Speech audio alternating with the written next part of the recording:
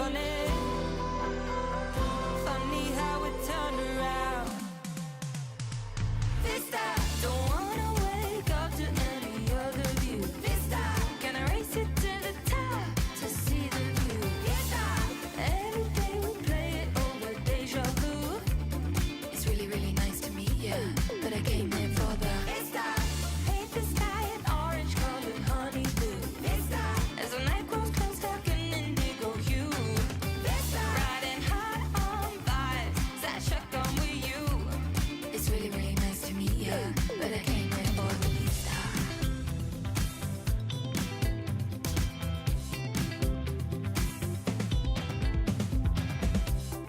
If I did it over, knowing what I know now, I wouldn't change a thing. Accidents will happen, it is only natural. Keep it all the same. If life's a simulation.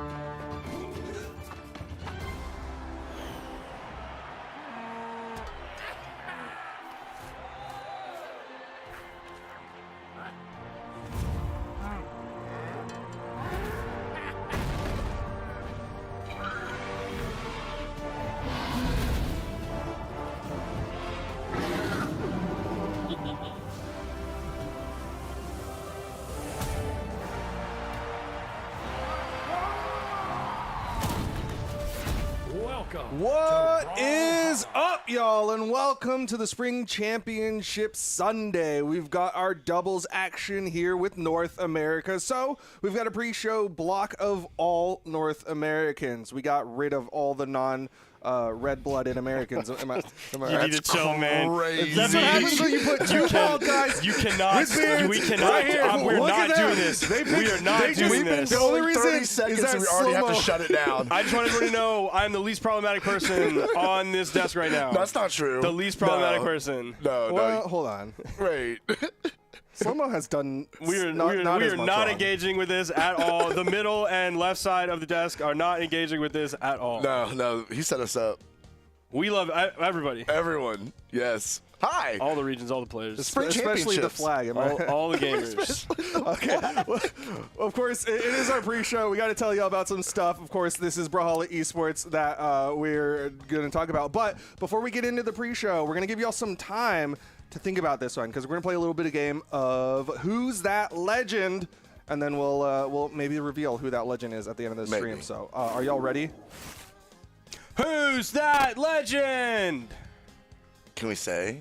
No, I don't think so. I think it's kind of messed up that they chose this one for y'all. Yeah. He's the least American what is legend. happening? Well, not Is the that least. true? He's not the least American. I don't know. Well, like, what's the like line graph of like American? I'm not touching that. Isaiah's I'm not pretty doing American. that. There is no President Sentinel, I think, has the American flag on Not him. doing if that. I'm not mistaken. Not doing that. And then there's that Isaiah skin where he's We're got. not doing that. We don't need to put anybody anywhere on that line whatsoever. Well, let y'all think about Lord. which legend that is. But of course, we got to tell y'all about some stuff that's going to be happening here in the esports world in just a little bit, unless we don't want to get into that production. I don't know. It showed it earlier, and now it doesn't. Like, it's just gone. Are they just want us to move on to things that aren't about American pride, I think. Okay, we're getting rid of it. Okay. We're going to get into the teams to watch, and the list has not been updated, but it's okay because I have it right here. We're going to start off with our top seed. It's going to be none other than Zen and Hideaway. Zen and Hideaway, of course, our top seed for the tournament, which is really interesting. A similar thing to what happened when we're talking about EU is like there's a lot of shakeups in our teams. There's a lot of confusion about who's going to be really teaming up with who, and obviously Zen and Hideaway is another one of those shakeups. I'm going to let Slow-Mo kick this one off because I've seen their names in some community tournaments. Oh, yeah, for sure. They've definitely been around. And this is a team that we've seen. I mean, we always talk about, the new teams coming in, but Zen and Hideaway, this is a team that has played together and done well together. Of course, coming in as seed number 1, definitely a very scary team to watch out for today. The biggest thing I'm looking at is like all of the shakeups that happened in North America and in some of the other regions as well. Like Moonier and Godly got second. They ended up splitting up. And then also Balloon Boy and Hideaway, they won the Winter Championship of 2025, and then they broke up. And then we also have Zen and Experience. They got 5th, and they broke up. Fakey and Hybrid got 4th, and they broke up. So we're having a lot of like musical chairs, and I think that's making North America, at least this weekend, really interesting. And it's really a bunch of like guesswork of people like doing the mental math and mental calculus of like, okay, take this recipe from this player and this recipe from this player, and we're going to try and fit them all together as best as we can. I think Zen and Hideaway, of course, like we know Zen. Zen's great, an extremely like versatile player. Everything he did with Godly to win the World Championship, everything he did with Laura's as well, like such a good 2v2 player. It's just like Hideaway's great. Hideaway's won the Winter Championship this year. I think he's going to bring that fight also here to the Spring Championship. Yeah, I think this is a great pickup. I feel like it was Zen approaching Hideaway just because I feel like Hideaway is just a good all-rounder. He's like, if you looked at the puzzle pieces that are Balloon Boy and Hideaway, I think Hideaway was kind of the more versatile pick, whereas like Balloon Boy, not saying he's not versatile, but he's like a little bit more of a like you have to play to a specific type to go alongside Balloon Boy. But I think this is a really strong pick. Obviously, you got PR number 1 and PR number 3. Can't really fault them, but of course we've got more teams on deck. Let's talk about the next team, one of our few consistent teams, Marky Moo and Future Bubble. Sparky, I'm gonna let y'all kick this off. Yeah, Marky Moo and Future Bubble, like we really started to pay attention to Future Bubble. When did we start paying attention to Future Bubble? Like last year? Well, last year. It was last year. Seems like a safe answer. Yeah, okay. Last year. And it was really like we knew Marky Moo from 1v1s, and then we knew Marky Moo was also a pretty good 2v2 player, and it was like Future Bubble is the outlier in a lot of these conversations deep into the bracket. They're going against the Zen and Experience, they're going against the Javas, the Fakies, all those guys, and it was like, and Future Bubble's here too! And it was like, okay, what have you got for us? And then like, he showed us what he's got for us. His Pearl is amazing, his Spear is amazing, his Bow is amazing. Like, he hang with a lot of really, really strong North American players, and it was like, okay, we have to pay attention to this guy, not just because like it's Marky Moo and Marky Moo's friend.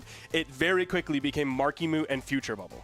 Yeah, absolutely. And completely off topic, but their pog off during the BCX trailer is one of the best clips. One of the best clips that always sticks out in my mind. Just the expressions on their face when they won. A very dominating team, and I really like the point that you brought up. It's not just Marky Moo. The Future Bubble has held his own in this partnership so many times. Definitely interested to see what they can do today. Yeah, really excited to see how they're going to be playing, especially, again, like the meta has been shifting around a little bit, but they've kind of stayed solid. Again, we talk about like kind of the history of these two guys as like the main reason why we know the name of Marky Moo is because Future Bubble hooked him up. Because Future Bubble was like, I need you to be my twos partner, so I'm going to hook you up with a PC. And of course, we've seen the results. Marky Moo, an amazing player, one of the tops in North America. And of course, now he's got Future Bubble as a great 2v2 teammate. And I'm so glad they're sticking together. It's going to be a real awkward conversation when they split, if they split. Just saying. It is kind of rare in any region, but the loyalty that those two have, the fact that they have stayed together through that entire, getting the PC for him and pushing through that, pulling that friendship through and being able to grow together as 2v2 players has been very, very cool to watch. Yeah, absolutely love them. Now, let's talk about another team, another very interesting one. It's going to be hard to guess how y'all want to talk about them, but it's going to be Experience and Fakey. Another one of those kind of mix-ups, another combination that kind of just shook out of things. I'm going to let Slow-Mo start this one off. That's a team, it's a team that just kind of makes me nervous. Experience he always is one of two types of players for me. He either comes in and he is just on or he is off. Very, very streaky player, in my opinion. So we've seen this matchup before, and it's just a matter of how far they're going to go. I really think Experience is going to be the wild card in this team matchup today, or this team today. I would imagine that Experience probably has a little bit of a chip on his shoulder. Definitely after World Championship, where he got second with Zen, right? You get second at the World Championship, and all of a sudden you roll into the Winter Championship like, yeah, we're going to dominate. This is going to be our year. We went all the way almost to the end of the World Championship. That loss hurts. The only loss that, like, that's got to be like the most painful loss, right? Is getting second place. Everything else is not as bad because you feel like you can taste it at that point. And then they roll into the Winter Championship and they get fifth. Yeah. They don't even top 4. They don't even top 3, which for players like Experience and Zen, like that is a heartbreaking defeat. Yeah. That is absolutely dashing. And that's why I have a lot of confidence in Experience going into this one, because I feel like he is frustrated from those bad losses and wants to solidify himself in the North American scene. Yeah, we talk a lot about Experience as like a twos player because that's kind of his big bread and butter. That's like he's like very vocally said like he's pretty much just a twos player, even though he's had his heyday in ones. He has been a very strong proponent of twos, but we've also talked about like his volatility, kind of to Slow-Mo's point of like, there's been so many times where we're like, yeah, he's gonna get top 3, and then he kind of busters out really early, and then there's so many times where we're like, I don't know where to put him, and then he gets top 3, and we're like, well, what do we do with this kind of enigma? And I do like how Slow-Mo kind of put it, where he's like, yeah, I think that Fakey's gonna be a little bit more stable. We've seen Fakey alongside Java as a really solid twos player, so I think the eyes are definitely gonna be on Experience, and we'll see if he like cracks under that pressure that Sparky's talking about, or if he really rises to the occasion. But we got another team to talk about, and that's going to be the team of Balloon Boy and Radish. Sparky, what you got to say? I feel like this has been in Black 1, where you have Agent, I don't remember which one is which. You have Tommy Lee Jones and you have Will Smith. He's Jay? You have kind of the older one. J and K. Yeah, which one is J and which? K? Well, I imagine Tommy Lee Jones would be J because it comes before K. Is that how that works? Well, I mean, I'd imagine. I don't think they go I backwards. thought they like passed down the letter to like there's like there's always a new K. It's not like I don't really know. It's not I also like don't Order of really care Jordan. because we know we have Tommy Lee Jones and we have Will Smith. Yes. So we Right. have like the older, more grizzled veteran, and then we have like the more quote-unquote newer guy. Balloon Boy obviously been around for a long time, but like now has really been that consistent placer in the top level, whether that's what he did at BCX or what he's been doing this year as well. Of course, winning the Winter Championship. I keep mixing those two up. The Winter Championship in 2v2, and then Radish is sort of like your older, grizzled veteran who's like been here for years and years at the top level. So I feel like you have these two like different era-ed players teaming up together now in this new era to try to tackle all the aliens. I do really like that metaphor, also because Men in Black is kind of an old movie, and this is an old game plan of like take two really good players and put them together. Like Balloon Boy, obviously an amazing twos player, but really right now Radish and Balloon Boy are kind of peak 1v1ers for North America as the people who have been out to the most frequent or most recent Royales. So it is kind of like that game plan of like we're both really good and we'll probably just be really good together. Absolutely. I was really excited when they announced this partnership, and I was really hoping that they would continue. I think these two players could grow a lot together, can learn a lot from each other. Very different styles of play. I think that if they can actually work together and get that synergy going, they could be the best team in North America. Yeah, I mean, you've been a big believer in Balloon Boy for quite a bit now. And so I'm going to let you talk about your predictions, Slow-Mo. Do you have them listed? I know you were double checking. Okay. Like twos is so hard. Yeah. You just really, it's so hard to put a finger on anything because it's always different teams. It's so interesting. I did go out on a limb. I got Balloon Boy and Radish coming in first today. I think Experience and Fakey are going to be facing them in grand finals, and then Zen and Hideaway are going to be coming in third. Okay. Are my predictions. Sparky? I'm putting in third place. I think it's going to be Zen and Hideaway. That's because in second place, it's going to be Marky Moo and Future Bubble, the team that has stuck together for a long time, thicker than thieves in that. And that's because I think Experience is coming into this one really hungry for the victory, really wanting to prove something. That's why I think Experience and Fakey are coming into this, and they will end this tournament with the gold medal around their neck. Yeah, I think we all three have some combination of the 4 teams we talked about because they're kind of the 4 standouts. My picks are Experience and Fakey. You're going to go home with the 3rd place. I think they're really strong. Again, Experience is just kind of that volatility. Zen and Hideaway, I think, also an amazing team. But I always got to say there's some growing pains when a new team comes together. So I'm putting Marky Moo and Future Bubble at the top. Marky Moo, I mean, peak NA gameplay right now. So got to put him up there. And, of course, Future Bubble's been an amazing twos partner for him. For sure. All right, that will do it for our predictions. Hopefully, y'all will put your predictions in chat. Now, we got to talk about some stuff that's going to be coming down the line. Obviously, we're here at the Spring Championship. We've got doubles, but we already had singles happen, and we figured out who our singles champions are, and they're all going to be coming out to the Spring Royale, which, Slow-Mo, I'm sure you want them to come to. Yes. Come to the Royale. Yeah. Watch it, experience it, be a part of it. Esports is always a fun time. Make sure you mark your calendars because the Spring Royale will be happening, and we'll figure out who is kind of our best worldwide. Obviously, that's not the only opportunity for in-person experience, though, because we've got our mid-season championship happening at CEO. Sparky, you said some stuff yesterday and want to say some more? Yeah, mid-season championship. You can see it on your screen right now. You can sign up and play for $100,000. It's in sunny Orlando, Florida, June 13th through 15th. That is a lot closer than you think it is. The Spring Royale is going to be like basically the lead up into this tournament for those who are able to make it out to the Spring Royale. You can see in the top right of your screen, right on top of that big star, it says CEO, and then the XV underneath it stands for 15. CEO means there are going to be other video games at this tournament. There's the prize split for you, paying all the way down in singles to 49th, all the way down to 25th in doubles. Make sure you are signed up as soon as possible. Make sure you are getting your hotel rooms now because you will be competing with other people in other games for a limited number of hotel rooms. Prices are only going to go up because availability is only going to go down. And of course, our mid-season championship is our halfway point to our world championship. BCX happening in November. Sparky's talking about those hotel blocks running out. Guess what? These hotel blocks are also running out. Make sure that you get in there early because, like you said, things are going to get more expensive. Mark your calendars, November 21st through 23rd. You're going to want to come out to Brawlhalla or to the BCX.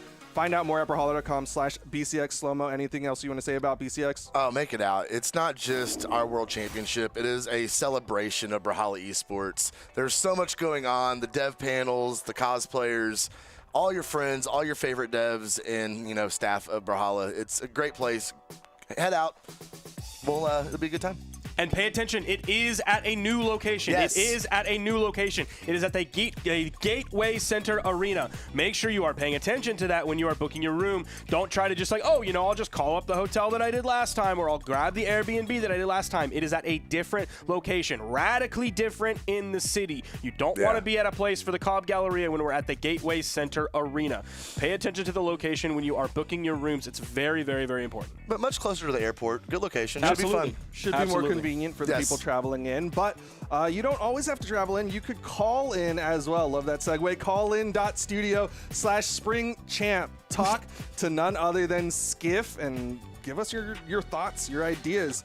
Beat Dara to doing it because Dara, I think, still hasn't called in. So, you could be real and call in. It's so fake for that, dude. I'm going to keep saying that every time. True. It's so fake. True. Wow.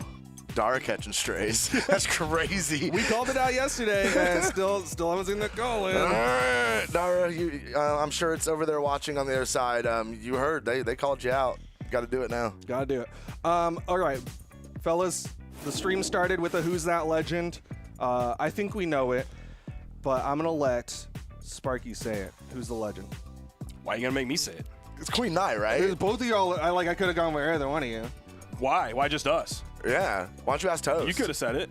Because I would say Bodvar stretched to the points of the character. Because one of these days, that's going to be it, and it's going to be hilarious. It seems like this Who's That Legend is definitely chosen with an ulterior motive in line. I'll go ahead and say it. It's Wu Shang. Is it? It's slow motion. That's somehow worse. That's more offensive. Yeah, that's kind of worse. That's more offensive. That's a little messed up. This is what guys like me and Slow-Mo have to put up with.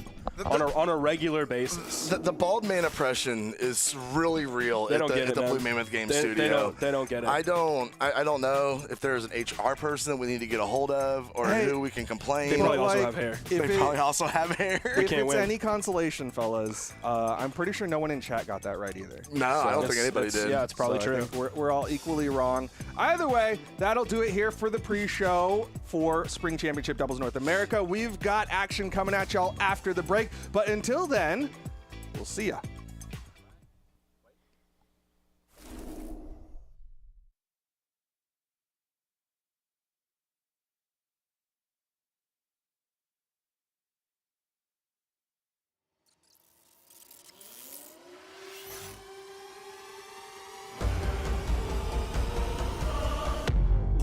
Who we gotta knock off? Cause you mixing with me is like keys in a sock drawer.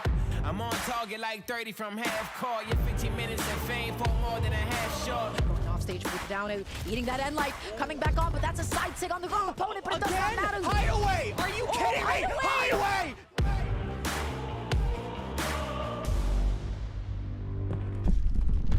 That's what I got till I break the mold. Weight on my shoulders, don't ever fold. We can't break even, no, I bet it all on me. I'm at the top and that's where I'ma stay. Still in the orange. There's the GC side sing. It's instantly punished from Hughes, and he is your two-time Brawlhalla 1v1 world champion.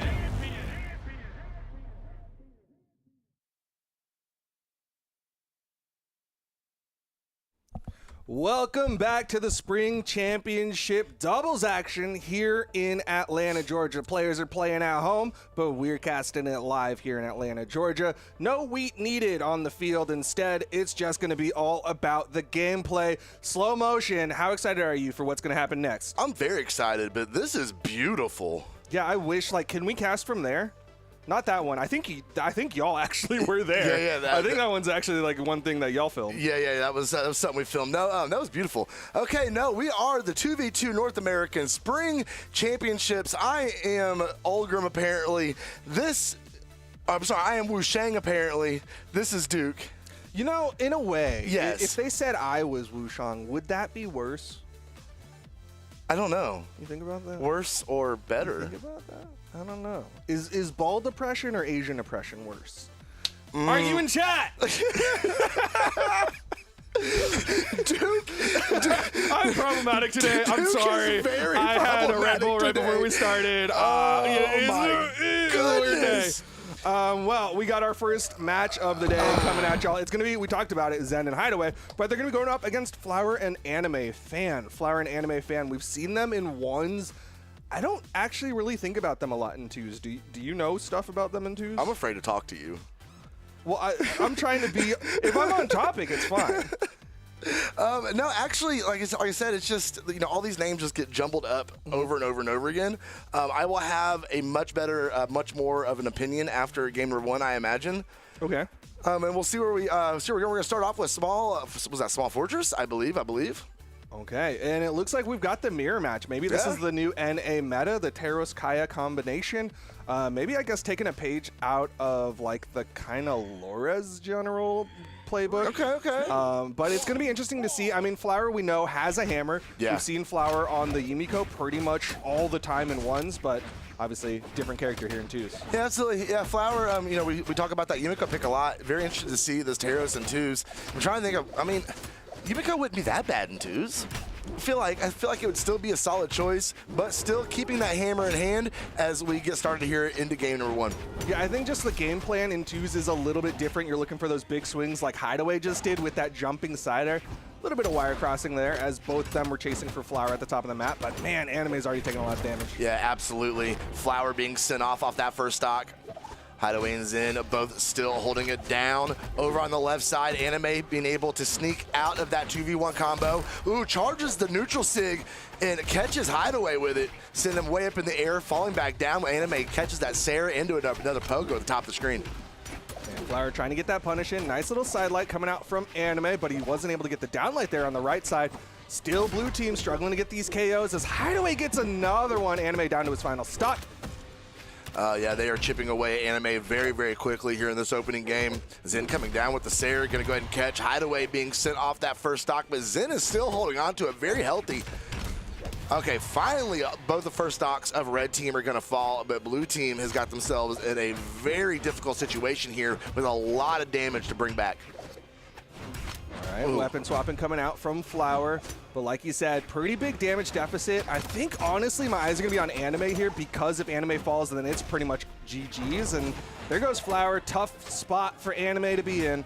Yeah, Anime falls without taking the stock out is going to be a very difficult position for Flower. As Zen picks him off here, sends him over to the left. Flower missing off that scoop. Zen and Hideaway being able to get the 2v1 over there, put some damage on him, going to send Anime out of here. Flower is so close. One good swing from that Taros hammer could get the job done as they whiff everything. The Sair is going to bounce Flower off the side of the stage, send him off the right, and red team, Hideaway and Zen will confirm game number 1. Yeah, man. I feel like Zen and Hideaway, that was like the chicken noodle soup of 2's play. Like, that's just like some good. What? It's like, it's fulfilling. It's not like super fancy. It's just like, it's very relaxing and comforting. Okay, 2's. okay. It's like they just played really good, solid 2's. I'm picking up what you're putting down. It's the chicken noodle soup of 2's. All right, I like it. I like it. Yeah, definitely. That was just clean 2's gameplay. Yeah. They came in with the game plan. It was literally just almost muscle memory for them, being able to exploit those 2v1 situations, control the stage, and we're going to see if they're going to be able to do it again in game number 2 as red team hops on both of the weapon drops and first to get the strikes in. Okay. Anime comes in. So far, everybody with some weapons. Flower trying to go for the 1v1 onto Zen, but you can see the red team trying to stay a little bit closer. Nice follow-up there with that down sig, and Anime was not able to interrupt another down sig. Love that. Gravity cancel sidelight into Nair. They set it up so quick. Like I said, it's just muscle memory. It's like second nature. They just know exactly what needs to be done. As we see Flower trying to find his way back up, misses on the dare. Gonna catch Zen in a 2-piece. Being able to hold on to that bow. Flower catching one, but the Sair from Zen's going to send Flower off. Hideaway. Oh, Hideaway stayed underneath. Oh, no. All right, Okay, he fights his way clear the back lane. up. Yeah. All right, both blue team members on the ground. Down there actually launching Hideaway a little bit. He's taking a lot of damage here. Blue team looking a little bit better, especially given that Flower's been holding onto that stock, but the down sig finally takes it out. Once again, concern for Anime as Anime is deep on the right side, and that stock is gone. Still, both members of red team holding on to the opening stock. Blue team just not being able to find any real momentum at all here. Zen fighting his way back over, stays out of the way of the Sair, be able to put his feet back on stage, and he went right back off trying to get that gravity cancel D-light. Yeah, I feel like that was Zen just kind of disrespecting the blue team a little bit, wasn't concerned about Anime, and was just like, I'm going to try to play this edge guard out onto Flower. All right, team combo again coming out from the red team as Zen swaps over, hits that down sig. Flower about to be down to his final stock. Yeah, blue team's having such a hard time getting the offense going. We're seeing the movement from Zen and Hideaway.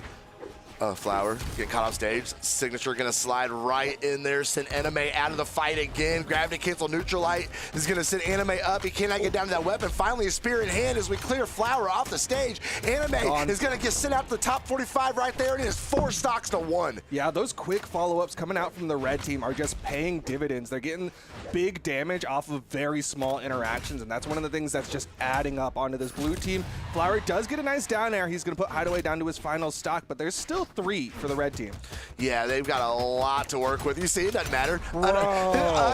Starting it out at our production, run that back. That's an improvised combo. Because, like, how often do you practice spear unarmed? You don't. I mean, and then he went ahead and hit it unarmed, and then went ahead and picked up the weapon, was able to continue the string and force the knockout. Now they're playing amazingly. Man, red team looking so solid right now, showing why, of course, they came in here as our top seed, but also showing no growing pains, as again, they're kind of a new combination of players. You know, but when they're both, you know, I would consider both of them, you know, more 2's players like we talked about during the pre-show. I mean, it's literally just that 2's experience, and they just seem to vibe. The synergy is there, and I think if you're an anime fan in Flower, you are petrified right now. Yeah, man, got to bring out a mirror, man. Make that Medusa look in its own eyes. Obviously, they're playing the same game plan. They can do the same things back to the red team. It's just a matter of if they can actually accomplish that. We'll see. Zen and Hideaway are doing a great job keeping blue team in the middle here. Look at the turnaround with the in light, picking up both players in the in team, and that is a quick stock. Wow, that was brutal, bro. And that's going to KO as well. The down signature coming out from Zen. Man, I feel like obviously it's an over distillation of what's happening, but a lot of the signatures from the red team are they're just getting to do the entirety of the sig and no punish or interrupts coming out. Oh, there we go. Nice Acer from Flower. Hideaway, though, gonna have a nice little path to get back up on stage. Hammer in hand, see if he can find any more damage off of it. Being sent up. Hideaway with the Nair just clearing everybody out, including his teammate, unfortunately. Oh, it actually, it looked like Flower got credit for the knockout. Yeah, that was a great wake up. I think gravity canceled downlight from Flower, then ended up leading the knockout onto Zen. Side stick comes out from Hideaway. That is gonna put Flower down to his final stock, and another one to make Anime join him. We hear remix with the dominating for Hideaway there, still holding on to that first stock. Zen missing on the in light, going over to help his teammate, trying to put the pressure on Anime. Now Flower getting caught up in the mix. Okay, there we go. I mean, got the knockout. Anime wasn't there to get the follow-up off of it, but there we go. There we go. Set him up, knock him down, putting Zen on his final stock. That is one of those moments where the blue team finally got to do their game plan. That was definitely a practice team combo that ended with Flower with that axe recovery, and it led to the KO. It's keeping the blue team a little bit closer, but they're once again behind as Anime gets launched. Yeah, this is one of the closer games we have seen this set, as it is starting to not really matter, though, as both blue members are in red. This is their winners aside stock. Say goodbye to Anime fan. I believe Flower is going to be very quick to follow here, as he does put a Sair on Hideaway, but there is 3 stocks in front of him to get rid of. I don't know if he's got it in the tank. Hideaway tried to get that clip, bro. Okay. Oh, there we go. Got clipped right down to the bottom, and there's a dominating for Flower as well. Running out of movement there, sweat beads, side air to get him back down. Zen gonna get the KO just for himself. Doesn't even send him to Hideaway. He's like, nope, this is mine. I mean, when you know it's gonna confirm, you know it's gonna confirm. Yeah. That was a very quick set. Yeah. That went very rapidly. That was I'm trying to politely say destruction and can't think of a polite word other than destruction. No, they got dog walked, bro. Yeah. That was rough. Dog walked. Yeah, that was rough. They literally got walked across that stage the entire time. I think of dog walking as an enjoyable experience to bond with my pet. It was probably enjoyable for get those steps in. Get those steps in. Oh, now you don't want to be problematic. Now you're going to act like the good kid up here. That's crazy. That's how I got through school. Teacher's pet Duke here. Hey. All right, that's crazy work. No, that was a fun set. Yeah. I mean, you know, you kind of like to see them go the distance, but that was quick, easy, and to the point for a red team there. And we're going to be moving on. Yeah, they're fighting in my ears right now. They are. They're fighting in my ears, That's too. an intense gameplay that's still happening. But, of course, that is going to be Zen and Hideaway continuing on. They'll be going up against, I believe that is Brawlhalla and Raid for the qualifier in the top 8. But up next, it's a team that I think you're very excited about. It's Balloon Boy and Raidish. They're going to be going up against Halo Prince and Bunny. Ooh, okay. So Halo Prince, I think I need to do a little quick research here because I'm not familiar with that name. Seems like it might be a rename. But either way, Bunny's scary. Yeah. Bunny is so scary. The Raymond pick especially. She is so good. I think Balloon Boy and Raidish, I think I definitely, just not even my biases completely aside, I think just by the numbers, I think that would be the safe team to go with here. But Bunny is scary. Yeah, I think both Halo Prince and Bunny have their merits. Obviously, like you said, on paper, Balloon Boy and Raidish should kind of run away with this, and I can't disagree. But I also think you got to give your accolades to the team of Halo Prince and Bunny in the sense that, like, you can't 100% disrespect Bunny off stage because Bunny will take those, and she will get those stocks if you are sleeping even a little bit. So you do have to kind of give your respect to this team, but at the same time, yeah, they're not exactly top 5 PR'd in ones, so it is still going to be a bit of a challenge. Yeah, I'm kind of looking through. We do have some nifty stat tools on Challenger mode, and I'm kind of looking through his site set history. Who? Of Halo Prince. Okay. Because I'm really not familiar with him, but you know we have a set taken against Whale Pro. We have a set taken against Anonymous Alex. I mean, he has definitely beat some good players. Took a couple games against a set against Brawlhalla, so definitely is able to take some good wins. I'm very interested to see what he can do in Tuzla Bunny. Yeah, I'm looking at what we have on the back end, and is currently PR'd number 52 and has 2 top 8s to his name, despite nothing showing up on his tournament history. So Halo Prince, again, I don't want to completely sleep on him. I think he still has his moments, his opportunities to get some W's. Looking at his singles history, I think he had a matchup against Flower that looked decent. He got a game off Flower. Yeah. You know. I couldn't get a game off Flower. True. I couldn't do that. I could not either.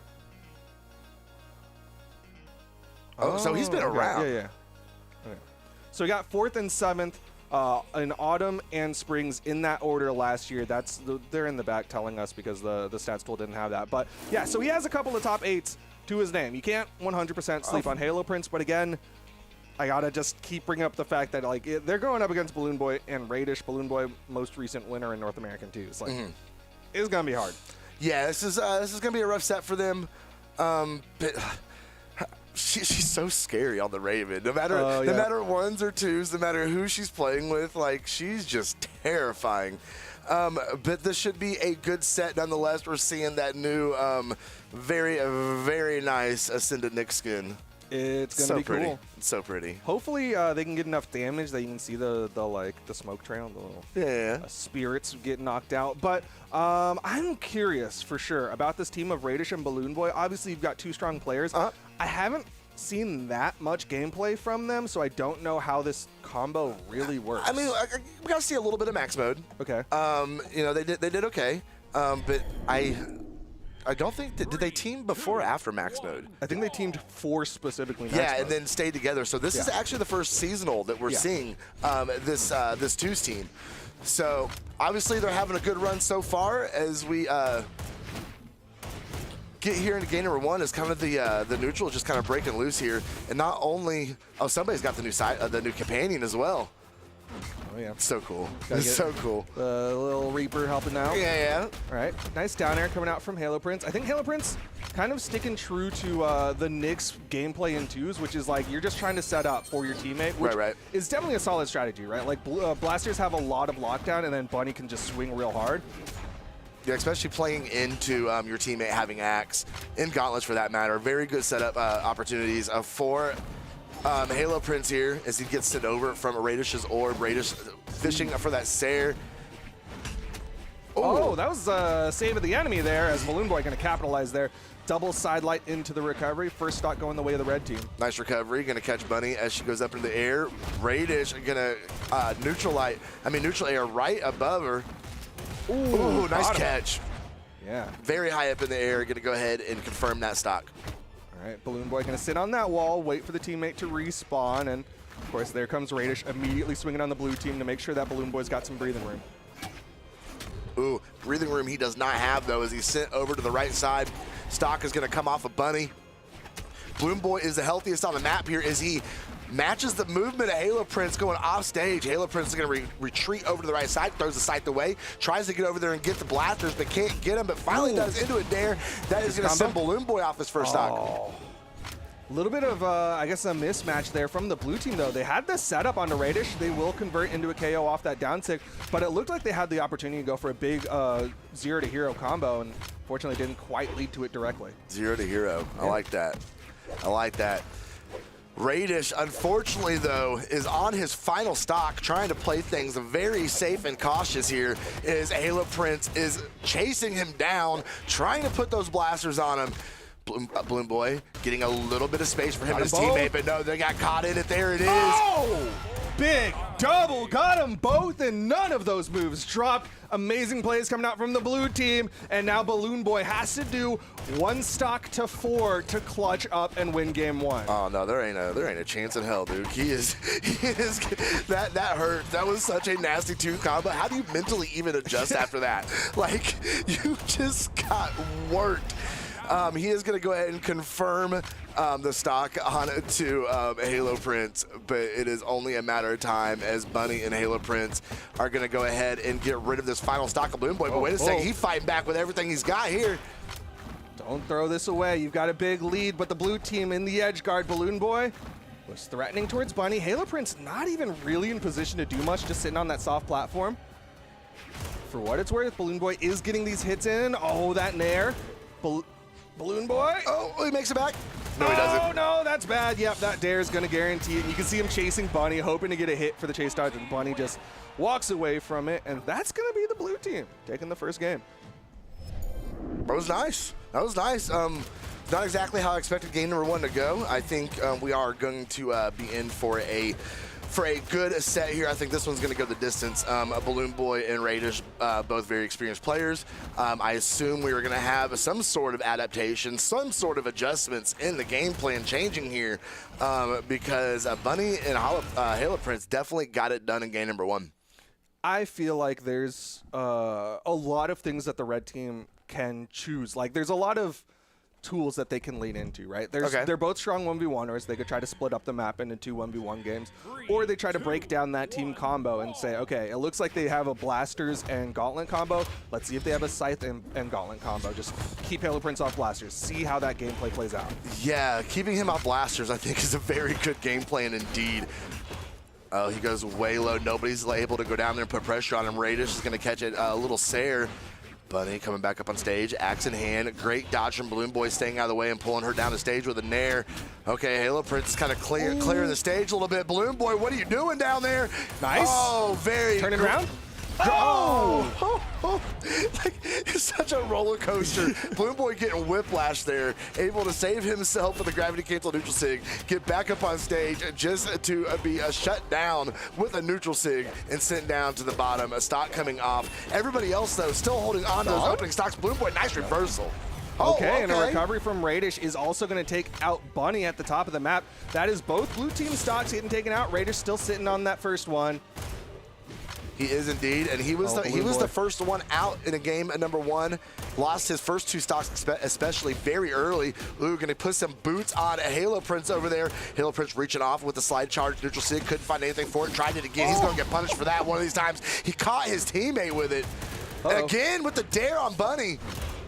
Man, Balloon Boy's still taking damage, though. Halo Prince chasing out there. The recovery's going to catch. Not enough to KO. He back down stage. Gauntlets in hand. Radish getting caught with a neutral sig. Halo Prince only knows how to push neutral sig. All right. Bunny immediately swapping over after getting that KO onto Balloon Boy. Goes towards Radish. Left side Balloon Boy trying to 1v1 Halo Prince. But Halo Prince, if he gets a pair of blasters, he's comfy. Like you said, he loves to do that end sig. Yeah, he absolutely does. I mean, but they're not punishing him for it, so you might as well just let it rip. Halo, though, going to be taken off that second stock. He is on his final. Bunny holding on to 2 stocks. Radish is technically the healthiest on the board. Oh, that stock is going to fall for Bunny, giving a red team a little bit of a lead here. Great team combo. Oh, Radish opting to play a little safer, backing off, seeing the, both members of blue team being able to go out there and shut down that team combo.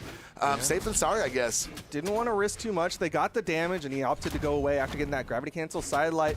Meanwhile, middle of the stage, it looked like the blue team had the opportunity to set up as Halo Prince with a checkmate situation hits him with a gravity cancel side heavy. Yeah, that was a checkmate for sure. Gonna go ahead and we see that slide charge neutral sig again. Okay, he's going up with it. Ooh. Good patience. Wait. Halo. Wait. There we go. Bunny started it. Radish finished it. And then now Radish and Balloon Boy have 1 stock to get rid of from Bunny here, but Balloon Boy better be careful because he is quite injured, quite damaged right now. Bunny being very careful, staying over. Nice gravity cancel D-light. Yeah, it really feels like Bunny's trying to play that bait game, and Balloon Boy's not falling for it. Like, Bunny's gotten a couple hits onto Radish, and then immediately turned towards Balloon Boy, hoping Balloon Boy was going to come in. Didn't really work out, and so just the damage being put out there. Bunny's going to fall, and that's the red team tying things up. Yeah, great job from both those teams, though. I mean, we saw red team make the adaptation and be able to get the dub, but that was still a very, very, very close game number 2. I feel like, you know, I always attribute it to like a teeter-totter, a seesaw, if you will. I feel like this is going to be one of those sets. Just going to be back and forth until we figure it out in game number 5. It's tough too, because like on one hand, I'm like, if the blue team doesn't try to destroy themselves, then they might do better. Because like being overly blunt, they hurt each other a couple of times. Yeah, there was definitely some friendly fire. It was a little bit of a problem. It led to that final sequence where Halo Prince got taken out. It was just a small little problem, but. On the other side, I think the red team, they have, again, really good tools in the kit. That gravity cancel side sig from Balloon Boy to get that early stock. Like, if you can play into that, I think that's just a really good way to get a lead. Absolutely. Rangers was getting in some good nairs, some good aerials off the orb as he chases down Halo Prince. But nothing real organized yet in this neutral gameplay. Everybody just kind of all over the place. Okay, Balloon Boy with a 3-piece. Staying up in the air, looking for those dares. Catches the side to the face. Halo Prince opts for the blasters. We're seeing some definitely 1v1s here so far. Yeah, it does look a little bit more 1v1 centric as there's a great setup. And that's going to be the blue team getting split. Halo Prince, only one still holding on, but there's Radish coming up with that recovery. And he was so dark red. Yeah. I mean, literally just a speckle of dust coming across this map would have got the job done. Oh, Balloon Boy. Okay. So going on the other side, recognizing, let's say I'm back the other way. Teammates are right there, ready for the pickup. There we go. Oh, Radish going to go ahead neutral sig Bunny back to the right side instead of pressing that off stage.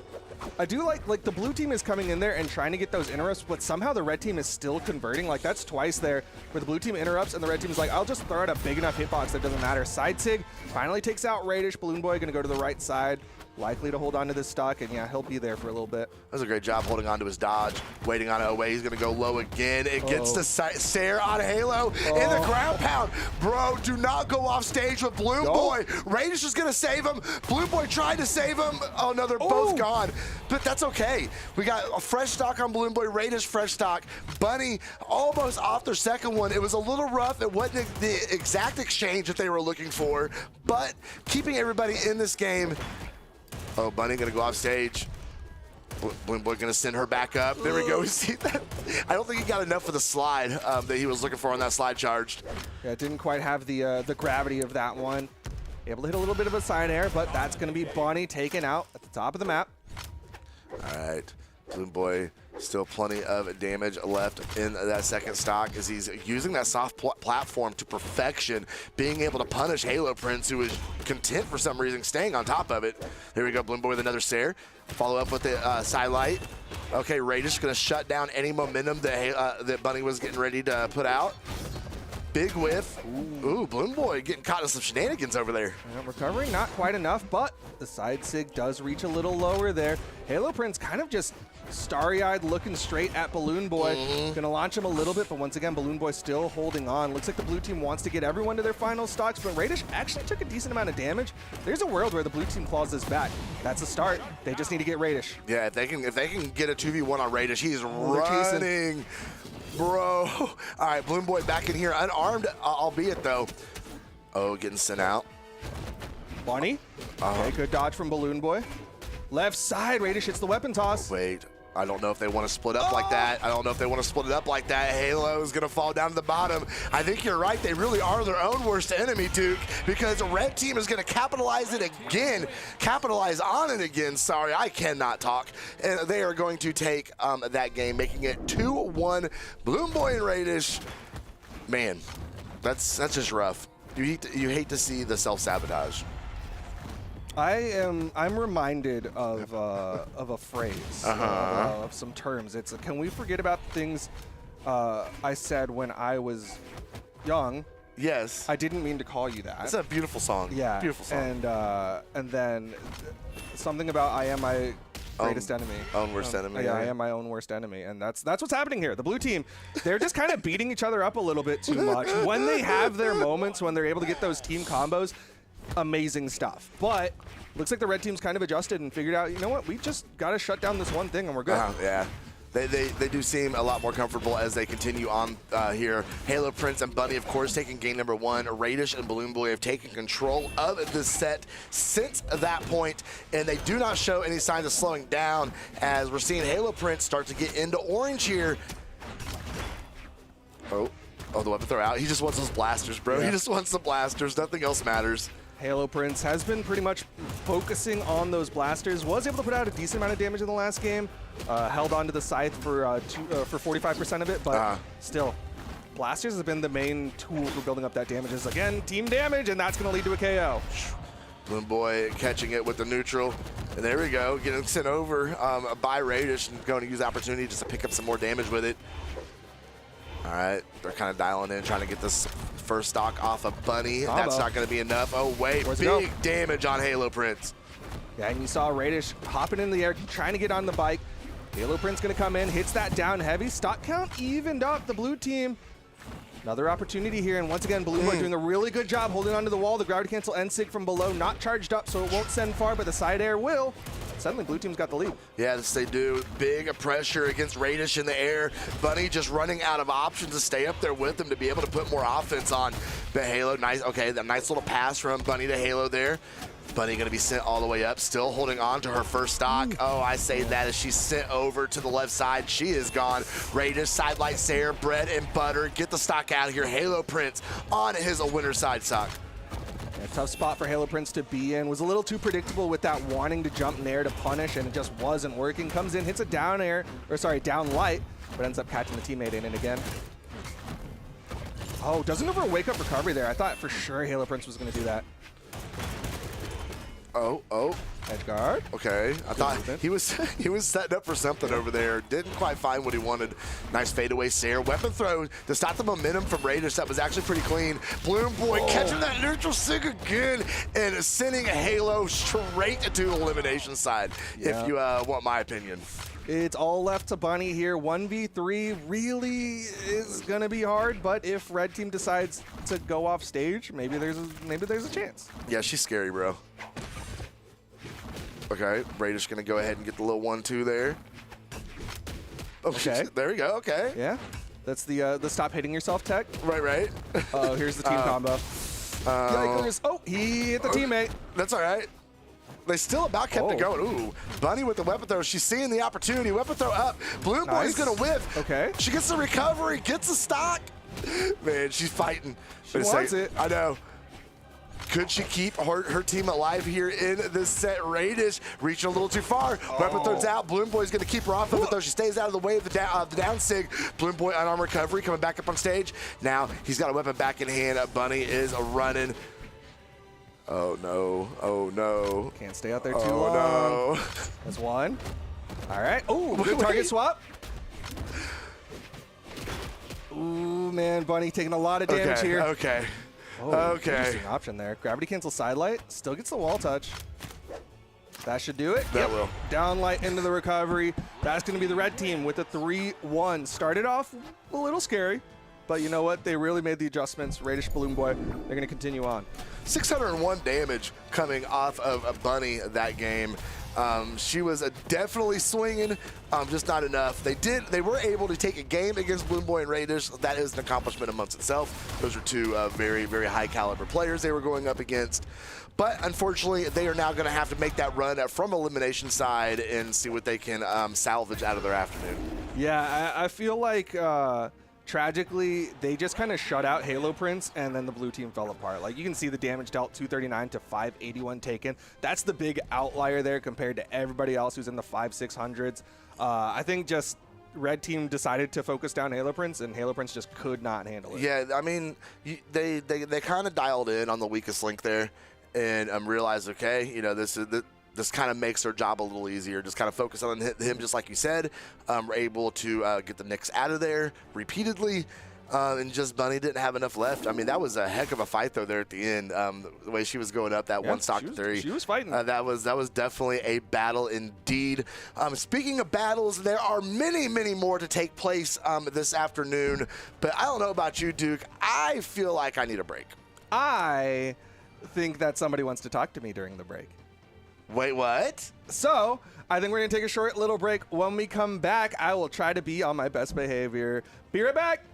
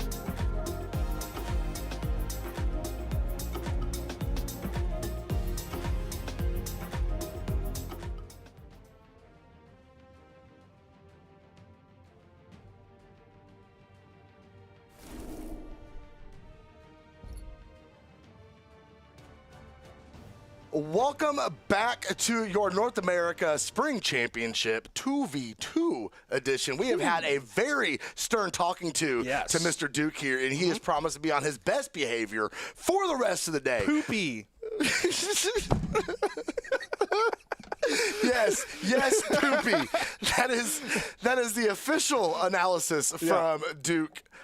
Here. You can't censor me. I don't know what's happening anymore. I don't either. Sorry, it's Sunday, and I should take get a on nap. with it. Yeah, I think so. I'm a little sleep More deprived. caffeine. Ooh, maybe. Ooh, shiny. Who doesn't love caffeine?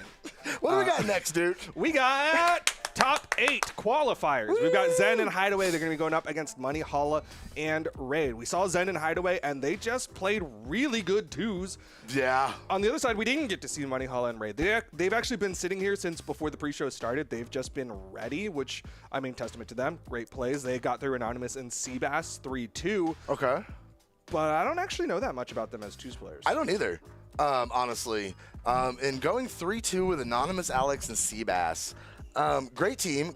I'm just kind of using that score to kind of calculate how that might, transcribe you're into. doing the little, does the alligator eat them, or does it eat the other way? Which one's bigger? Right. Yeah. And does the alligator, the bigger side, it eats it because it's bigger? Yeah. And then the little side because it's little and it doesn't like it? Yeah. Yes. Yes. Okay. So now that I've done all the proper calculations in my head, I have no idea. Okay, cool. I am going to say Zen and Hideaway. Yeah, no hate. that's a safe. I think the thing about Brawlhalla that I am slowly remembering as I see on my screen is that Brawlhalla is just in this really weird spot. Greatsword has kind of lost popularity. You're seeing a lot of people jump off of it, but Brawlhalla's dedicated so much time to it that when he hops off, it looks rough. People in chat start going, "Get back on the popsicle," and then he's like, "But it's not working." Get back on the popsicle. As they kind of warm up here, I mean, I kind of remember that patch, that balance patch very vividly, just because Brawlhalla kind of crashed out a little bit on Twitter. He was having a hard time kind of accepting the reality of what Greatsword was done to it. But the testament to his perseverance to stick with that weapon, that's what he loves to play, that's what he's good at, and balance patch be danged.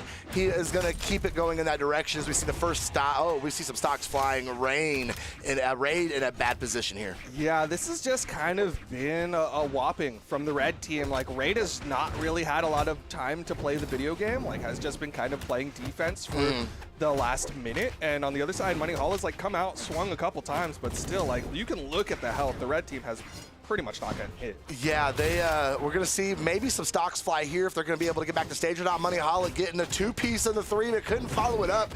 Oh, Raid's going to go ahead and put that lance on his teammate, but no harm, no foul. He makes it back. First stock off of Hideaway. He's going to go ahead and fall. Zen's going to whiff and going to go ahead and catch that unarmed attack. He is out of here as well, but I have to point out Raid. Orange final stock. Yeah, Raid is in trouble, but credit to Brawlhalla. That was a fantastic edge guard on the right side. You got that side air on Hideaway on the left, then went over to the right. And I love that like spot dodge after weapon tossing, really just forcing at options. But he's in a tough spot. This is Hideaway with 1 stock to 4 very healthy stocks of Zen and Hideaway. Sorry, Brawlhalla is with 1. I knew what you meant. Yeah. I know what you meant. That's all that matters. Yeah. Oh. You're the only one who matters. Yes, say it again. Say it again. You're the only one who matters. Oh, you matter. Thank you, Duke. Thank you, Duke. I appreciate that. Chat, if no one in your life tells you that you matter, come be a caster with me. I'll tell you. Yeah. But until then, you don't. 1 stock left. Brawlhalla's in trouble. What has he got? A side air to the face. That is Zen and Hideaway. Gonna take game number 1. Oh, great finishing the game number 1 there. Duke's trying to break me today. I'm really curious if they could hear you just laughing your head off in with the mic off, because that's hilarious to me. Yeah. I love my Brawlhalla family and friends. They're so great. They make me smile. There is the very dramatic ending to game number 1 from Zen.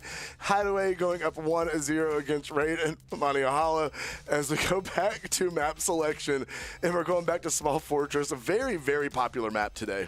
Yeah, I'm just worried because I don't really know what Raid and Brawlhalla are going to be able to do to adjust because, again, it's just like Zen and Hideaway are just playing really, really good twos. And like, how do you find the weakness in good twos? You can't like say, oh, they're gonna play bad twos when I come in here. Well, we've had a good chance to actually look at this team. You know, this being the second set we've had to look at, and I'm having a difficult time finding the weakness in their armor. Like, that's a really good point. How do you deal with this? Where do you get in? Where is the opportunity to strike back? Because Raid especially can't even breathe over here as he's being pieced up over on the right side. Stock already gone, less than 30 seconds. Okay, though, Moneyhalla trying to make it worth, trying to get the edge guard. It's going to be Raid who actually gets it, and he's going to get a double on the respawn, despite all of the work that they put out onto the stock of Raid. Blue team's the one in the lead. And Moneyhalla continuing to push that pressure. Raid. Okay. Yeah. Raid, Rain. One's EU, one's North America. I get it confused. Ooh, a very rare drop we've seen from Hideaway and Zen so far, as Raid is going to continue to push those nairs off the Algrim. Gets caught in a red team, a sandwich though, sent over to the left side, and again walks right back into it and asks for more. Yeah, he wanted the whole sandwich, and he only had a bite earlier. Unfortunately, he is going to go down to his final stock. Moneyhalla once again trying to get some signatures thrown out there, trying to just threaten with the big hits. Nice interrupts there, but Raid is still getting caught. Yeah, I mean, oh, there we go. Okay. Nice neutral sig from Raid, though. That definitely cleaned house a little bit. Great job, set everything up perfect. Moneyhalla was able to come back over, confirm the second stock. Great position. They are now in the lead. The tragic thing for me right now, though, is that it's costing them one of Raid stocks to get to the 2 stocks of the red team. And unfortunately, that maths out where Raid's going to get taken out, and then Moneyhalla is going to have to 1v2. Yeah, I mean, does seem like the inevitable at this point, but it is a good sign for Blue Team no matter how game number 1 ends up going. If Raid can step things up in game number 2, I think they're going to be in a fantastic position going up against this red team. As we're getting, because everything is just completely even except for that Moneyhalla extra stock. What? Oh, okay. Ground pound from Zen on the wake up. Moneyhalla on the right side still gets up there, and now there's the stock trade out. Raid gonna get taken out, and now Moneyhalla has to find a way to take both of these red team stocks. This is super doable. Even now, still super doable. Hideaway and Zen need to be very, very aware of what they are doing here and not give Moneyhalla any sort of opening.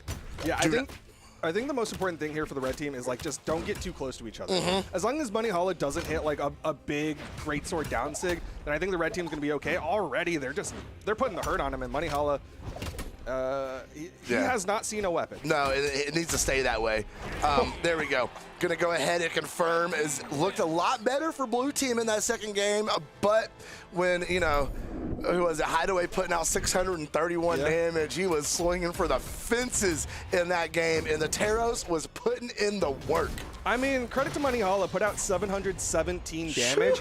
He was also putting in his fair share of work. I think just the troublesome thing is like, for the blue team, they're able to get all this damage, but if Raid falls, then they lose their KO potential. Like if you play like any sort of RPG game, right? Like you're losing your ADC, you're losing your damage dealer, and your tank is still on the board, and you're hoping your tank is gonna finish off the boss. Well, I mean, looking at it, you know, Raid put out half the damage that he took. That is a rough way to try and win a set, and it still almost happened. Even with having, you know, I don't want to say it was a bad game for Raid, but it was. It was not a great great game for him. If he can step that up here, they have a great opportunity to bring something towards their way in this set. And we see the first stock of Zen being taken off in the first 30 seconds. Couldn't get the follow-up on Hideaway. Moneyhalla went for another one. But Amugi does Amugi things, and there's always a signature lurking. And that is going to go ahead and confirm. We're looking really good for Blue Team, except that first stock for Moneyhalla coming out now and making things a little more even. Yeah, Moneyhalla unfortunately took out Raid there. I thought Raid had the utility to get back up, but unfortunately you saw him sweat beat at the bottom, and then Moneyhalla got taken out by the side air from Hideaway. So all that work equals just equivalent stocks. Once again, Moneyhalla maybe gonna threaten Zen. No, it's gonna be a target swap. Ooh, big recovery for Moneyhalla. Gonna go ahead and catch Zen. Ooh, little friendly fire. Zen gets sent out. Hideaway's up to the top. He's on his final stock. So is Zen. Some life from blue team here as they are well on their way to confirming game number 3 and getting one on the scoreboard in this set. Moneyhalla fighting back. Oh, he's still unarmed, looking for a drop. Fights back unarmed. Stares in the opposite direction. Zen with the weapon throw up. They can't starve him out, though. Nice. Jump, gravity cancel, wow. downlight to pick off the launch. Leads to a side air. Once again, things pretty much evened up. Blue team, like you said, they've been looking better here, but it doesn't matter if they don't get the W. Yeah, the W is very important here, especially when it is their winner's side game here. Ooh, Moneyhalla, we're seeing that great sword start to heat up a little bit. Okay, Raid's gonna go ahead and clear out with the Sair. I think he was wanting to swap over to that axe. So this is a great opportunity for the blue team, Yeah. and it'll be a game. Dare, Nair, the classic for the great sword, and they're gonna get on the board. All right, well, we take a look. Okay, Raid putting out 432 and taking 457. Much better ratio than in game number 2. And it was enough to go ahead and help push his team into a win there. And now we have got a set forming here as we are going to settle into game number 4. Yep, game number 4 on board. And I feel like you're going to look at the numbers and you say, yeah, Raid survived longer and subsequently was able to do a lot more. And that is definitely part of it. But I also feel like Moneyhalla really found his footing and was able to just be so much of the threat that the red team couldn't even really think about Raid. Yeah, that's true. I mean, it looks like he hit 4 of those 6 signatures. That's a lot of damage right there off of that Amugi. See what it translates to here in game number 4 as Raid and Moneyhalla on their winner's side game. Take 2. Take 2. They got to take at least 6. Like take stocks. 2. Yeah, I Like know. this is their second Yeah. try. Like part 2. Part 2. Duh? Well, are we doing French or are we doing something else? Both. Okay. So far, though, Moneyhalla untouched, and as I say it, a little bit of a spear hit onto him. He was looking very healthy. Things were looking okay for the blue team, but suddenly they're starting to take more damage. And now it's very even. Moneyhalla, though, starting to get worked into that red a little bit. Raid getting sent off. They were able to get it done in game number 3. They have to keep the momentum going. I thought Moneyhalla jumped right into that signature. I mean, he got taken out anyway. So did Raid. Say goodbye to those first stocks from both members of blue team in very rapid succession. And now Zen and Hideaway trying to continue to push this pressure down and take game number 4 and the set away from Moneyhalla and Raid. Big damage coming out from the red team. They're trying to go recovery for recovery there to finish off Raid real early. Left side, though, Zen wanting this edge guard. You can see that Sair just trying to shove Moneyhalla off the stage. Okay, that's going to send a Hideaway out off the first stock. Zen is going to fall here as well. Not enough upward movement to be able to get on the corner of that stage. Hideaway staying juggled up in the air, trying to get back down, though. The Moneyhalla signature going to go ahead and get some work done as well as Raid comes back in, shuts down the momentum, but is going to fall as well as he is on his winner's side stock. Moneyhalla not able to be the threat he was in the last game. Now down to his final stock alongside Raid. Blue team, they're not completely out of it, but it really feels like the red team has once again taken back control. Yeah, they are definitely in the driver's seat yet again. We're not seeing that offense that we saw last game from blue team. Raid not being able to find a target with those axe aerials. Another one getting punished. Hideaway whiffing on the Sair. There we go. Nice follow-up from Moneyhalla, though, to send Hideaway back up. But the light attack going to face the wrong direction and give Hideaway an opportunity to work this axe a little bit more. He goes off stage with Moneyhalla, catches him with the recovery. But he is going to get bounced off the stage by Raid. Be put on his final stock when we see blue team being pushed over here. This could be really bad, Duke. Oh, but Hideaway going to drop there. Zen, Edge guard. what are you doing? Moneyhalla. What are you doing? Going to catch Zen. He's got another stock. It's not the end of the world. It was scary. That is going to put it left into the hands of Moneyhalla. Won't matter. Double KO. Hideaway. Zen. 3-1. 3-1. Man, I really thought we were going to see more out of blue team there. That game number 3 especially, we saw just some really good offense from them. Some good synergy from that blue team, and then it just like there just wasn't a whole lot in the tank. Like we were able to do it for one game, and now we're done. As you know, Zen and Hideaway were able to come in, completely clean house in that game number 4, and they are going to be moving on here in the North American Spring Championships. They're going to be sitting in the top 8 of things winners side, waiting on on their opponent, which is going to be the winner of Balloon Boy Radish versus Marky Moo. And the team names, man. Marky Moo and Future Bubble. But got to talk about this one. Again, I don't think Raid is the problem. Even though early on it looked like Raid was the problem, this time Hideaway was the problem. 721 damage put out, doubling basically everyone else on the board.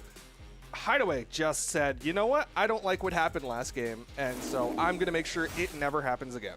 Absolutely, absolutely. That was a fun set to watch, nonetheless. But we have plenty of more games to play as we are going to slide into our next one.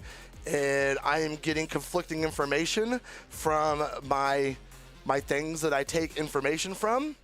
And so somebody's wrong, and it's not me.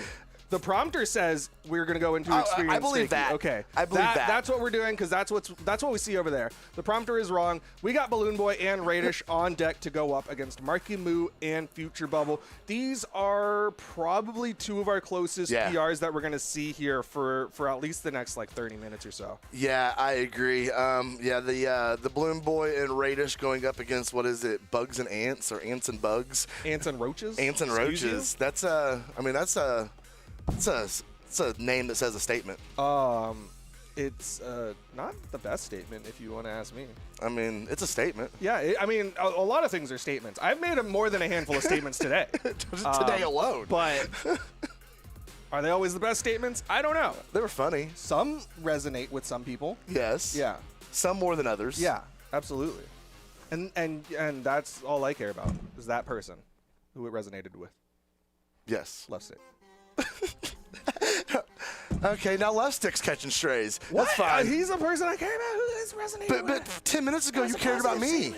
Okay. I can care about more than one person. I'm not a dog. Wait, dogs can care about more than one people. Hold on. Let me think of things. A fish. He's going to spiral. Can fish He's care? going to spiral. Chat, we're waiting on the players. I promise it's not 100% my fault. Like, I don't know why Saphir's in the lobby. Like, I promise. I'm thinking about animals, but it's because we're waiting on players. Cats care about more than one person. Right? They're here. It's okay. Balloon Boy and Radish going to go up against Marky Moo and Future Bubble. We already got to see a little bit of Balloon Boy and Radish. Yeah. No, we didn't get to see Marky Moo and Future Bubble. They already played. But I don't expect anything too crazy as far as character picks go for them. No, I think we'll see comfort picks for sure. We're gonna get an up close and personal look at all of your pores. Yeah, they really like to do that, and I don't get it because maybe how some people watch The Office and they're like, oh, I'm uncomfortable because it's like awkward humor and I feel awkward. That whenever I see the super zoom up, I get uncomfortable just watching it because it makes me uncomfortable. Even though for other people it's enjoyable content. How much scalp is there? Chat. Whose bald head is it? All right, we're having fun here. I think the players are almost ready. I mean, we could sit here and just be boring. We could do that too. Does a straw have one hole or two holes? One. Okay. It's a continuous hole. Okay. We got that worked out. But the more you guys know, chat, the more you know. I agree, for what it's worth. Because a donut has one hole, and then a straw is just a donut. Right. It's super, an elongated. Yeah, but apparently once it hits a certain length, people are going to refer to it as two separate holes. Because you have your top hole of the straw and the bottom hole of the straw. Okay. Right. Sure. That's language is crazy, man. All right. I would really like. 3 is just wrong. Objectively wrong. No, that's he's just trolling now. Yeah. But they're not apart. Chat, y'all can't understand what I'm going through because I'm hearing I don't understand somebody who never went to math class talk. And you don't get to experience it. So you just get to see me go, what? How did you get to this number? And sorry, the proof is not existent for y'all to look at. The proof is in the straw, some might say. You know who needs a straw? me, because I suck. I don't know. I was trying to think of like something funny to say, and that's where I landed. You got it. That's where I landed. I'm sorry. You found something. That was good. That was good. Oh my goodness. Yeah, the last time you'll ever see Duke in slow motion together, I imagine. We're just gonna. Just gonna keep things going. I'm already seeing the petition. Never put them together again. I'm having fun. I don't know about them. All right. Well, the players are having fun. Yeah, yeah. As we drop in, same map all day long. As we get into game number 1, Radish, Balloon Boy, and Marky Moo, Future Bubble. Winners aside, a set, a lot riding on the line here. Marky Moo finally able to pick up a cannon. This has been kind of their play start, or their picks for a hot minute here. It's been Marky Moo on that Onyx with Future Bubble on the Kaya, but right now that Kaya's taking a lot of damage. Red team going over to the left side, and you see Marky Moo trying to just be a wall in front of Future Bubble to make sure the red team can't go for more. Oh, Balloon Boy trying to find his way back up on stage, using that soft platform to find the safest route. Future Bubble's going to go ahead and tie him up in that bow just a little bit. Balloon Boy can't find anything, trying to get on that weapon. Future Bubble there to shut it down again. Radish with a nice Sair, going to pick up both members of blue team there. And Balloon Boy unfortunately caught a stray there off that Sair. Right side, Marky Moo with the weapon toss. Future Bubble there just in case. Lots of people in the red. Marky Moo's in position to try to save. Didn't find the hit, but Future Bubble's still alive. That haymaker was ambitious. Only a little bit of punish on it. Didn't really catch a whole lot of damage. Balloon Boy fished up in the air. Recovery is going to whiff. Neutral light from Future Bubble is going to confirm. Radish being sent down to that bottom 45. Balloon Boy trying to hold on to that stock, and he still does. Yo. Oh no, they're getting big damage on Radish. He might be down. Oh! Future Bubble tried to guarantee it, hit the weapon toss as well, but Radish, the cooldown on the dodge, came off in time. He was able to dodge up and get that wall touch. Future Bubble, only one still sitting on a stock. Okay, Future Bubble not being knocked out there, still holding on to that first stock, the healthiest on the board. Another neutral light is going to connect. Balloon Boy trying to reach in, hits the dare. Marky Moo right there with that cannon in his face though. And again, Future Bubble taking Radish back in the opposite direction.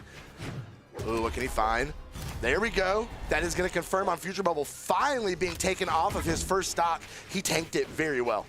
Yeah, that tanking is always very valuable, especially like Marky Moo didn't take a lot of damage while he was extending that stock.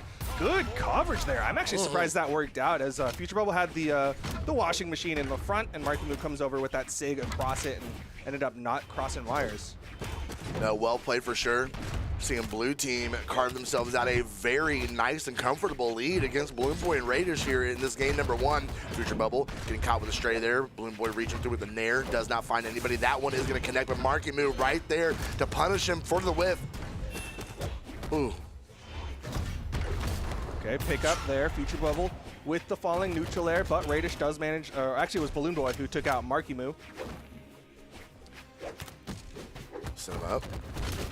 Are they going to be able to convert off that 2v1? No, Balloon Boy went ahead and swapped over to Marky Moo, but now we're seeing a little back and forth with red team. Radish sent out of here. Balloon Boy packed up right along with him, and blue team taking a game number 1. Man, the way Future Bubble was passing people around was impressive. He ended up getting that KO onto Radish on the right side with that real deep charged sliding NSIG, and then immediate turnaround, hit that neutral air to pass up to Marky Moo for that recovery for the KO. Absolutely. Take a look at the rest of these replays here. Radish just caught that one raw, man. That was rough. Top 45, it was going to be enough. A Marky Moo, Future Bubble, game number 1 going to them. Oh, wow. Only one signature completely, entirely connecting for red team that game. And when you have a signature kit like Red Raptor, bro, it's something you want to utilize. But also for Zariel, the Jin crossover, you also want those signatures to hail. Like this, one of the big reasons why Zariel started to become popular in 2 is that signature kit being so good to follow up off the stuff. Okay. Seeing a red team try and take control of the stage here, get things moving in their direction first. Balloon Boy yet to take a single attack. Nobody's been able to touch him yet. Balloon Boy still more damage. There's a 3-piece. Another nair on Future Bubble. Still, Balloon Boy has not taken any damage at all. Still no. Wow. There we go. Finally, he takes a recovery. Little bit of damage onto Balloon Boy, but really it felt like the blue team wanting to take out Radish a little early here. You can see on the left side, Marky Moo gets caught by Balloon Boy. He wanted Radish, but Radish ended up getting away from him. Now we're seeing Future Rebel and Marky Moo start to be pushed into knockout range. Radish is well in there. He needs to be very careful to hold on to this first stock. Ooh, he's reaching in, whiffs the side light. What a great dodge from Radish there. Got away from the neutral light from Marky Moo, but downlight side air. That's going to be the first stock going in favor of the blue team. They're hunting for Balloon Boy, but he does a good job getting away from Marky Moo. Yeah, Radish had no choice there. I mean, if he hit something, he was going to get punished for it. If he kept running, he was probably going to get punished anyway. So, unfortunately, it gets sent out. Damage across the board, though, looking pretty even between these two teams in game number 2. Radish coming back up on stage with the orb recovery. Future Rebel can't get up there high enough to put the bow on him. The neutral light is going to connect. Radish throwing those dares out there, trying to keep the distance, but Future Bubble caught the gravity cancel neutral sig. This Balloon Boy is going to be sent up off the top as Radish and now running away, trying to stay out of this 2v1 damage. Yeah, and this is a tough spot for the red team because the more this progresses as it is, the blue team's just desyncing their stocks further, and it's just going to be like Radish respawning, Balloon Boy respawning, just back and forth. Team combo opportunity goes for the gravity cancel end sig, but Future Bubble able to dodge out. Yeah, Radish missing the mark on that one. Ooh, reaching with the D-Light off the boots. Can't find anything with it, though. Balloon Boy, there we go, putting the gauntlets down. Future Bubble getting a little extra one on Balloon Boy, but Marky Moo did take some team damage through that interaction as well. I think it's worth it. Yeah, taking some team damage while both of the red team members were stacked up there. It is Radish that is likely the target of the blue team, as he is the most damaged. Sidelight not going to connect. Sig will. And now Balloon Boy has to avoid the team combo. The sidelight catches Marky Moo, so no team combo. Man, deja vu for Radish there, getting sent up to that top right corner again. Okay, orb in hand. Nice. They're having a hard time getting anything going. Blue team is starting to take some of this momentum here. Marky Moo pressuring up in the sky. Okay. Recovery will connect for Balloon nice Boy. future. Future Bubble, yeah, comes in there, hits that side air. Once again, splitting this red team, the recovery. And now Radish has to avoid the pressure. Yeah, this is, blue team's playing fantastically here. Oh, but it is, you know, we talked about earlier, it is that, you know, is one of those few teams that has been together for quite a while. They are very good friends. Future Bubble is going to fall onto his final stock. So is Marky Moo. Stock-wise, we are all tied up. Damage line shows a little different. Yep, Radish got to be careful. Definitely not undoable, right?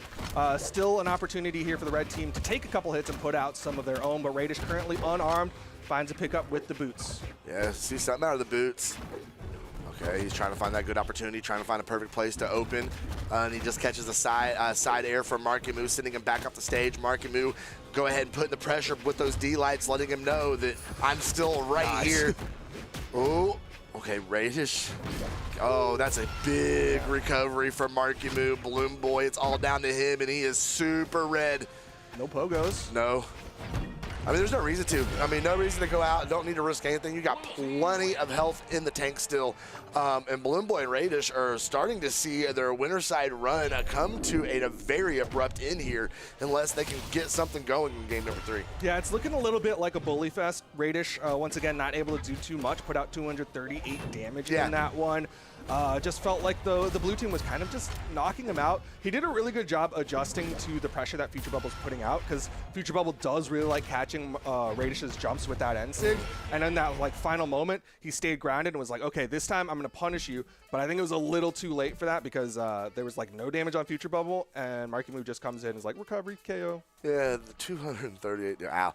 Yeah, it's really hard to win a 2v2 match when that's rough. that's rough. It's really hard to win a twos match when it's hard. Yeah, I agree. 238 damages is not going to get it done. But I think we're going to be able to see a new map here as we get into game number 3.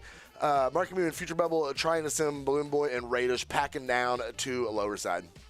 All right. Getting right on into this one. So far, Markimu and Future Bubble have been kind of just running away with it. It's been pretty convincing, pretty commanding. They did a really good job of splitting the red team and just desyncing things, and that's a swap on Balloon Boy's part. He's over to the Brawlhalla here for game number 3. Yeah, I figured we were going to see something change. He does have a pretty lengthy pocket of legends that he does feel comfortable on. Brawlhalla, I think that's actually a good choice. Lets him get those blasters. Still, you know, we got some Axe, which is always good in twos. See if this is able to turn the momentum for them a little bit as we're seeing the early damage start to get laid out here.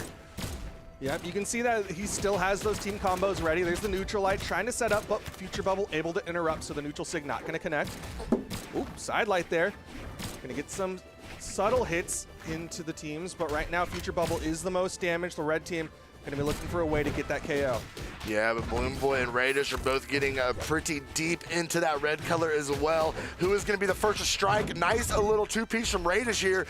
Balloon Boy being sent all the way over to the left side. Nobody there to pressure him. Let's come back up on stage with a dare.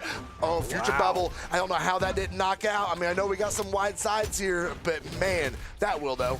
Okay, Radish able to get that recovery. Balloon Boy, though, sends Radish flying, and Markimu gonna get traded out there. Radish the only one still sitting on that first stock. Yeah, which is kind of weird to say.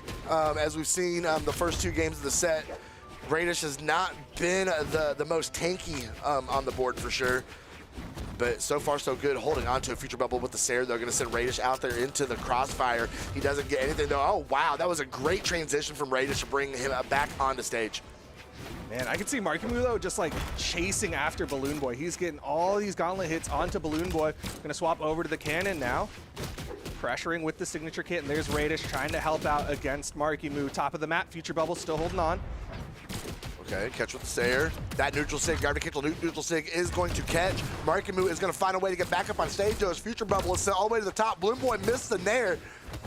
And now he's able to put some in unarmed, spear back in hand, and blue team now set up to try an edge guard. Oh no, that stock's gonna fly off of Radish. He is the last one to fall on the second stock. Yeah, ooh, with the break dance. Comes in, hits that down heavy. Fadeaway side air from Balloon Boy, not gonna take out Future Bubble, but red team in a really good position given what Radish was able to do on that first stock. Sure, for sure. There we go. Future Bubble is going to be on his final stock here. We might be able to see a win from red team here in this set. And I think it really just comes down to how much better Radish is playing in this game. We're seeing some damage output. We're seeing him being able to hold on to his stocks a little bit better here. Okay, falling side air, still not enough. Man, people are living on Western Air Temple. Balloon Boy, great hit, Future Bubble with the coverage. Man, blue team, though, starting to bleed out here. They're getting into the orange. Yeah, it's looking a little rough for them. Radish and Balloon Boy trying to lock in a game at 3 win here. Don't have it in the bag yet, though. Oh, hearing a lot of whiffs here in center stage. Markimu being sent out. Balloon Boy trying to follow up with a Sayer. Couldn't get it. Side sig is going to go ahead and connect. It's all down to Future Bubble. He's out of here. We're going to game number 4, Duke. Great adjustment. The Brawlhalla paying out, but like you said, I think a lot of it is credit to Radish. Was able to put out 677 damage, got 5 KOs for the team. Radish really showed up here in game number 4. Yeah, that's how you save a set. Yeah. That is how you put the brakes on it, save the set for your team. That was a fantastic performance from Radish. I think he did more damage in game number 3 than he did in game 1 and 2 combined. I would have to check the numbers on that, but it has to be close. Has to be close. If he did less than like 300 in game 1, then yeah, that's absolutely true, because he did like 2 something. Yeah, like 238. Yeah, he definitely put in work in game number 3, extending the set for him and his teammate as we get ready to go right back in to game number 4. Okay, we'll see how the blue team is able to adjust Markimu and Future Bubble. They've been playing incredibly well. What is the map pick? It's going to be Demon Island here for game number 4. Yeah, this makes a lot of sense. It felt like the red team wanted something platformy. They left out like Western Air Temple and Terminus as 2 of the options there for game number 3, and then it was Mos Eisley as the other map pick. And now blue team's like, we want no maps, or no platforms. Excuse me. Combo. Oh. It's giving Radish and Balloon Boy lots of room to work with here. A little friendly fire, but we take that. Radish come back down the stage, catches with the Sayer. Ooh, Okay, nice interruption from Future Bubble there. Saving what could have been a big team combo against his teammate. Bye-bye, Marky Moo, you're gone. Future Bubble trying to go for that weapon toss to interrupt, trying to save the teammate, but unfortunately just did not hit the mark. Here comes Marky Moo, hits a recovery, still not enough to finish off Balloon Boy. Another one of the benefits of this Barasa is how tanky it can be.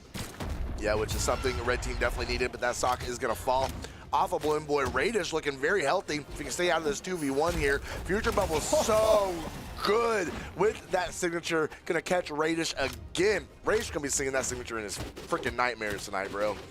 Yeah, I mean, it's the stuff of nightmares with how much Future Bubble has been connecting onto Radish in various spots.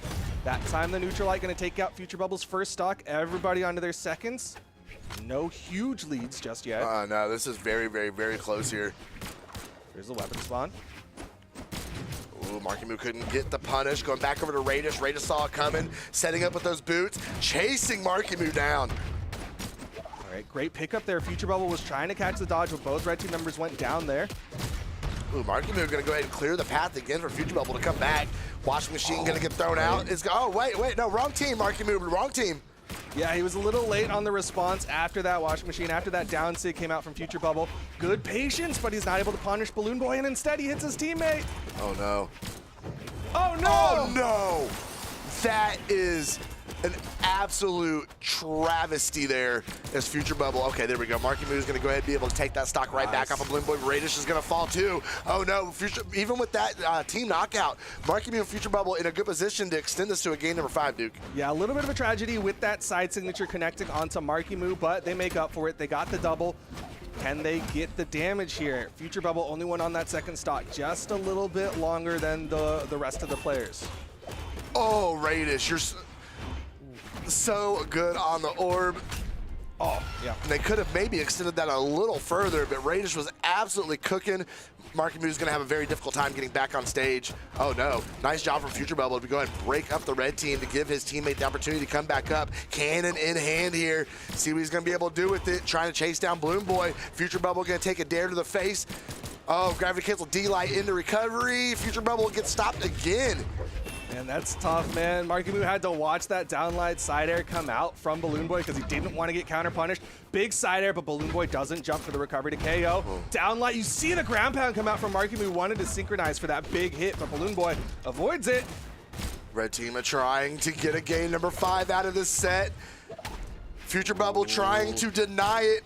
Oh no, Balloon Boy getting set up again.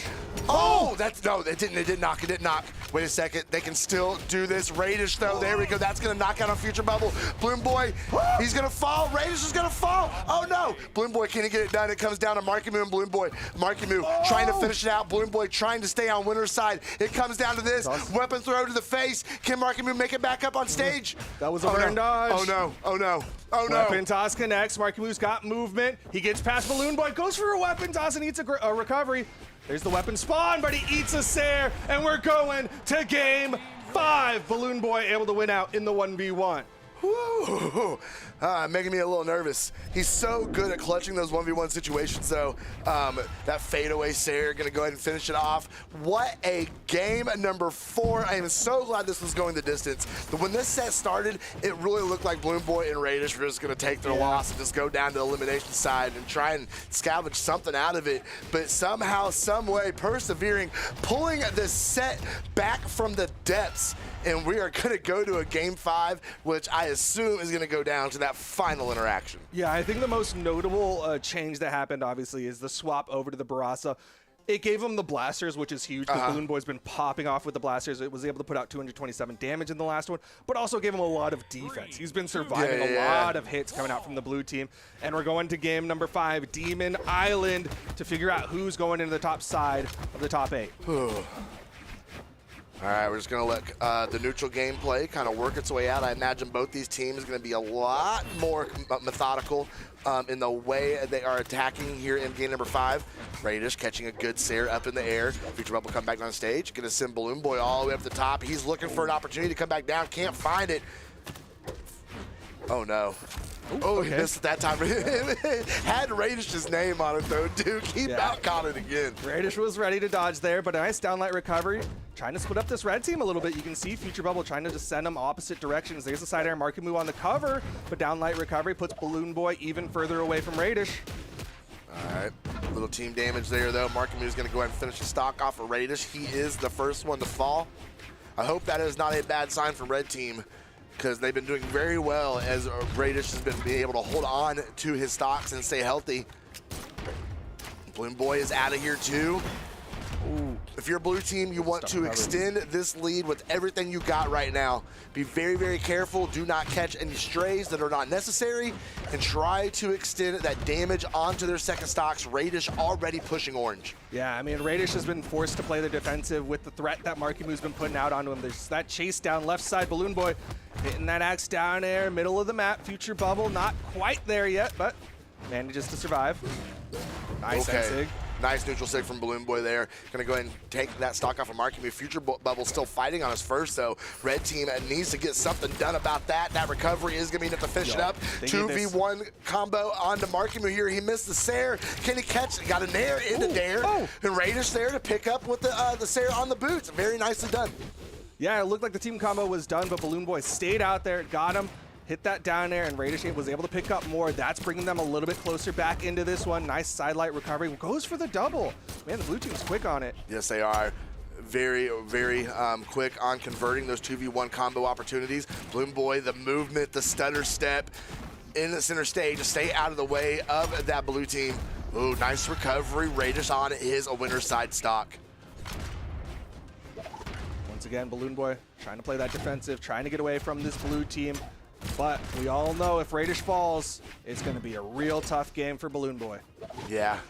I mean, he's I've seen him do it, but man, bad position to be in. Radish, though, still pretty healthy on that stock if he can just tank it out. Future Bubble sending Balloon Boy onto his winner's side stock. Weapon throw up is going to stop the downward momentum from Radish to be able to get back down the stage and be able to find a weapon. They are shutting everything down, absolutely smothering Radish right now on the left side of the stage. He can't even think about getting a weapon. Finally, orb in hand, but is it too little too late? Okay, good pickup there for Balloon Boy. Got both blue team members. Got him again with the side air. Blue team, can they extend the stocks longer? They need more extra credit here as another neutral light, and the side air doesn't hit from Balloon Boy. Markimu gonna keep his teammate alive as well. Very nicely done, but is Future Bubble gonna be able to make it back down the stage? He does. Markimu has those gauntlets. Future Bubble's out of here. He's on his final. Markimu trying to make a stand here. Keep red team off of him. Very well done. It was a well-placed weapon throw. Even though he knew he was gonna go down without a weapon, it kept the distance, kept him from taking any damage, and let them continue to lock in on these final stocks of red team. Future Bubble has been an absolute menace on this bow all set long. Falling side air there, Balloon Boy getting good damage, but it's been mostly onto Markimu, who's got another stock behind it. Down Sig, but he stays below it. The gravity cancel end Sig not gonna hit, but it keeps him alive. Touches the wall. Okay, Balloon Boy, no weapon to be found. Throwing out the unarmed recoveries, though. Okay, Markimu on final stock as they're dialing in on Future Bubble here. Missing with the Sair. Markimu, great job to interrupt. Balloon Boy is out of here. It's the team KO from Radish that forces them into the 1v2. Markimu basically untouched. Easy setup, easy knockout. That's going to be the blue team going on into the top 8 winners side. Oh, it's so disappointing. You see your red team and make the adjustments, start to bring that set back, get the couple wins, and then it just all dissolves right in their hands at the end. As we take a look at these replays of a very exciting end to a great set. I can't think of two teams in this tournament that I would like to see it go the distance more than these two.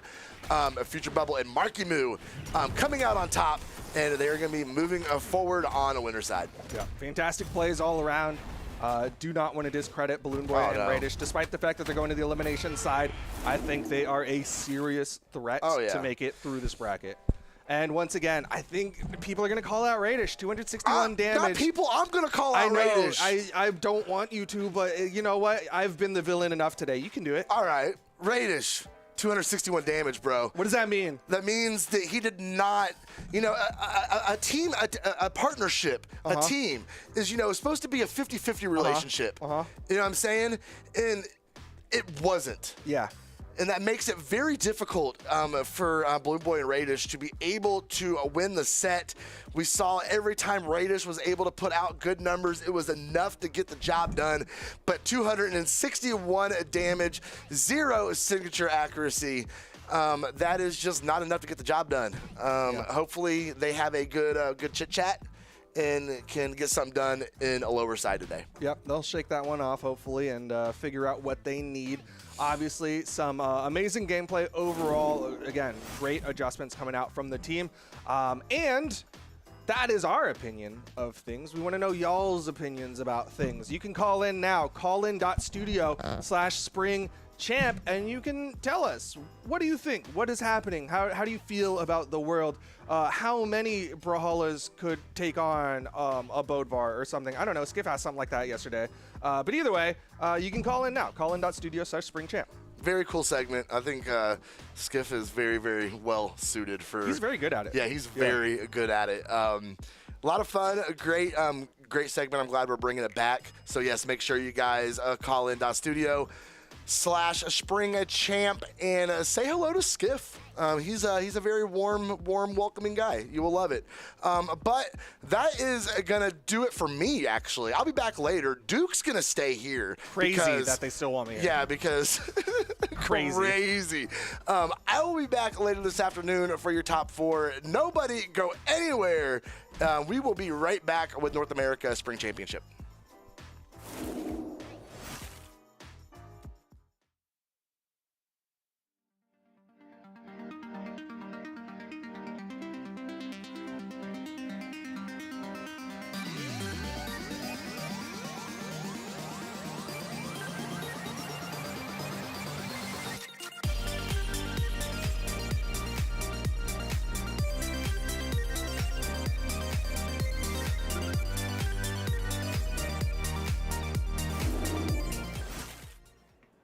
First things first, introduce yourself. I'm Errol. I'm, as you probably know, very avid Brawl Ball player For sure. of this game, as you can probably see. Yeah. With BCX just getting announced, how do you feel about that? I'm very excited. I think it's going to be a very interesting tournament, especially because of the great sword nerfs, with Hughes being the 2-time world champion.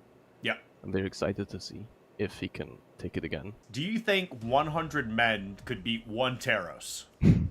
If we go according to lore accurate Teros, I don't think so. What is something that you would like to ask the casters?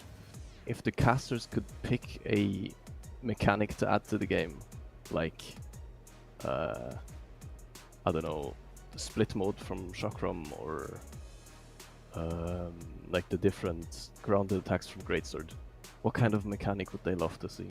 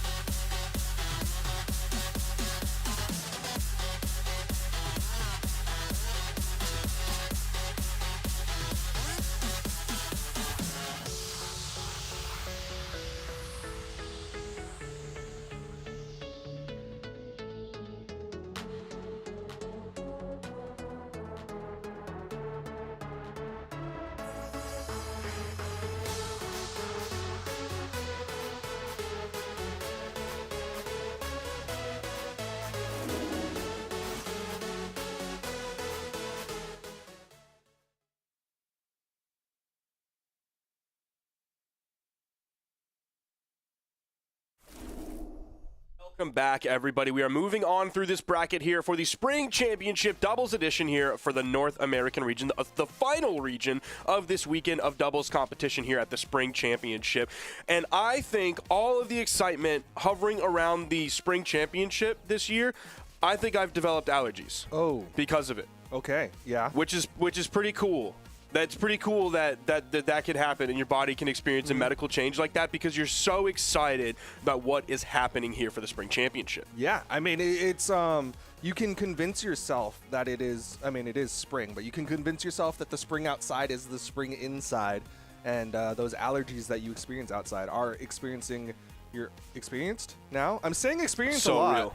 That's so real. And that's actually good that you're saying it so much because our next set coming up actually happens to feature Experience. Also his teammate Fakie and, of course, their opponents Guichibu and Hexo. Now, Experience and Fakie, pretty much all of us put them in our top 3, but we kind of decided differently where they're going to land. How are you feeling about where you placed them, at least so far, now that we've kind of gotten a little bit into the tournament so far today?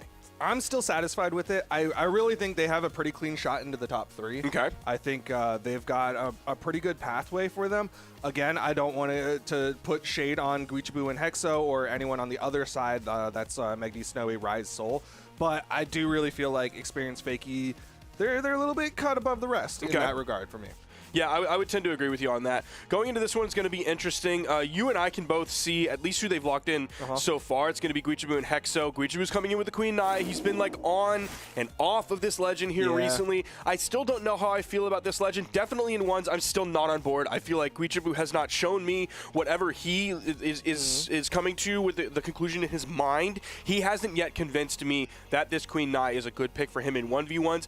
I will give it a little bit more play in 2v2s, and hopefully he can show me something here to make me fully believe that. Then also his teammate coming in, Hexo with the Nyx. I'm loving Nyx. I've been loving Nyx ever since the Blasters buff. Like, a lot of people were looking at Blasters, and a lot of people weren't really thinking about Nyx initially, and I was like, dude, it's Scythe. Like, what are we talking about? Yes, Cassidy is also sleeper broken right now because Hammer's going crazy mode, but we have to look at Nyx as well. An amazing legend, has potential like cheese options with like a dash in sig when you're using the Blasters, but also like everything else in the kit is also really good. This legend is so good, and it feels like Nyx has just been forgotten for a very long time because she had Blasters when they weren't thought of highly in the meta. Yeah, it is interesting because it feels like the red team is kind of a meta-reliant combo right now, right? Like, Queen Nai, the Katars are a little bit stronger right now, and of course, like you said, the Blasters in a better place right now. Now, on the other side, Experience and Fakie are kind of just playing classic NA2s, although it seems like, again, the Teros and Kaya have been kind of the meta as of late in comparison to, like, Kaya, Onyx, or anything else. Yeah, Teros and Kaya, for the most part, throughout, like, their entire time in Brawlhalla as legends, again, that neutral signature, that's, like, one of the biggest things that Guichibu seems to, like, want to convince the viewers at home, like, this is why I'm playing this legend, and then it's just such a telegraph move. Most people don't fall into it, but again, we are early. That's a neutral signature on the other end from Fakie. That is a very good signature that people are able to use so often with how good it is. And the great turnaround there. And okay, Fakie's going to lose his stock. Is Experience going to follow right behind? He is without his weapon, but he's able to grab that hammer. Unfortunately, that means the weapon spot for Fakie isn't there. It is Guichibu, though. Still holding on to a stock on the red side's team. I am a little worried about Hexo, though. It is scary. He's creeping closer into the red. Side light not going to KO Guichibu, though. On top of the map, going to get Fakie, and that's going to be Hexo taking out Experience on the right side. Yeah, I was looking at not that pairing, so I don't know how damaged that person was. Is that the greater force? It definitely wasn't done with a signature or anything like that. I believe it was done with a Qatar recovery. Qatar recovery, yeah. So it was just they were really high. Yeah, I don't know if that was like, that's the high strength that Queen Nai brings to the table, or if he could have gotten that with virtually anybody on the board. I think most, but not Lin Fei. Okay. Because Lin Fei's got very low strength. Yeah, I'm going to be looking at the weapon breakdown in terms of damage that Guichibu's been putting out on the Katars after this, because he's definitely done some good stuff so far. I just haven't really gotten the vibes on how much damage he's putting out just yet. But at the same time, I feel like he hasn't really played Spear at all. Like, it has just been the Qatar show on Guichibu's side, which makes sense. Again, he's kind of been known for his Lin Fei. That's going to finally finish off. This time, a pass over the N-Sig, and Hexo is out of there. It's 2v1 territory for the blue team. How often have we seen Experience on the Teros? Honestly, I don't think very much. Usually he's on like kind of that quote-unquote support character in the 2 space, although he plays like a forward when he's playing that support character. They're just going to play this one super chill. They're going to let Experience, like he's going to take the lead here. Fakey, he's going to jump to get away from that side signature and completely disengage. As Experience comes in, they did the perfect setup from that. That was really off of a hit that Guichibu got on Experience that sent Experience up there. Yeah, really good setup there from the blue team that ended up leading to that KO. Guichibu still has another stock, but again, like you said, Fakey doing a really good job playing back and saying that Guichibu has to basically 1v1 Experience right now. All right, there's a recovery. Off stage, Guichibu with that weapon toss up. Gonna make sure that he stays a little bit safer, but he's really playing this vertical. Stuff recovery. Exhausted recovery helps him out. Down sig to punish Fakey. Ooh, going in with the ground pound, but he started that one up really high. Unfortunately, that D-Light also picked up in a super weird spot. So Guichibu was actually set up really, really high after that, so he couldn't get the immediate KO. But there's an immediate KO from Guichibu, knocking Fakey out of the game. We could see the potential here for the 1v2 comeback for young Guichibu. He's finding the damage here. Just a down air on Experience's side to respond to all of those neutral lights he ate from Guichibu. There's the weapon spawn. Oh, good but one. Guichibu doesn't pick it up. It's Experience who steals it out. Yo, Okay, he's going to pick up the weapon right after that in-light. The immediate D-Sig to throw over the corner. Again, another D-Sig, just putting a lot of space between him and Experience. Oh, stuff recovery, but he goes for the second one. Guichibu stays low, but yep, that'll do it. Another recovery from Experience. I still got to say, man, Guichibu was playing a really good 1v2. He was, which one? But I think like largely the, oh my gosh, Yeah, I didn't look to the other side. Yeah. Which one are you shaking your head Guichibu at? did 742 damage. I was going to say that, yeah, really the only reason Guichibu won that is potentially because he was basically like 1v1ing most of the game. But yeah, it's 742 damage on Guichibu, 765 damage from Experience. The other two players in the game, no disrespect to them, they just kind of weren't there. They were the companion, like following their teammate around. They were little bro. Holding the Mad Catz controller, it's not even plugged in. I mean, like, obviously, you're going to look at the numbers and say Fakey did a little bit more. Obviously, 257 is a bigger number than 194. But also, I do want to call out that pass that Fakey did, that neutral air, which led to that hammer down air. So I think Fakey maybe didn't have the most damage, but if he can still do those setups, it's not going to show on the board, but it'll still be a great way to get that blue team the lead. So far, it is 1-0 in favor of the blue team. And a little bit of information on the question that we had earlier was Experience's Taros. He does have a level 66 Taros. It's actually his 6th highest leveled legend. So he has a lot of experience on this legend. We just haven't really seen him pick it very often in 2v2. Yeah, I mean, like, back in the day, he played Zol. Yes. So it does kind of make sense. That's his 2nd highest level legend. Of course, after the Onyx, which is his 1st highest level. His only level 100. Okay. Left side, you're seeing Hexo take a lot of damage there. Fakey in the middle, gonna chase after Hexo. Ooh, okay. Experience was like being very cautious on how quickly he moved back to the stage. Hexo wasn't being super aggressive, but was still making himself known in that area. He was the one kind of forcing Experience to play a little bit more cautiously. The grab from Guichibu's in-light, but then the follow-up right after that from Experience to get the KO off the top in the first stock of the game. And nice neutral air at the bottom of the map. Got that stage spike to get another KO off of this red team. Edge guard, Fakey.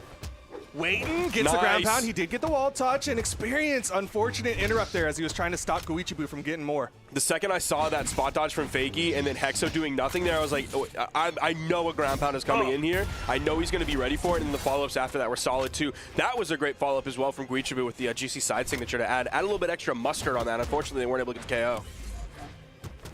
Fakey currently unarmed. There's the weapon spawn between the red team members as Experience is respawning. Nice little lead for the blue team. Hexo taking a lot of damage. Yeah, it is interesting hearing the blaster sounds coming from the Ascendant Nyx on Hexo. It's like it doesn't just register the same way as like old blaster sounds would. Okay, good patience from Experience. Gonna try to get more there. You saw Fakey trying to just get that weapon toss as extra. Nice pogo. Dude, that was so good. Taps that one in with the ground pound. Great plays from the blue team as they get a bigger lead. Oh, that was looking a little bit scary for Hexo there. I thought we were going to see Sweatbeach shortly. Oh, Experience. Oh, no. Is he going to fall here? There's the ground pound to clean it up. Beautiful edge guard from Hexo. Just a really simple one. Experience was way too far down there, and he got him. Ooh, nice. Hexo just N6's his teammate, but Experience is the one to interrupt that. Okay, just a big side sig. Guichibu comes in, make sure the stock count stays close. Experience comes down, goes for a stomp, but actually goes the wrong direction. Fakey without a weapon. There is a spawn, but it's all the way on the right side of the stage. Dashes or dodges through Guichibu in order to get over to it. Picks up a two-piece there, and the ground pound onto Guich. Oh, a little too low there on that down air experience. Knocking everyone away, letting Fakey get back to that wall. Dude, Hexo is not done with Fakey yet. He wants this stock so bad. Guichibu covering high, Hexo covering low. Fakey gonna disengage, get back on the main stage, hold that center stage. Just one down air from Guichibu. There's a stomp side air from Experience, sending Hexo all the way to the right side. Red team was split for a second. They've regrouped now. Okay, the side air. Nice. Hexo picks up the end sig.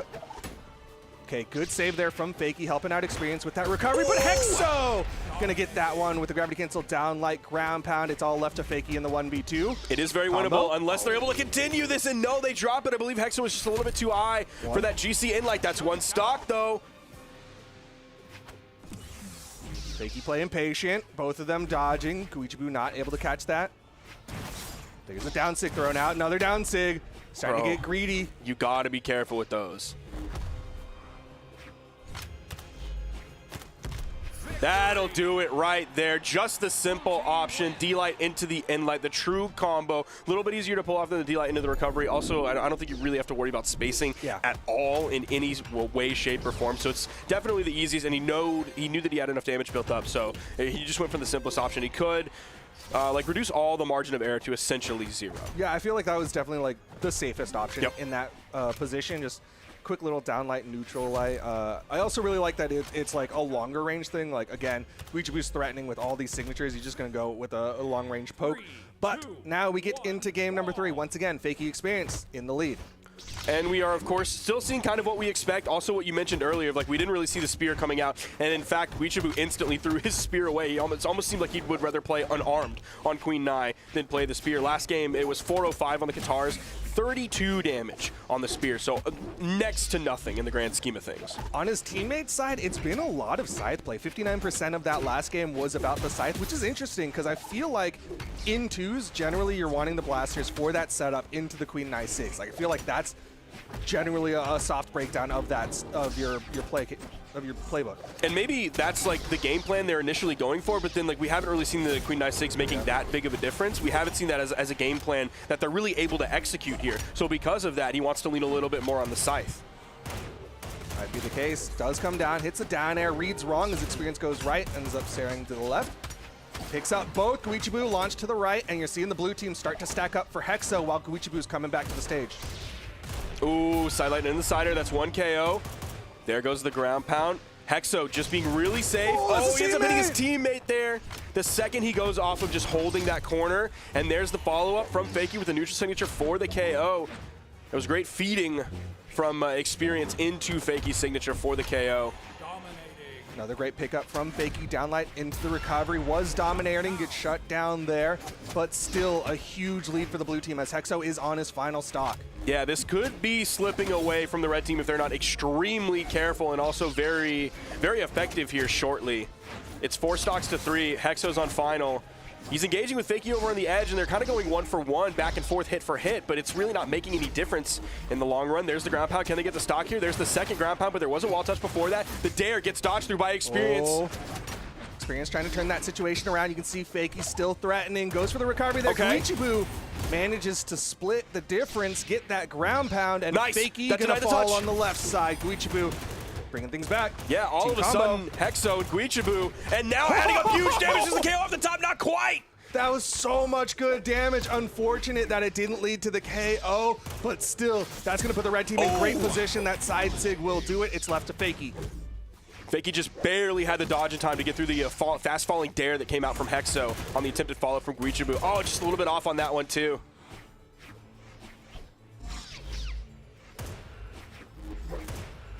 All right, dude, those blaster sounds sound so sick. It has so much more, like, presence than just, like, a normal blaster sidelight. It also feels very fitting for Nyx. There's, like, a gothiness to it. Yeah. Okay, Ensig not gonna work. Recovery just off the mark there, but man, they're still finding hits. Yep. Nice pickup.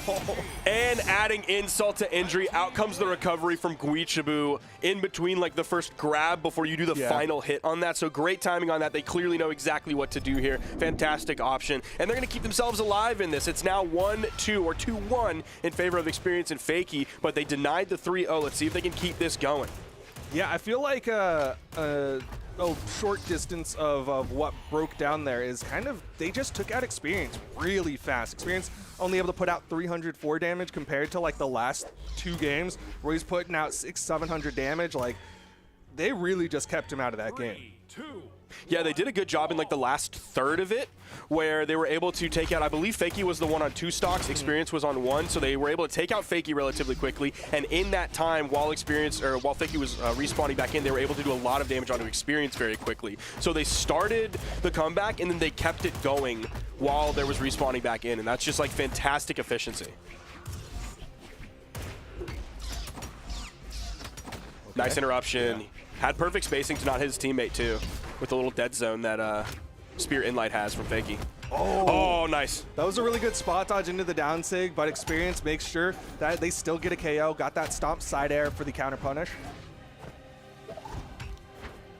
Hexo's gonna make it back. They didn't really pressure him too much, even though he is very much in the red. They just kind of focused on Guichabu in that moment, added a little bit more damage onto him. There's the downer onto Fakey. Oh, they trying, and Fakey's gonna fall with it. All right, Hexo, likely the target. He is the most red. Blue team currently unarmed. There's the spawn. Down there's not going to do it. Man, when you hit your teammate in an Inlight, not only are you doing like pretty solid damage because of Blaster's damage per hit, but you're also like locking yourself in and your teammate into a cutscene, and the opponent is just like, yeah, this is a free punish for me. We're going to make it big too. Yo, but all things considered, red team in a good spot. Hexo, where's the weapon spawn?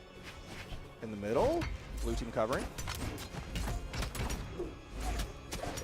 Ooh, Guichabu just like daring onto the main platform a couple times there, not finding a hit and also getting punished after. Oh, Hexo, just raw down sig, catches Experience out. Fakey still kind of lasered in on Guichabu, but still putting up a good defense on Hexo, who wasn't able to find any hits while Experience was spawning back in. All right. 2 neutral lights on top of Hexo. Nice falling side air from Fakey. Will take out Guichabu. Pogo. That denies the wall touch. He did get the wall touch this time, and another Pogo guarantees the KO. Once again, Fakey dominating, trying to get the damage. The team combos coming out from the blue team. Dude, that was like 60 damage in just a very short amount of time, so quick. And then Fakey even hits the D-Light into the side air off of that. Dude, Guichabu is in danger. Oh. What a good interrupt there from Guichabu. Hit that down sig, made sure that the down sig from Fakey didn't connect. There's a signature coming out from Hexo. Launching Fakey. Fakey only on that second stock. He can afford this damage. The high defensive Kaya really coming into play here. The down sig didn't KO, and then the big KO move after that also didn't KO. He was able to survive that, get back on the main platform, then the unarmed down heavy to knock Hexo out. It's all up to Guichabu here. It's 2-1 in this game in favor of Experience and Fakey. Guichabu, like, he basically needs a miracle here to take out these 3 stocks of the blue team. And unfortunately, the miracle does not happen. It is not a Hallmark movie for Guichabu. Instead, Experience and Fakey are going to get it. They're going to hit the down sig and get the KO and win 3-1. Now, we had the 700 plus damage earlier game from Experience, but this time we had Fakey doing most of the damage here, 629 compared to Experience's 480. Not like 480 is an unhealthy number by any means. He did pick up 1 KO, but then look at what Fakey did. 5 KOs that game, including the final one, I believe. So yeah, Fakey did a great job that game. It's not like he was the tag-along kid alongside his teammate Experience. So we saw a nice spread from this team. Yeah. It's really nice when either person can kind of take the reins and just be that point person and get all the damage for the team. Obviously, you both want to be putting in your own work, putting in an equivalent amount of damage whenever possible. But still, when somebody can just take the reins for a little bit and you can kind of relax and be like, you know what, I need a reset, that is always a really nice spot to be in.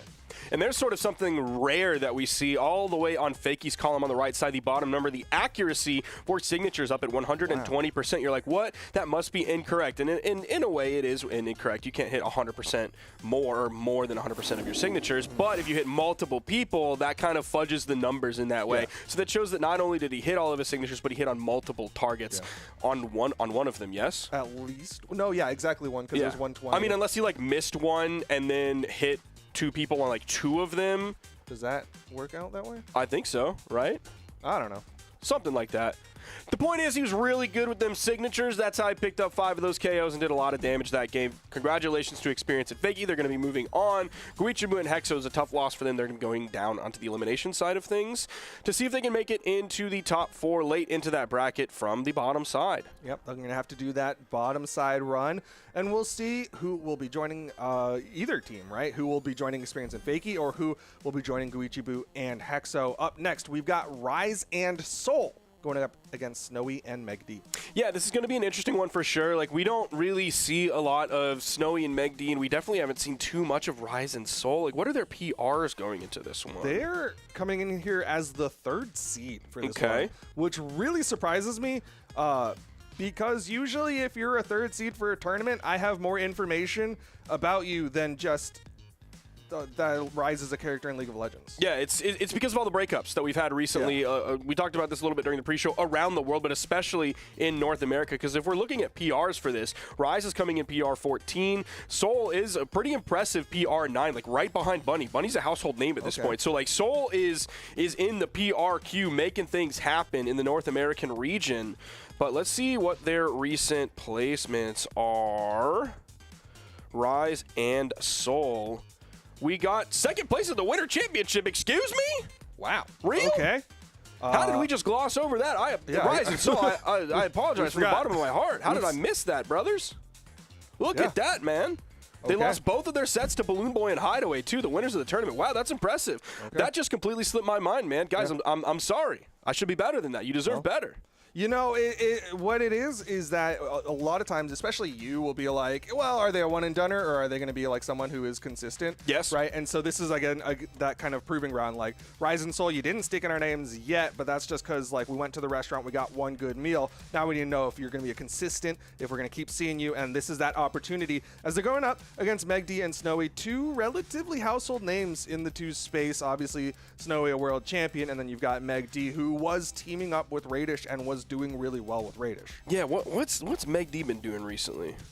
Like, that's my boy right here, but I feel like he's 13th PR in North America, which like it's not bad by any means, but like think about who we're talking about on a regular basis. I mean, he's like right in between Rise and Soul. Like he's kind of right in here among those players. So yeah, this is going to be an interesting set of PR'd players here between Meg D and Snowy and Rise and Soul. I don't really know who these people are playing. Yo, is Meg D actually playing Dash? Because if he is, like, a genius. He's smarter than everyone. Explain. Incredible stat line to begin with. Low dex, who cares? Does not matter at all. He's in dex stance. Incredible weapon comp. Hammer's fantastic right now. Spear, especially in 2s, very solid weapon. You have some great signatures, too. You have signatures that, even though like he's technically one of like the first legends that are in the video game, he has some modern signatures that have like the things that you want. It doesn't have like active input, but you have like movement signatures. You have signatures where you start on the ground, go up into the air for them, and then when they're finished, you're still in the air after that, effectively giving you a jump, kind of like Hattori's sword neutral signature. So those are a lot of criteria that can act in the modern game, even when he's just going to play Brand. It doesn't matter, dude. Not that matters anymore. Well, you know what? At least you got to say your piece, and maybe somebody at home was like, you know what? He's right. I should play Nash. I know there are some Nash heads out there that are like, yes, they're Brad Pitt in Once Upon a Time in Hollywood, like pointing at the screen. Is he the one who points? No, I thought that was no, Leo. It's not Leo pointing, isn't it? No, let's see. Once Upon a Time in Hollywood point meme. It is Leo. I'm silly, man. My bad, guys. It's the allergies. Yeah, they do mess with Leo. Perceptions, I guess. Yeah, I thought it was like the night when he's in his house and then like the Manson family shows up. And I thought it was like that scene, but it's not. It's a different one. Different scene. And a different movie as we get into our cinema. That is Meg D and Snowy versus Rise and Soul. Once again, kind of similar brains here on Rise and Soul side of like the North American. We're going to have a heavy hitting Axe, and we're going to have a Kaya. And on the other side, Meg D Snowy kind of going back to like the classic NA. You got the Onyx and Friend, and this time it's going to be a Bryn. Yeah, I'm liking this team comp coming out from Megdi and Snowy. I mean, we've seen it throughout like the other regions as well. Like Bryn can absolutely hang in current meta. She can not even just hang, like she can thrive in current meta. Of course, same thing for Olgrim and Kaya. And then we saw some Onyx gameplay from the other regions this weekend, which is a little bit rare, especially from Europe. We don't see too much of it in Europe, but we actually saw some of it in Europe. All right. Right now, red team a little bit split. Rise with the unfortunate downlight on the teammate. Tries to go over towards Snowy, but Snowy ends up getting back onto the stage. Nice jumping down air coming out from Megdi. So far, we haven't seen too much space control really coming out from Soul. I feel like it's mostly been like whiffed attacks so far. Like we do see that Inlight make a connection, but it's been like a lot of jumping and neutral airs that have whiffed. Haven't really been punished too often, but he just hasn't been making the hits, and like the other team has. Okay, though, Rise with that exhausted recovery, going to get himself back onto the stage. There's another recovery coming out from Snowy. Lots of people in the red, but still nobody to fall just yet. Nice. There's one. Blue team going to look for another. Downlight side air. Megdi gets launched, but he's got plenty of movement, should get back. Doesn't have the option off of the side light for a true KO option. Wow, that actually got the KO from middle of the stage from Megdi. That's going to be a full team wipe on blue. Megdi, the only one surviving on this first stock. This Bryn holding the middle of the stage, grabbing that weapon spawn as it came in. That means Rise and Soul both do not have a weapon. Soul's able to grab one. Edgeguard on the right, but Rise is able to get through it away after getting hit with the ground pound. But once again, Rise willing to scrap there to get back onto the stage. He'll throw out that recovery and come back safely. Nice falling side air coming out from Soul. The neutral air will even up the stock count. Snowy staying underneath the map, but will it lead to a KO? Yes, it will. Soul not going to let you get away with that one. All right. 4 stocks to 3. Megdi waiting for the teammate respawn. Blue team not able to get any team combos just yet. Unfortunate team damage, but once again, looking safe. Now we are on Demon Island here, so we potentially will not see too many vertical KO options. Like earlier we saw, I believe it was Megdi, but it might have been Rise, I can't remember which Spear player it was, going for the D-Light into the side air as the KO rather than the D-Light into the recovery off the top. Snowy might struggle a little bit with the D-Light nairs without having to build up a lot of damage, so it also may be like a leading into the signatures instead. Nice. To the left to right KOs. There's going to be a KO almost on the right side. Blue team doing a really good job just passing to Rise and Rise hitting those signatures as follow-ups. Megdi gonna hit a downlight to follow up. That's not gonna lead to the KO onto Soul. Instead, Soul with the haymaker puts Megdi onto his final stock. Snowy gonna try to 1v2 here on the left side. He'll get one. Soul Lance. Okay, he's gonna fall there. He had the Lance recovery. I thought he was gonna side air towards the stage, but I guess just wanted to reset the stock as they are fresh and the red team's a little hurt. Falling down air coming out from Soul. Neutral light. Oh, not quite enough, but here's a team combo opportunity.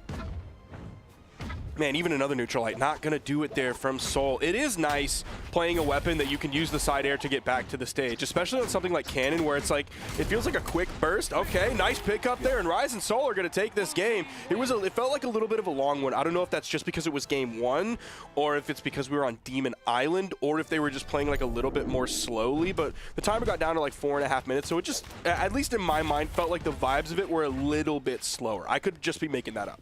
I mean, totally valid. I think there was a lot of moments where it was just kind of a brief 2-hit and then a reset to neutral. Yeah. So you don't have those like big bursts of damage, which tend to shorten things. But even that was only like a 3-piece. Beginning, middle, and end. A trilogy, if you will. What's your favorite movie trilogy? That's actually a really tough one because a lot of them fall apart. Yeah. I feel like Lord of the Rings is probably a pretty consistent one, no? Yeah, dude, that's mine. Honestly, I can't even really think of that many except for Lord of the Rings, Star Wars, like whatever, and then The Matrix, which that's the one that fell apart a little bit. Just a little bit. Okay, all talk right, about falling apart. Falling apart here on the top of the stage, Demon Island. I talked about vertical KOs maybe being a little bit more difficult, but not for the blue team. Yeah, they just had that elevator ready, and Snowy already down to his second stock. Rise on the left side. Gonna go for more here. They're wanting the edge guard, but instead, blue team gonna keep the red team split. That's Megdi with the long walk back to the stage. Picks up a weapon, but that is gonna be Rise taken out on the left side. Megdi just kind of sticking to the ground, maybe one jump height up, but making sure if he's up in the air, his opponents are above him. So staying below sort of that cloud level so he doesn't get caught in the air taking off the top. The down are going to send him away, and Rise actually instantly moves over to attempt the attack on Snowy. Does get 1 KO there on Megdi, taking away that first stock, but their eyes are on Snowy because he's halfway through, a little bit more than halfway through this second stock here, getting him closer and closer to red. They could put him on final here very quickly and put a big rift in between him and Megdi in terms of process through this game. Megdi, though, covering that edge. Nice side air, not quite enough. Weapon toss, not going to interrupt a side air. Good follow-up there. Rise has really been playing that follow-up game to great effect. The neutral air not going to KO, though. One hit. There's 2. Once again, the red team going to get cleaned up. Now they're down to their final stocks. We see Soul using all of those dash jumps that he can move back and forth. Okay, Rise going to go under the stage. Something we haven't seen too much of this weekend. Oh, did he just? Okay. I thought he threw his stock away. I think fortunately for him, Megdi did not have a weapon there. Otherwise, he probably would have been donezo. Yeah, Soul was doing a really good job also threatening. Like, we saw the weapon toss to try to interrupt Megdi. We also saw, like, another attack on that left side. Back up onto the middle of the stage. Soul, once again, just playing those anti-airs. Rise falling, neutral air coming out from Rise. And this is what I was talking about. Like, they're getting 1 hit, reset to neutral. Oh my gosh, dude. I thought him starting that ground pound super early and then holding it as long as he did. Pulling out of it like a little bit late, though. I thought that was going to be the free edge guard from Snowy. He does fall like shortly after that on final stock. But Soul's still in a pretty good spot. The D-Light Nair actually missing from Snowy. Down Sig catches both red team members, but they do a good job going high and low so the weapon toss doesn't hit. Soul goes out there for the down like ground pound. And there's the follow-up signature. Blue team up 2-0. I am very impressed by Rise and Soul here. And I'm tempering that with realizing that, like, oh, I wasn't giving them the respect on their name that they deserve before this set, but still, the way that they're handling this so far, like, that was a 3 stock. They all did very well that game. Looking at the damage numbers, they're kind of split. It's going to be Rise doing a little bit less damage, but getting more of the KOs compared to Soul, who did more of the damage but got fewer of the KOs. They did a good job of, like, not taking too much damage whatsoever. Is Megdi going to do it? Is he going to do it? He's hovering. Come on, man. He's hovering. Come on. We'll see Come on. what character ends up being locked in here as the red team trying to find the adjustment. Because, like we've been saying, right now, the blue team's just been winning. They've been playing incredible, and it looks like those are the picks. It's going to be Nash and Zol for Megdi and Snowy. They're going in huge, heavy hitter mode, high strength stats, big signatures, heavy weapons, anything that they can get to find the knockouts that they weren't finding earlier on this Kaya and Olgrim from Rise and Soul. I'm almost expecting a little bit more signature-heavy gameplay coming out from the red team. I would too. Specifically for that point of just like, you just get a hit, get that signature to connect, and suddenly blue team's going to be in the red. Dude, look at those stats on Nash, man. That's so good. It's like a solid defense, really high attack, and then really high movement speed, and then Dex, which really doesn't matter. I wonder why he's going in to Dex stance here. I'm very curious because I'm sure there is a reason behind it. I know, like, it used to be that if you go into Dex stance for hammer, then you get a couple things, but I don't know if that's still the case because I have 2020 brain and can't really remember how things have changed since then. Yeah, it's definitely been a long time, and typically the hammers that we do see people play are not at that Dex level. Or at least on a threshold where we see them like taking one out or really putting one into. Neutralite Rise hits the end sig on the left side. Gonna take out Snowy. Megdi just staying above, trying to hold on to this stock while Snowy respawns. So the fact that Rise and Soul are up 2-0, and the fact that they just got that super early KO onto Snowy, I feel like I'm getting vibes back to the days of when it was like Boomy and Snowy, and people would really get on Snowy hard because he was like losing his stocks way too early, and then Boomy was having, like Boomy would still have 2 stocks on the board, and he'd be going up against like the 4 of the other team. Yeah. So everybody would be on pace except for Snowy. It might happen again. Do they get the save here? Megdi actually recovers him, and this, I'm not going to count him out just yet, but like, this game's kind of over. Yeah, that was unfortunate. I don't even think Megdi meant to recovery his teammate as much as he was recovering, and Soul did a good job hitting that side air onto Snowy to launch him down there. All right, a little bit of a cleanup though. They are going to get both blue team members, but still, the lead that the blue team has, they just got to take out Snowy, and like you said, this will be pretty much done. Yeah, there's a 2-piece onto Snowy. He does find several hits in the process. But it's just I think that the damage pacing is going to be too difficult for Snowy to come back from. He's attempting it here. Now over on the edge, Rise completely disengages from that, doesn't want to push it too hard, really wanted to face the man advantage onto Megdi, but they weren't able to do anything, and Rise actually disengaged shortly after that, and Megdi was getting the better of Soul. Oh no, this is changing everything, Duke. A little bit of tragedy as Rise hits his teammate and unfortunately KOs Soul. Rise taking a lot of damage here. Megdi actually doing really good with this Nash. This Nash is working out, but Snowy's got to survive. Manages to get back onto the wall. A little bit of team damage there from the neutral light, but the turnaround side signature, some of the movement that comes into this, extending the range of the actual move, the in-light. Megdi, can you clutch it here, brother? You have 2 stocks against the 2 stocks of the other team. He's going to be playing on that wall as much as he can, making sure he doesn't land in between the 2 blue team members.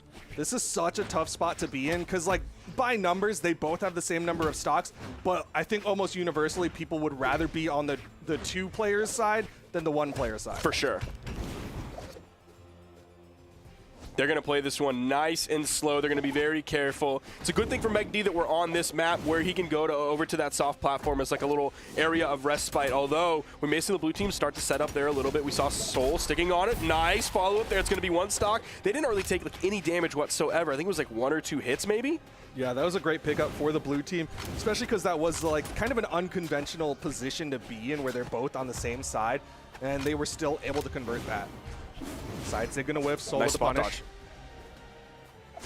Ooh, Megdi and sweat beads on that one. He does have to be careful. He could lose the stock super early if he gets caught with like a side air from Soul to sort of bring him over to the right side, and then we get a good follow-up from Rise after that. Yep, this is exactly what Soul should do. Megdi wants to play on that soft platform. Just go for Nair juggles. It's so safe for you to do that. Combo. Nice.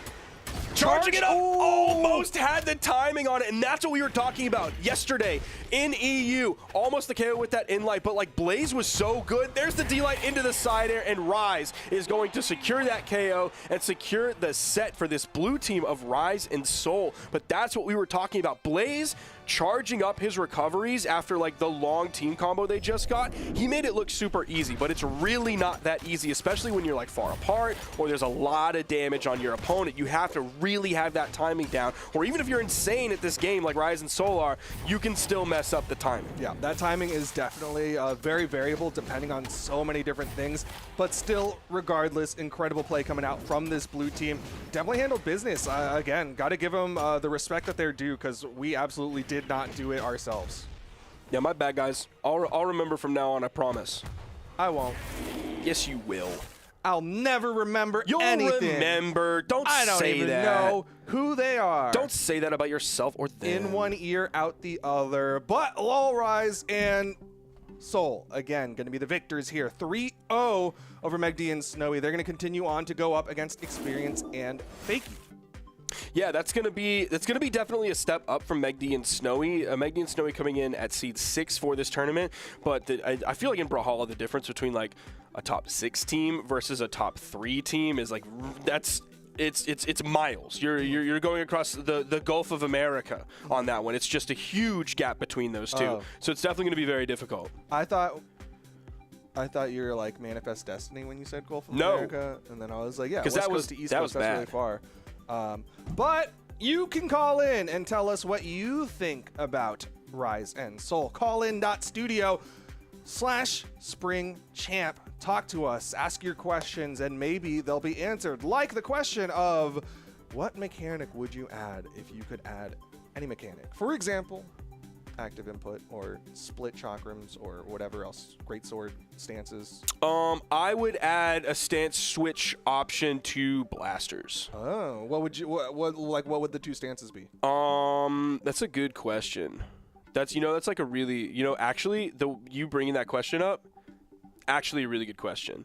It would probably look like some version of where you have like more coverage when you quote unquote split the blasters, and so you'll do like a piao here. Oh, okay. Or like a maybe like side light, maybe you go piao and there's like a little bit of a short range one. It's smaller than a normal side light, and then there's like a farther one that's a little bit smaller than a normal side light too. So split would be like split direction, and then fused would be like single direction. Yeah. Okay. So like normal dare like fused dare would be like how dare is right now, and then maybe like a split dare would be like a pew pew, kind of like Cassidy down signature. Yeah, that's what I was Obviously thinking. not as like destructive or like as many active frames or anything like that, but you would have that like zone underneath you. That would be the dead zone of it to give you a little bit more out here at the 45-degree angle. Okay.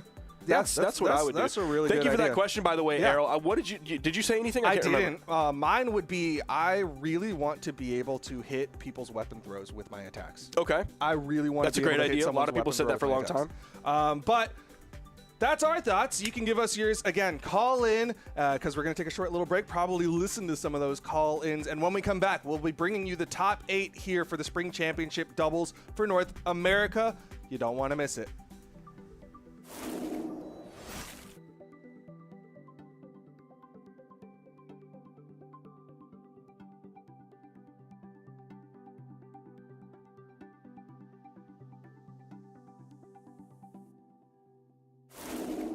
Introduce yourself.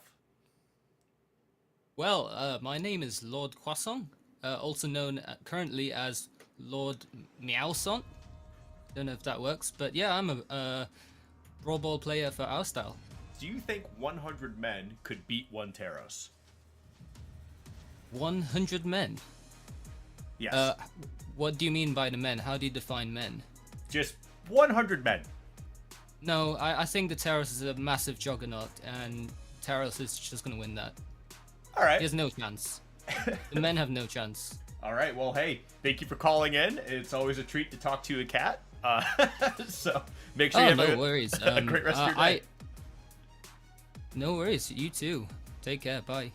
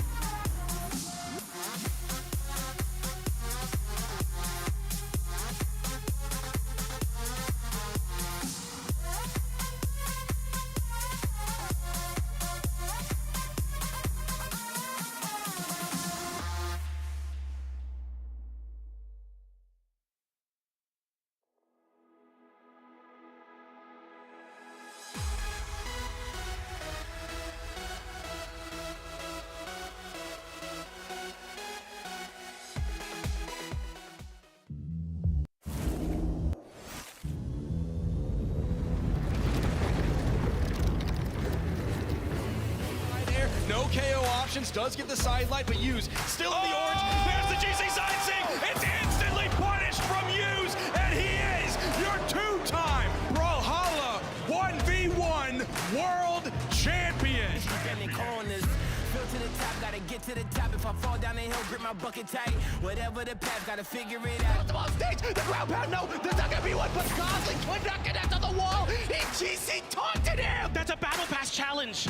That's one for it. That's crazy. He did it. Unlocked. And wait, don't know what somebody told you. It's probably best if you don't move, just stay. Now in the center of the stage, misses the end light. Look at that boy move. Experience can only hit stairs, and now he's disarmed. Weapon spot comes in, he's got the gun. He gets the side air. Can he get the edge guard onto Loris? Loris makes it back. He gets the stairs. That's gonna be it. It should be. He won't be able to touch. And Kaina and Loris are going to be your BCX 2024 doubles champions.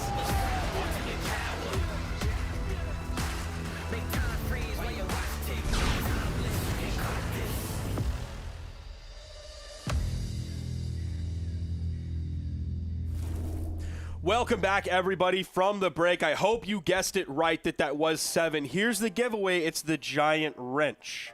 That's one of the ways that you can tell that was 7. It's because she uses the big wrench.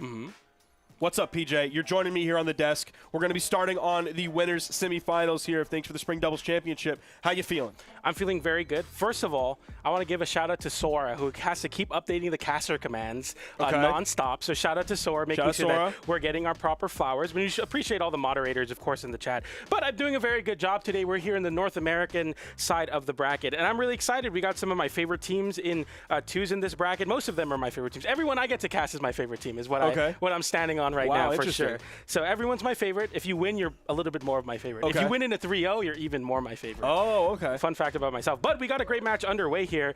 We got Hideaway Zen, we got Future Bubble and Marky Moo. Fun match. Yeah, so Marky Moo and Future Bubble are coming into this one seed 5, which some might be like, whoa, that's a little bit lower than we would have expected given how well they did at the World Championship. And that's because Winter Championship was a very cold day out on the Brawlhalla court as they came in 9th. They didn't even top 8 in that tournament. And here they are on the winners semifinals. They're going to have to go up against first seed for this. It's going to be Zen and Hideaway. Very, very strong team here.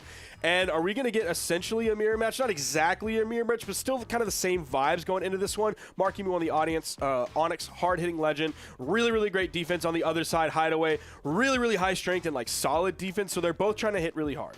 Yeah, exactly. And this is a team that's been theorized, I think, for a while, especially when Kaina and Loris won BCX with this team comp. And now we see Teros, Kaya, and this is kind of like the new kids on the block, which is what Future Bubble and Marky Moo are too. They're coming in here, and they got 4th at max mode. So I'm saying they're new, but they've consistently placed very, very well at the in-person events.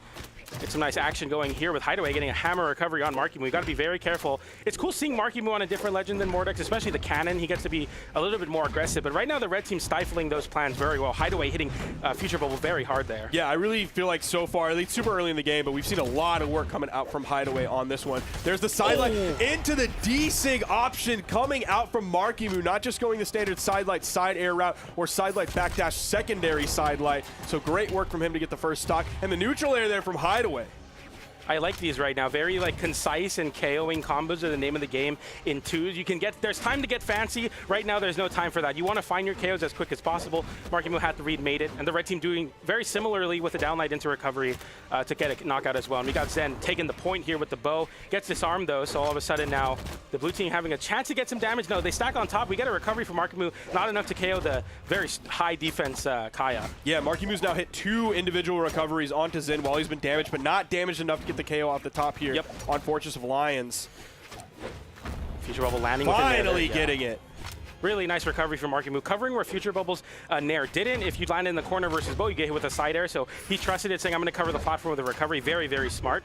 And then getting a recovery onto Marky Moo, puts Marky Moo in a bad spot, lands back on the stage. Hideaway jumping around, looking for that, but gets a GC and like into the ground pound. Is it enough? Yes, it is. And Hideaway gets caught as well. Marky Moo on the cannon finds a double KO.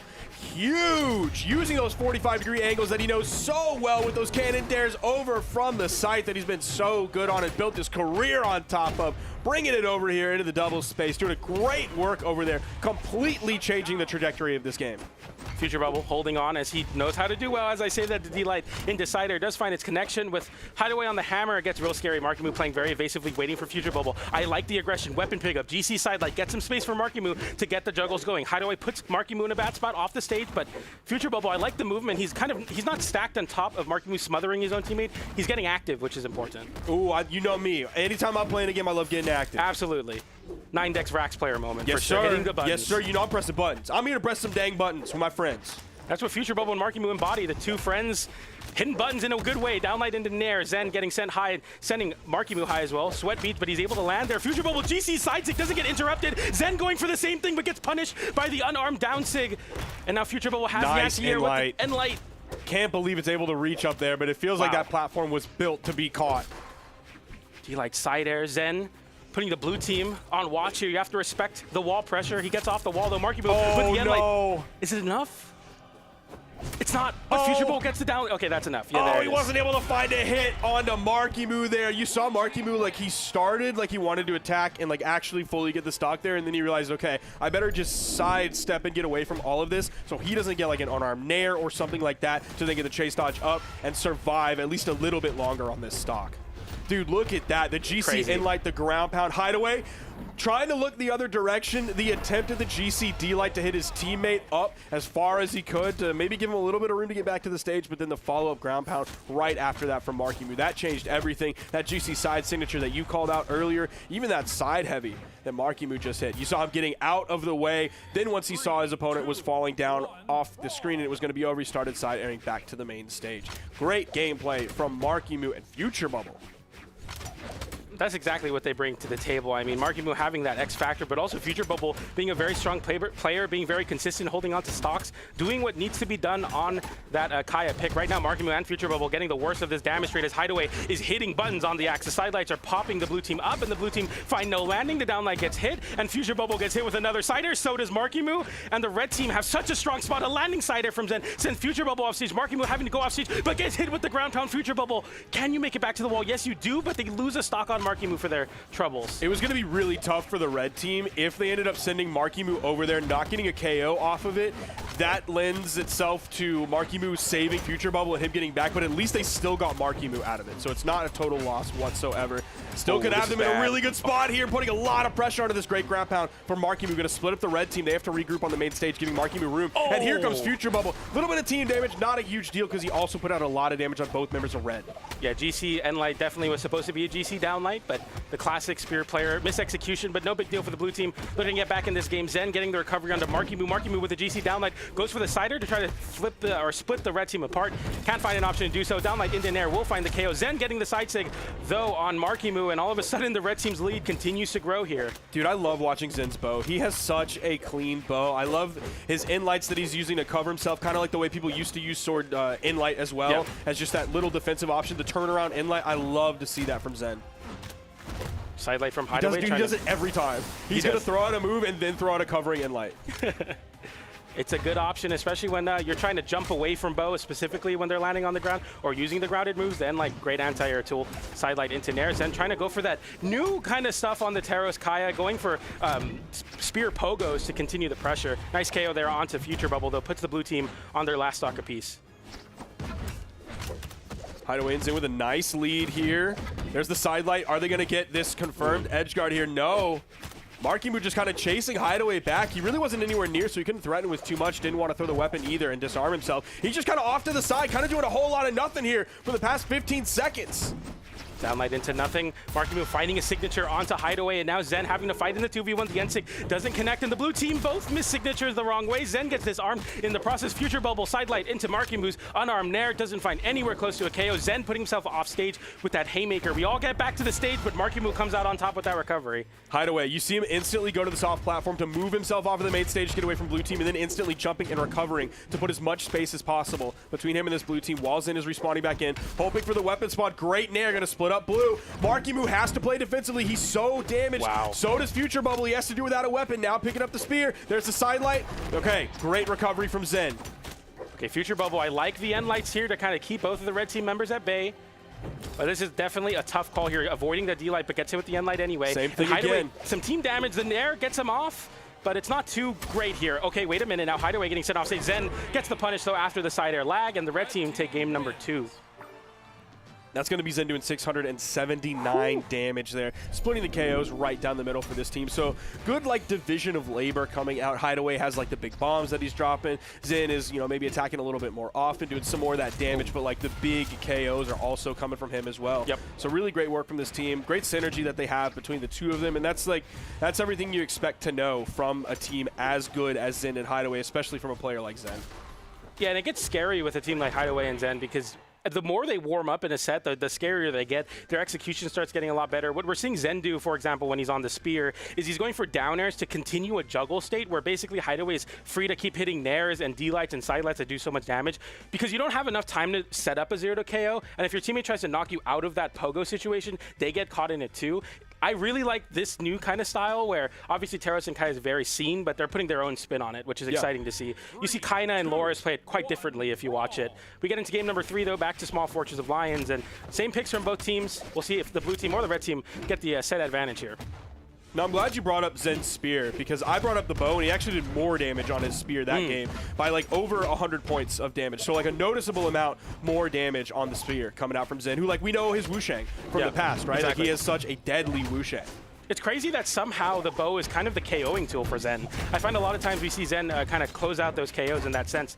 We see Markimu try to close out a stock onto Hideaway there. The side light into recovery gets dodged through. Markimu getting caught between both red team members. The red team try to find some reprieve on the soft platform, get hit with a nair, and some team damage puts Future Bowl in that spot. Dude, we're seeing, like, so many of the same things coming out from both Kaya players here. They were doing the blender, like, at the exact same time. I think they both got a hit and then, like, chase dodge forward and up at the exact same time. So it seems like the two Kaya players are playing this legend very similarly at similar times. It's such a great legend in 2s for kind of picking your spots very well, using the movement and kind of disrupting or assisting. Oh, that was so good. Big signature connection onto Hideaway, but Zen continued to fight on his first stock with a lot of these landing side airs. The end light into the side stick will close out the stock. The blue team even up the stocks, but not quite the damage. Can you find something on Hideaway? You get some nice damage in the juggle, but Zen's back to the stage looking to support his teammate on the land here. There was Markimu looking for the classic double side light cannon option. Does hit the end light turnaround, but he gets punished for it. Sent over to the edge. That gives plenty of time for the main advantage against Future Bubble. Do they get the KO off the top? Not just yet. The damage is slowly building up, and Hideaway hitting his own teammate in that as well, and somehow Markimu getting caught by a Teros signature. Something you don't want to get hit in no matter what game mode you're playing in Brawlhalla. The down air comes out onto Future Bubble. Future Bubble fights back with off the wall with the side airs, goes for the blender, but gets hit with the D-Light side air on the whiff punish, and Markimu continues to fight, but it's looking harder and harder for the blue team to get back in this game. Dude, the Teros is just so scary. Every single time you get hit, it's so okay. Fantastic read there with the side light into the GC side light, same direction. And again, Future Bubble. This is one of the reasons people love to play Kaya in this game mode. The neutral signature is, like, so good as a follow-up tool. It's so simple, it's so easy, and if you just drill it every single time, you're gonna have so much success. Okay, we see both the red and the blue team kind of trade that juggle position underneath that soft platform. Zen going for the down air there onto Markimu, almost gets punished with the ground pump and makes it back. Hideaway is swinging on the axe, and the end stick comes out from Zen as well. The down air hits Future Bubble. Markimu looking to give his teammate some reprieve there, but the blue team slowly bleeding out here. The downlight hits both the teammate and Zen, so it doesn't go for the full combo. Just waiting for that next big hit here. There it is. That's the sider. That gives you to find the KO onto Markimu. Charging that one up, but he pulls out of it. Okay, there's the neutral signature, splitting up the red team, sending Hideaway flying. Not enough to get the KO. He would have loved to have that there. Oh, this is so scary. I can't believe Zen didn't find the down air. Fighting off the wall with the side air, a similar spot to where Future Bubble found himself in. Has to avoid the signature kit and the grounded moves from Kaya. They will lead into KOs at this point. Side air doesn't find a KO either. Teros barely holds on, and the rising nair from the wall puts an end to the chances potentially here as Future Bubble is unarmed. Wow. I can't believe that didn't KO. That's Kaya defense. Oh, we avoided, but Future Bubble. Okay. Yeah, there we go. And light into the side air to close it out for Zen and Zen and Hideaway. I mean, that's just crazy that both of the KOing tools did not KO the Teros. I thought that the game was potentially going to be thrown away because Zen missed the inlight because he went with a dash inlight instead of just an inlight, so he went past his opponent. But I don't think the inlight would have KO'd there because, like, the spear recovery that hit after that didn't KO. So I don't think that ultimately mattered towards the end of the game, but they are able to clutch it out right in the end, putting themselves up 2-1 in this game against Markimu and Future Bubble. Yeah, it was such a good try, but it really does kind of suck when you get two basically should be your stocks, but because of whatever reason, like I think one of them went from coast to coast, so like the N-Sig didn't KO on the Kaya Spear and the side air not KOing, such a big deal for your momentum, but the blue team will look to try to reset that and get into or force the game number 5 versus this team. Or is that game 2? That was game 3. That was game 3. Okay, Yes. I'm not mistaken. So this is game 4 now. Yes. Nair comes out, and Markimu getting a big string, gets the GCN light. You're gone. I can't even think about the set count right now because Markimu's saying, let's go to game 5. Yeah, the ground pound doesn't hit, but man, Markimu with a clip on the cannon. That's a very big way to open. We saw an Onyx-based game with an early KO like that last game, but it was on the Onyx, and that was Snowy. Yeah. Now it's Markimu, the Onyx player, actually doing it. Okay, we get a little bit of team damage on the Zen there. Markimu going for that deep down light, and Hideaway realizing I kind of got to give my teammates some help here. Side air coming out. We recover back to the wall here. The blue team getting caught in the Zen signature kit. The end light comes out. The side air as well. No conversion into that signature. Leaves both blue team members holding on to the right wall here. Oh, wow. If he would have kept going with that, he would have hit. The iframes would have been gone from Markimu. He pulled out of it too early. Side air comes in. Markimu with a chance to pick up a weapon. Zen realizing Markimu wants the recovery. Goes for the ground pound there off of Future Bubble. Side air doesn't find the combo, and that landing there barely done enough to KO from Hideaway. Markimu, okay, gets a Nair onto Hideaway. Hideaway in a bad spot there. Has to recover very hastily, going towards your teammate, hoping your teammate can give you some safety. And it works out in that sense. The recovery into the Nair, but Future Bubble didn't hit the Nair. Oh, wow. Hitting in all 3 members on the board aside from himself there with that neutral air. Now, one thing I just thought of in my brain as I'm seeing Markimu play Gauntlets is I haven't really felt like his Gauntlets have made the biggest impact in the game. I feel like when he's been making big money moves, it's been on the cannon. Yeah, I have to agree.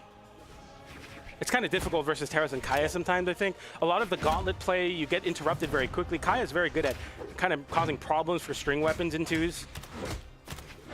Okay, yeah, Future Bubble tries to play point for Markimu there and gets caught by a lot. Nice, he does it again. Yeah, it works. It doesn't KO that time, though, so Hideaway kind of thinking he's lucky stars in that sense. Downlight hits your own teammate, but no conversion from the blue team. Future Bubble in a bad spot. Down air into GC sidelight, and Hideaway somehow gets sent off stage by Markimu with the Nair as well to KO off the top, and the blue team come out of a very bad spot with potentially a stock lead now, looking for this KO onto Zen.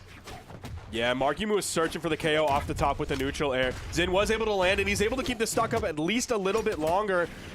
Oof. Hits the D-Sig, and the person behind him to punish him was Hideaway, so that was exactly what he wanted. Otherwise, we're going to have a, uh-oh, he's right behind me, isn't he, type moment. Nice movement, and Hideaway's looking for this hammer KO, That should but do it, yeah. his own teammate there, he tries to go for the scoop to interrupt Future Bubble's signature. Didn't find it, though. Now the red team both on their last stock. Markimu looking to prove Sparky wrong with some action on the gauntlets. I'm all for it as well. I love gauntlets, but there it doesn't work out. You go for the recovery, you get dodged through, Zen gets the KO. Maybe you are onto something. Dude, I was just really worried about him chasing after Hideaway like that when Hideaway's above him, because I was just worried about okay, he's just got to time the hammer dare right, and Yeah. you're going to be in trouble, brother. You're all the way up there when you were super damaged. Dash up Nair. Markimu getting anti-air. Future Bubble looking to slow it down a little bit. Gets hit with the weapon toss, but the accent light doesn't connect. And Markimu getting something going, but knocking him towards Future Bubble. Future Bubble dropped. Markimu's dropped the pressure there, and Future Bubble gets hit with the side air, swinging a little bit prematurely. And now the red team, I mean, this is the one person in North America that you do not want to be facing in a 2v1. If you make it a 1v1, Markimu should win it, of course, so we'll see. Hideaway avoiding that side air there, looking to avoid any of these KOing options from the Onyx, and he has a plethora of them, but we'll see if you can find anything. I think his move choices are going to be super limited because Inlight's a huge one, right? But you're going to be stuck for the initial hit and then the second hit on that, as opposed to a down air, which is what he's mostly been engaging with. Markimu looking to pick up the gauntlets, a superior weapon that's splitting up and being a little bit more elusive on hit. The movement so far, the red team are going to weapon starve Markimu. Dodge downwards into the stage. Markimu going for the haymaker, looking to force the game 5 off of a read, but can't find it there. Markimu having a dip low, gets the recovery, but Zen gets it there with the downlight side air. Is it enough? No, it's not. Markimu with one more chance. Hideaway missing it, okay, but all right. Zen taps it in. GC downlight into ground pound unarmed, and the red team take the set. It got real scary, though. Dude, I was going to say, if Yeah. they don't get this edge guard, this is a 100% should lead to a KO edge guard. If they don't get this, that is them dropping this game 100%. It would be their fault. Absolutely. We saw a lot of good things. I mean, it's Dude, crazy that was huge. That's how the game started off, and the red team still won. Yeah. The longevity of both of their players holding on to their stocks for so long. Both I mean, taking so much damage, but still somehow holding on barely. And yeah, that was a big moment as well. 14 Markimu on his last. And Future Bubble swung with the side air, and Hideaway was so ready. Markimu kind of giving a little bit too much space to the red team. He needed to be more of a present factor in Future Bubble, making it back to the stage, and that leads to the red team with an edge guard to win. That was super tough for Markimu to do in the end.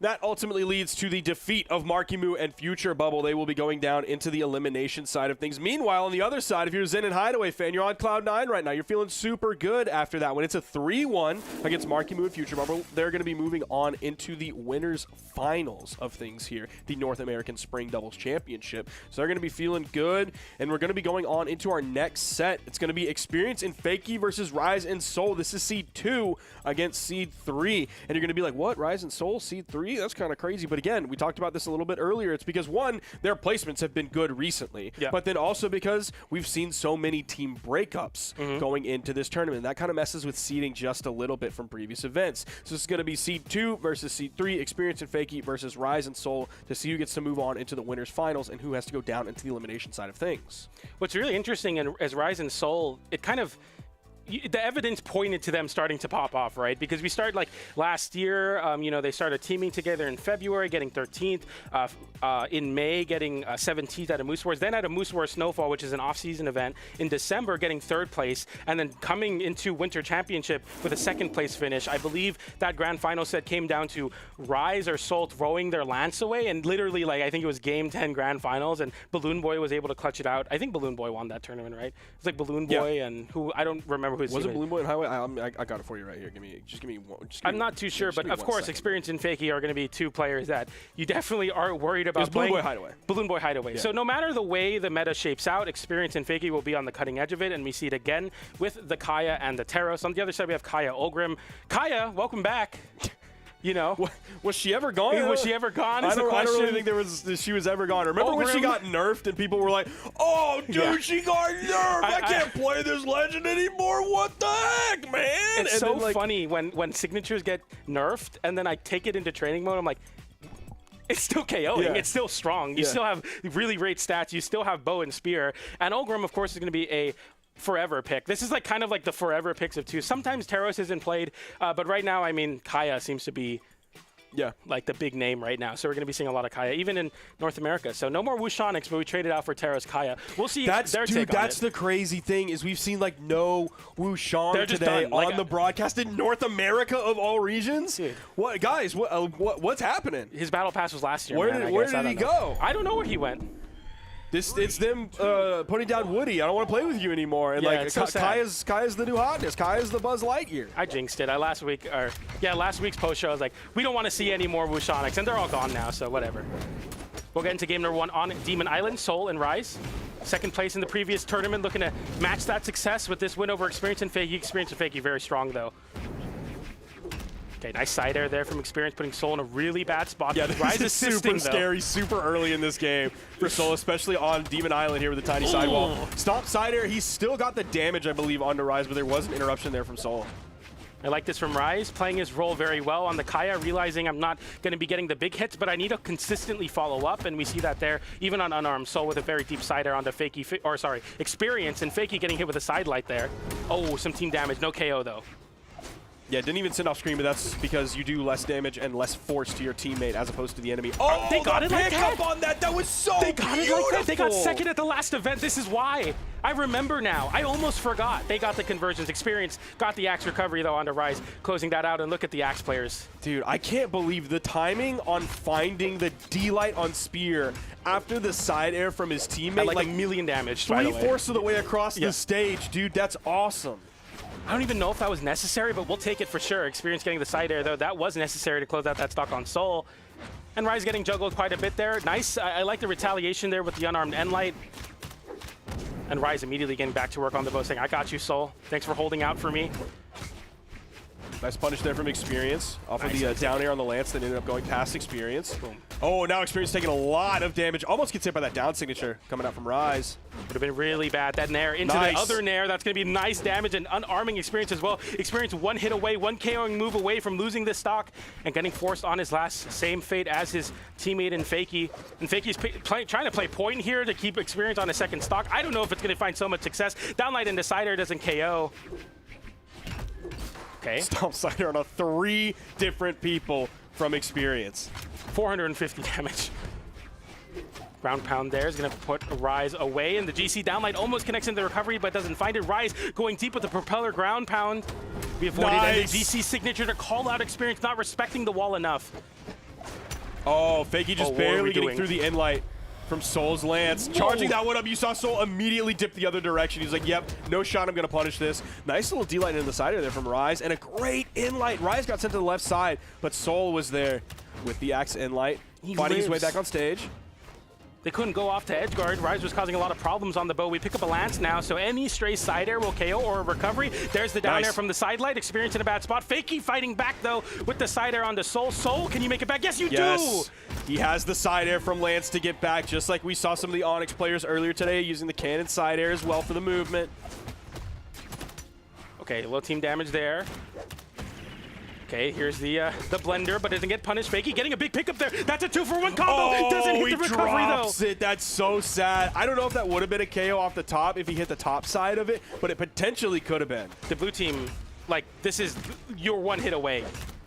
This is crazy that they're holding on in this way. They haven't been hit yet by anything. That's the recovery onto Soul. Soul getting disarmed. Rise can't find anything and loses their stock, and now leaving the 2v1. Gets the read on the dodge away with the downlight into recovery, and the blue team, both of them far past 300 damage on them each, or 200 damage on them each, and hold on and win that game. Yeah, holding on. That's the key to that game. They were white knuckling towards like the latter half of that game, because it started off potentially a little bit of rough patches throughout that game for them, but really they held on in the end and they brought it back in their favor. Because I was going to say, man, I'm potentially going to be kicking myself for not thinking about Rise and Soul in my top 3.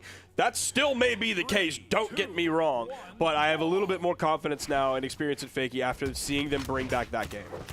Soul starting off unarmed, looking to get both of the red team members on a weapon quickly, and I like the strategy here. Now Experience taking some damage in an attempt to grab this weapon. They get a little bit of damage, but now the blue team even up on the arsenal here. Oh, okay, that could set up. There's the weapon toss that's going to finish it off. It's over.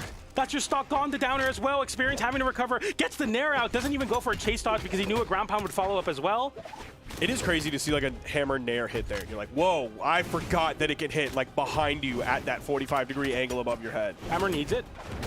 All right, man. Okay, Thor player. Okay, well, Thor needs it for sure. Sidelight into side air from Soul. They drop the conversion, and now the blue team, you know, even after losing that stock very early and Experience's stock as well. I was going to say they look pretty good, but not so much anymore. Fakey taking the wall there, double exclamation points, having to burn all those resources to not risk taking too much damage. Experience with no dodge off stage. Okay, gets hit with a Nair, and then a nice side air from Soul. Experience still in a really bad spot, gets hit with a downlight. Rise in a bad spot as well. Soul goes off stage to save his teammate, though, and he avoids the propeller ground pound. That's a big deal. Man, Soul, okay, I was going to say, is he going to still be able to land? And Fakey gets hit with the pogo very narrowly there, the very horizontal hitbox of that move sometimes. An Experience holding on to his first stock. Yeah. Oh, nice. They also, they still haven't taken out Rise until just now. It's 4 stocks to 2. Experience and Fakey really far behind in this game. I like that from Soul, getting that damage out, not letting your teammate get hit with the full hit of that Axe and Light. Sidelight into Nair, nice juggle state. Rise getting hit with a ground pound as well, not wanting to burn a dodge at a risk of getting team comboed. Another Nair into ground pound. Rise needs to start avoiding that at all costs. The damage is slowly leading in the blue team's favor here. They're down a stock, but they can make it happen here. Rise in a bad spot. Soul as well getting hit with the Kaya Nair on the bow. The Cider. Oh, dude, there's so much unanswered damage coming out from the blue team right now. Even that Cider that Soul hit is instantly answered with an end-light from Experience. Oh, the DC on his own teammate, though, that gave the red team complete control over what happened to Experience next.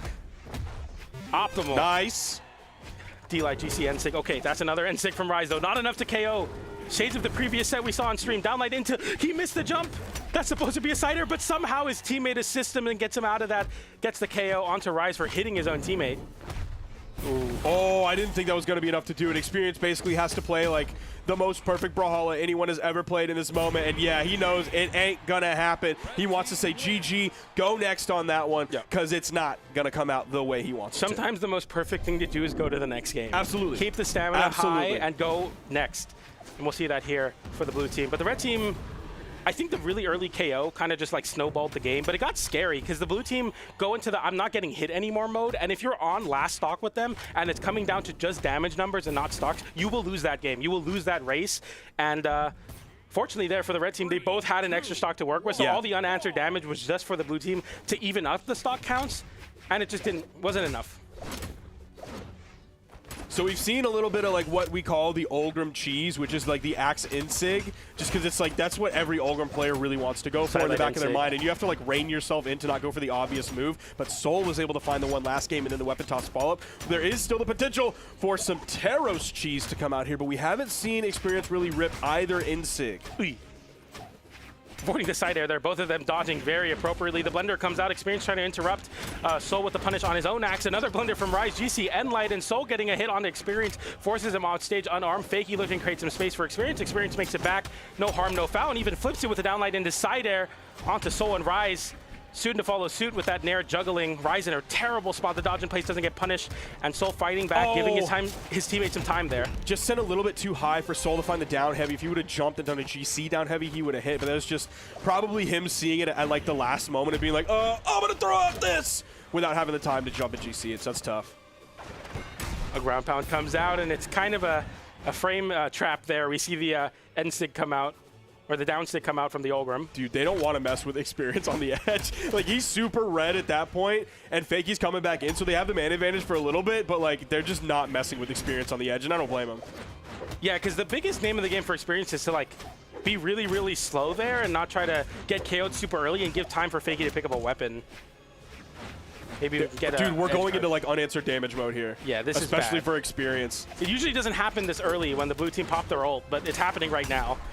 That's the side air from Soul to close out that stock. Very big deal. Fakey in a bad spot, getting hit with the down air there. They'll mess with Fakey on the wall, but they don't mess with Experience on the wall. That's so funny. No one got hit by any of the moves. That's absurd. Oh, the recovery disarms your own teammate. You get hit with a bow nair as well. And oh, that's the Taros cheese you were talking about. And that's a straight KO. And the stock favor going to the blue team off of the back hitbox, the vertical back hitbox of that signature. I didn't even know it hit like that, man. That's crazy. No, Taros needs it. Oh, yeah. Smiley face. Yeah, for sure, bro. Recovery goes high there. Fakey getting disarmed, but a weapon is there to pick up, and Experience putting Soul in a bad spot. That down air sending him all the way off stage. Down air. This time bouncing off the soft platform, and another down air. Oh my gosh. So much damage coming out from Experience. That's probably not going to KO because it's from center of the stage. They can't find anything on a Fakey either while Experience is coming back.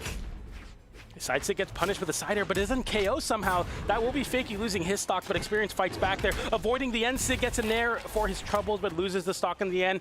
And now the red team, we look to them to find similar form and not get hit. But as I say that, 2 signatures, 2 KOs, and at the end of the day, sometimes the simplest option is the best one. Just throw out the signature, find the KO, win the game. Dude, Experience going crazy style that game, doing major, major damage for his team.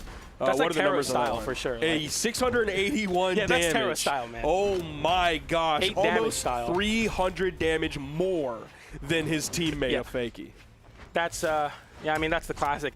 We saw a lot of times where, like, sometimes because Axe's damage building tools don't send you far away, you're kind of getting hit by them and you're like, it's not a big deal. It's a big deal. It's like a lot of damage building constantly. And every time Experience lands with a down air and then hits you with sidelight, downlight, it's so much damage swing.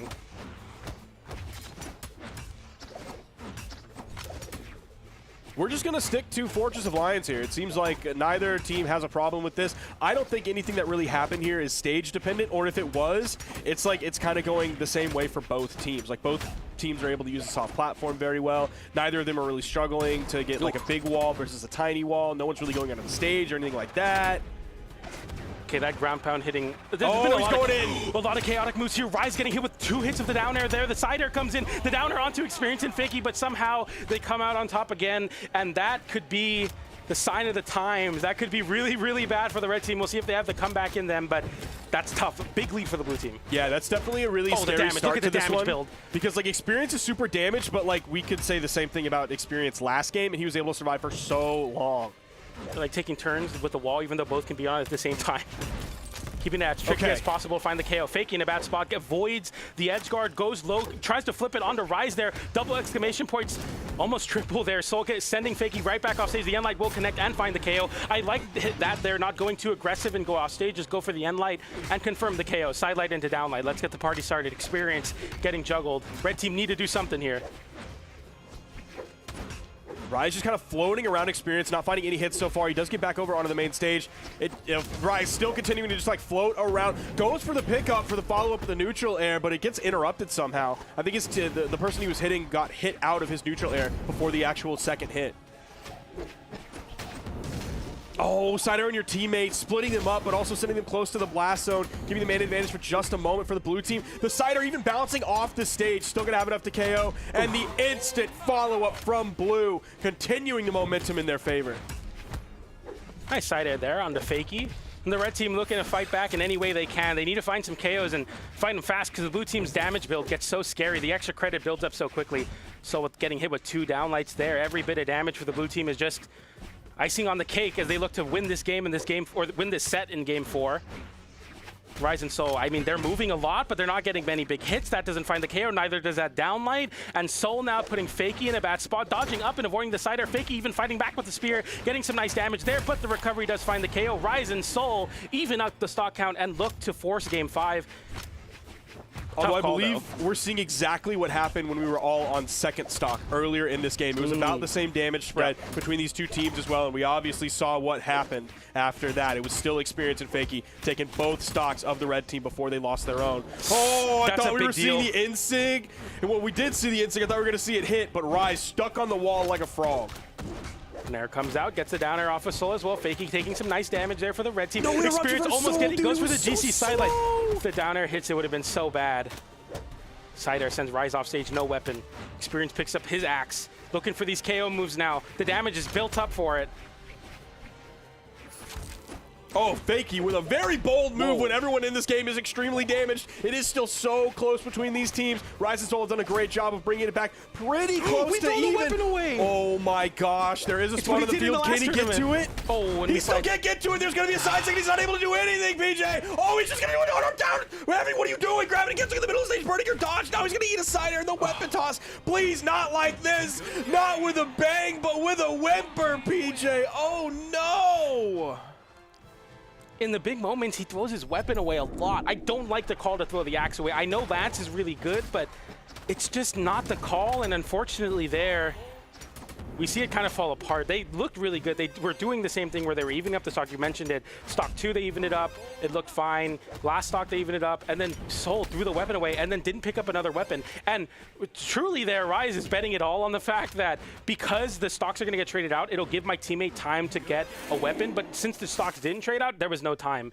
And we see there Soul doing 632 damage, 443 on Rise as well. So they put on, 1,000, I don't know, 70 damage or whatever. Yeah. But it was just nowhere near enough. Experience and Fakey just got it done. Yeah, 1,075. There you go. I teach middle school math sometimes. I heard. I got it. Streets are saying. I got it all up here, brother. But then, look at how close that game was. Like, everybody was last stock red at the end. Everybody's damage numbers are comparable. We have a 600 plus from Soul, 600 plus from Experience, 400 plus, like mid to high 400s from Rise and Fakey as well. So no one really dropping the ball at the. We talked about it a little bit at the end with the weapon toss, but throughout the set, it wasn't like anyone was a major weak link the entire time. It really did go down to last stock 6 damage difference there. I took middle school math. Oh, okay. So they talk about that as well. 6 damage difference is all it takes, but versus a team like Experience and Zen, sometimes 6 damage is all it takes. Yep. Yeah. Man, it really came down to that. Fantastic work from Experience and Fakey, but dude, great performance from Rise and Soul as well. They're going to be moving on to fight Zen and Hideaway next, and then where are Rise and Soul going? They're going to be going down to the bottom side of Yeah, the so real bracket quick, where for they those at. of you Go at home, ahead. exclamation point bracket. This is my favorite segment. Find the bracket with PJ. We got exclamation point bracket. Click the bracket, hit the bracket tab. On the upper side of bracket, I'm on tab number 6. On the lower side of bracket, I'm on tab number 11. So once again, we are on tab 6. And on the lower side, we're on tab number 11. We're going to be able to follow along. Rise and Soul waiting for the winners of matches in the elimination side of bracket. But yeah, you'll be able to follow along like that. We're on challenger mode now, so please, it's a little bit different of a format of the bracket, but you'll be able to follow along. Once again, 6 in the upper, 11 on the bottom. But with that being said, we are going to be going to a short break, and we're going to be finding out who will be facing Rise Soul and Ants and Marky Moo and Future Bubble. Future Bubble. Oh of my course, goodness. their team name on the bracket is Ants and Roaches. If anyone's looking like, what is PJ talking about? Yeah. That's going to be their teammate, team name on the bracket here on challengermode.com. Yeah, we'll be back, and stay tuned for more Spring Championship Doubles North America. We'll be right back.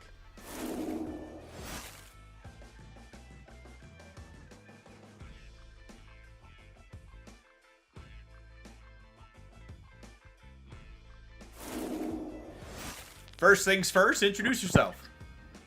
My name is Ace. I was here before, last tourney when y'all did call in. I'm also Elite Train Bot on Twitch. BCX just being announced. How are we feeling about that? Actually, I'm loving the new stadium, actually. I'm loving everything about it, the venue, everything. I'm actually excited to see it. I actually want to come out and actually be there in person. It's going to be my first BCX if I do. So I'm actually very excited for it. What's a weapon pairing that you'd really like to see? Scythe and Hammer. I've been asking for it since Scythe came out, man. I'm not even gonna lie. I love Scythe and I love Hammer. Do you think 1 to 100 men could beat 1 Taros? Yes. Because Taros don't have that much defense.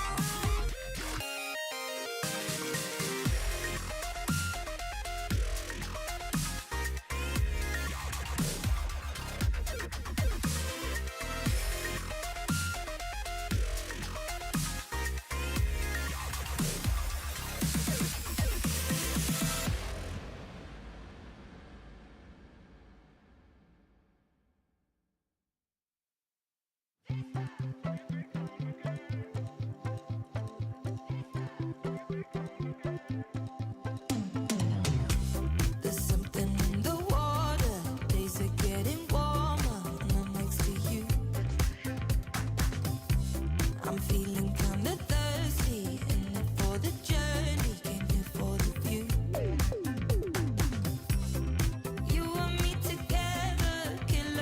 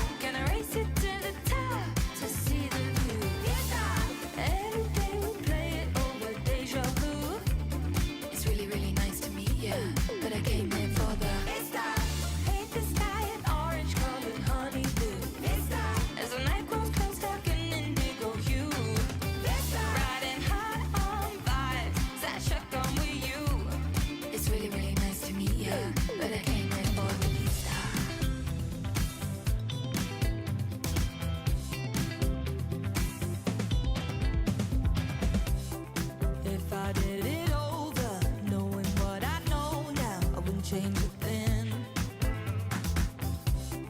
Accidents will happen, it is only natural. Keep it all the same. If life's a simulation, we must be the favorites. Look what we've been through. So players, start your engines. Count me in. 1, 2, 3. You ready? Let's go. Don't you think how lucky? Lucky how it all worked out. Don't you think it's funny? Funny how it turned around. Vista, don't wanna wake up to any other view. Vista, gonna race you to the top to see the blue. Vista, every day we play it over deja vu.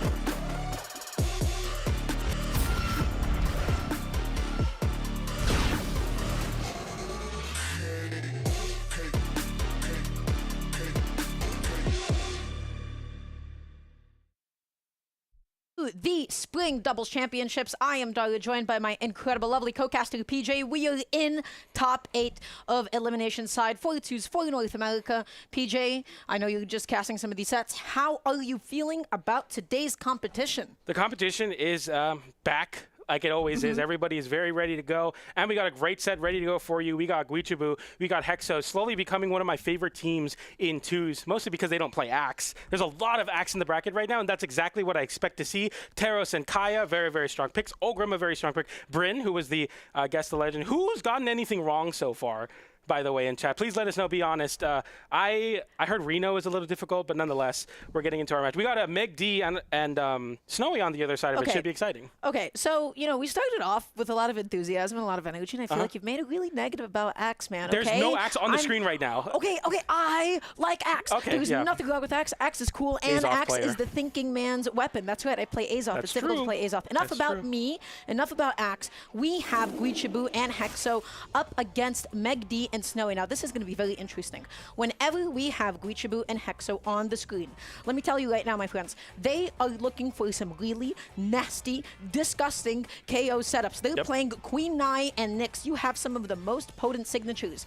Now, in the best possible way, they're looking to cheese. They're looking to cheese. They're looking to get some aggressive team combos. We're looking for blasters and Sig sliding off the stage, right? We're going to be looking for any sort of way to set up really disgusting edge guards. The question is, with this team, is how do you stop that game plan? How do you stop the advances in the off stage? How do you stop their setups? If Meg D and Snowy is able to deconstruct that, this team falls apart. Bye-bye, Snowy. It's over. It's Goodbye. okay. That's already one stock gone.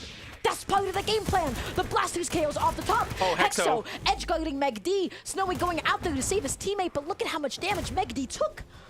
I feel like a lot of the spotlight tends to get put on Hexo. If Hexo is able to keep with Guichibu, is Hexo holding Guichibu back? But right now it's the Hexo show with the blasters. We got the trails going, which means you're taking a lot of damage. You're getting sent very far. Gets the GC Ensig onto Meg D. Snowy going for the edge guard there. Can't get the flip. Hexo flips it back onto Snowy. Hexo is going lights out with the blasters right now. This is game number 1, and they're opening off with a bang already. Guichibu with the Ensig. The recovery off the top. The vertical combo. The pillar. What is happening? Snowy's off the stage. You think you're safe because you're on the wall? You think you're safe because you're not at stage level? It doesn't matter where you are. We'll find a way. Okay, all right, let's chill out. It's going to be just fine. Guichibu not able to get the down air. It's not fine for Snowy. Snowy, it's a bad spot. Okay, the side air into the chase dodge upwards. Very smart. Gets an for Guichibu. Closes out the stock on Snowy. Anyway, no, Meg D saves him. Yeah, Big, that's clean. Very clean. Good save. Okay, Meg D keeping his teammate alive. I like the commitment from Guichibu. He wanted to sacrifice his own stock to get Snowy out of the game. Wasn't so successful. And Hexo eating a bit of damage now. Okay. How is Hexo still on blasters? I may never know. This is so scary because we've seen what he's able to do, especially off the top. Meg D getting exhausted there, getting flipped by that side air. And Guichibu on his own gets a GC Ensig on the spear. One of the best signatures on Queen Nai to close out those KOs. And already, with less than a minute passing, we're here.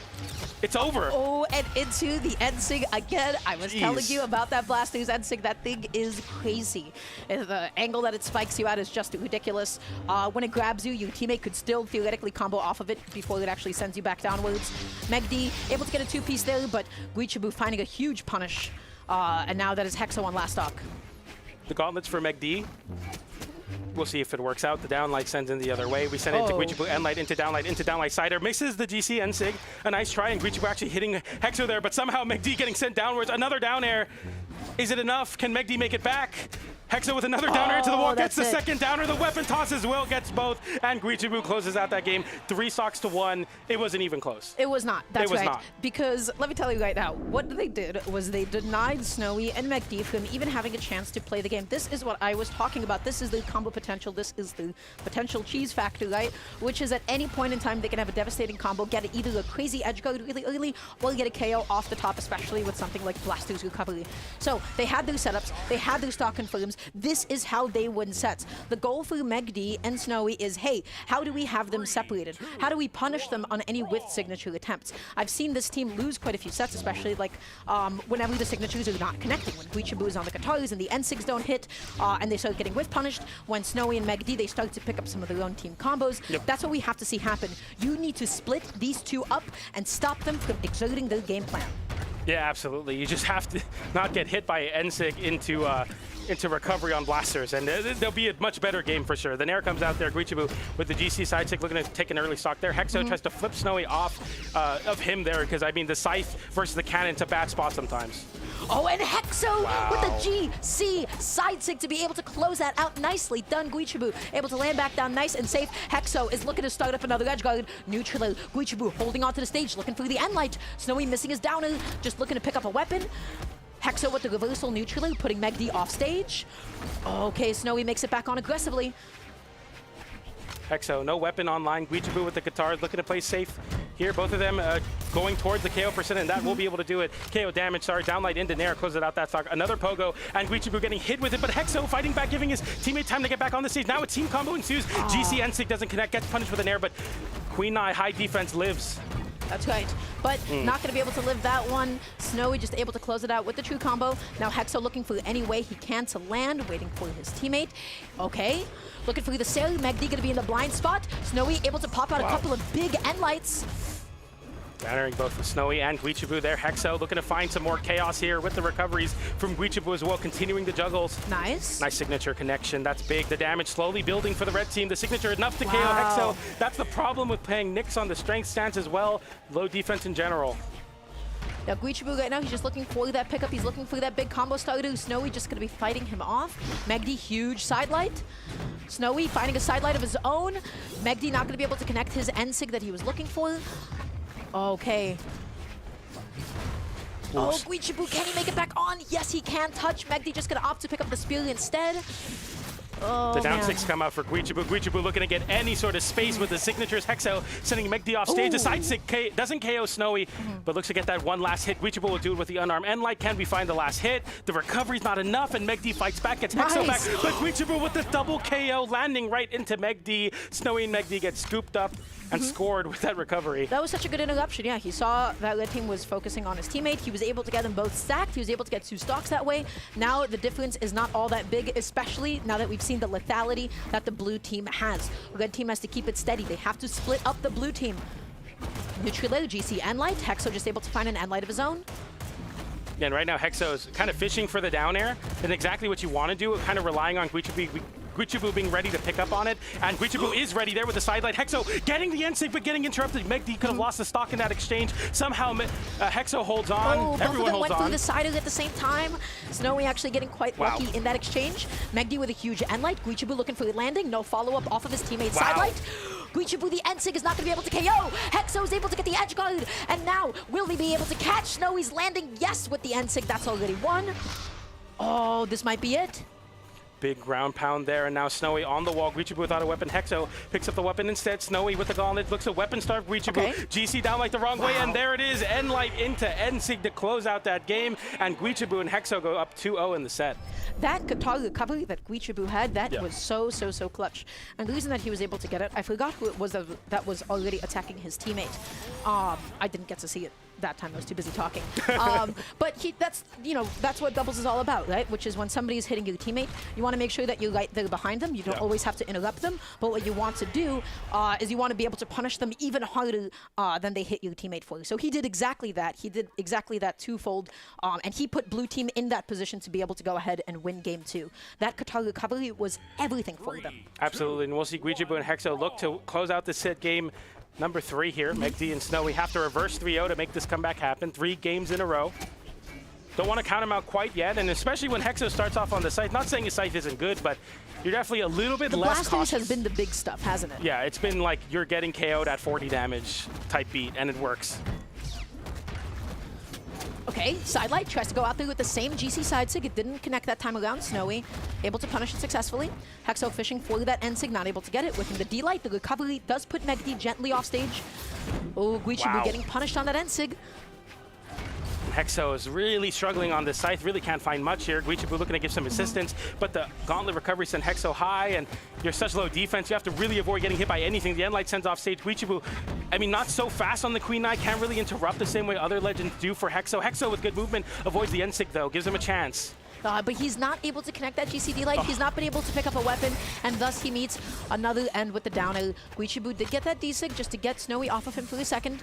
Holding on to the stage here, goes for the recovery, goes for the double. That's good damage. Light into nothing. Guichibu, that's big and gets reversal as well, but Hexo finding a signature KO. Megdi getting a big punish off the no dodge from Hexo, but Hexo flips it with the down air. Megdi in a bad spot. Guichibu taps it in. GC downlight into ground pound. He makes it back though. It's too high up. Too high up. Not going to be able to get the downer into the sail. Hexo looking for the sail, just barely misspacing it. Snowy with a huge whiff punish. Nicely done. Guichibu looking to close that stock. I'm not going to be able to get it. Oh, okay, nice and clean one. I kind of like it. Yeah, for the damage build, it's important. We get the recovery as well. On to Megdi. Snowy fighting back on the cannon, though, saying, I got you. I'll create some space. Hold on to that first stock, Megdi. We need it. Connects the Endlight. Megdi just positioning himself nice and safely on the stage. The game slowing down for just a second. Oh, the recovery does take out Megdi's first stock, but Hexo is super behind. He needs to hang on for a while. Any stray hit from either of these weapons, any stray signatures can be the end of the stock for Hexo. Hexo looking to get that edge guard on Snowy, but misses both. The recovery goes high. The trails come out, which means we're starting to see some KOs. Ooh, I like the GC sidelight extension. I don't think anything else would have connected in that position. Hexo lands back down. He is still holding on to the stock. The side sig didn't connect. The downer successfully punishes it. And just like that, Snowy going to be taking out Hexo. Guichibu in a nasty position where he needs to land, eating just an Endlight. He could have, man, that stock could have evaporated. If I'm him, I'm lucky just to eat an Endlight. Absolutely. Goes for the downlight into recovery there. Snowy dodging downwards. Hexo getting hit with the ground pound into the nair. Hexo, can you make it back? The Pogo continues. Megdi, Snowy picks up on it, but Guichibu goes off stage with the slide charge N-Sig, and Hexo finds the KO on Megdi as well in the blue team with a stock lead. But Hexo, I mean, a little bit more than 100 damage on him. It's scary. That's right. And I like that Hexo is now on the blasters. The blasters have been, I feel like, a little bit more successful. Able to get the sidelight. Sail neutral, no downer. Oh, that's still a lot of damage. That's a bit of friendly fire, though. It comes out for Megdi. Megdi kind of whiffing a bunch of moves in the face of his opponent, but Snowy gets the KO onto Guichibu, and Hexo in the 2v1 knows you have to hold on here. You can't get hit by a team combo. Guichibu makes it back, picks up a weapon here. Very important. Holding on to the ground, Guichibu successfully juggling Snowy, who now has to land from a deep position. The D-Light into the N-Sig was successful. I think Megdi might have not had a dodge. Wow! Snowy makes it back on, eating a downer after he touched the side of the stage. That's such a big deal. Guichibu now with an opportunity. No dodge on Snowy. 2 N-Lights, 1 on Spear, 1 on unarmed Snowy. Holding on here. Hexo realizing I'm going to lose my stock soon, so I have to hold on here. D-Sig comes out with. N-Sig comes out. Side-Sig comes out. D-Sig comes out. No connections on any of the signatures, but keep going. Why not? Hexo with a side air. Coast to coast. Not enough to KO. Slide charge. N-Sig doesn't connect. Tries to go through the double, eats the sail, and just like that, Guichibu and Hexo, they take it. They take the set. They 3-0 Snowy and Megdi. That is massive. That is amazing for them. That was a very big deal. Unfortunately for them, they were able to close it out. It got scary at times, but somehow they were able to just continuously get those KOs consistently, even on Legends and a weird, unorthodox team pick. They get it done. Yep. Wow. Really nicely done. So, what did they get to do? They got to execute their game plan, especially in that first game. We got to see it in full force, with full momentum. They were able to evaporate stocks. They were able to take the stocks off the top. They were able to get all the edge guards that they were looking for. I feel like Megd and Snowy, on the other hand, I feel like they were able to individually fight off Guichibu and Hexo, but we didn't get to see a lot of two pieces. They were not able to really ping-pong any of the blue team members between them. We didn't get to see a lot of team combos, and I feel like a bit of missed out damage. You know, I'm going to go simpleton brain here as a Thor player. Guichibu and Hexo hit 32 signatures and hit 38% of them combined. Megd Snowy, no signature. Guichibu Hexo, many signature. Guichibu Hexo 3-0. That's all I'm saying. Listen, if it hits, it hits. Hey, if it hits, it hits. You got to keep. You can't hit something you don't go for. Yeah. You know what I'm saying? You can't hit NSIG if you don't use NSIG. And Guichibu is actually using a lot of the spear signatures a lot better. I know recently we see Guichibu is obviously really solid on Katars, but as he continues to play the Queen Knight pick, he's doing smart stuff like D-Light into GC NSIG, which is a very active, very covering move. If you like dodge in place or dodge up or dodge to the side, I think you can catch people like that. And the signature usage from Guichibu a lot better. And then Hexo's playing Nyx, and rightfully so. Like Nyx's signatures very much so fit with her playstyle, very glass cannon, for example, low defense, but the assassin of Brawlhalla for a reason ends your stocks very early, and they look good. They're one of my favorite teams. They're very fun to watch. They're one of my favorite teams as well, because honestly, shout out to them. Nobody's doing it like them. This is a very unorthodox team composition. We're used to a lot of Ulgrim. We're used to, as you may have mentioned begrudgingly, a lot of Axe, which is fine and cool and chill and whatnot. Okay. So a lot of Ulgrim, a lot of Wushang still, a lot of Onyx happening, a lot of Blin, and we got to see basically none of that. So congratulations to them. That means they'll be moving on throughout the elimination side. We're hopping on over to the other side of eliminations, where our opponents, our teams, excuse me, are going to be Raid and Brawlhalla up against Radish and Balloon Boy. So I want to say something. Brawlhalla brings back the Ice Pop Greatsword, which warms my heart. I know it cools people off because it's ice cream, but warms my heart. Brawlhalla back on our drip. You know, that's us. That's for us. But nonetheless, we have Brawlhalla still on the Imugi pick no matter what. You have an axe, so it can't be that bad in twos. And Ulgrim, level 100 from Raid, who is playing Ulgrim a lot and is very strong right now, versus a very weird team in Radish and Balloon Boy. So Balloon Boy and Hideaway won the last tournament. Hideaway picked up a different teammate, and Balloon Boy picks up Radish, who is a great player, but has difficulty sometimes making the Red Raptor work in this format. I'm an Orb fan, though, so I love to see some Orb gameplay. Maybe pick up a hammer with the Orb, but we won't get into that. We'll see how these two team comps that are kind of weird work out. Yeah, it's also interesting. Balloon Boy is going to be back on the Devil Chin, back on the Zariel that he's most known for. I feel like especially at max mode, I mean, when Puyo was like a really big thing, he was really opting for the VV or the Mega Man. I love his blasters, and I think we got to see some of that in winner's side with Baratza very briefly, so I'm hoping that one of my favorite legends ends up returning throughout the course of the set.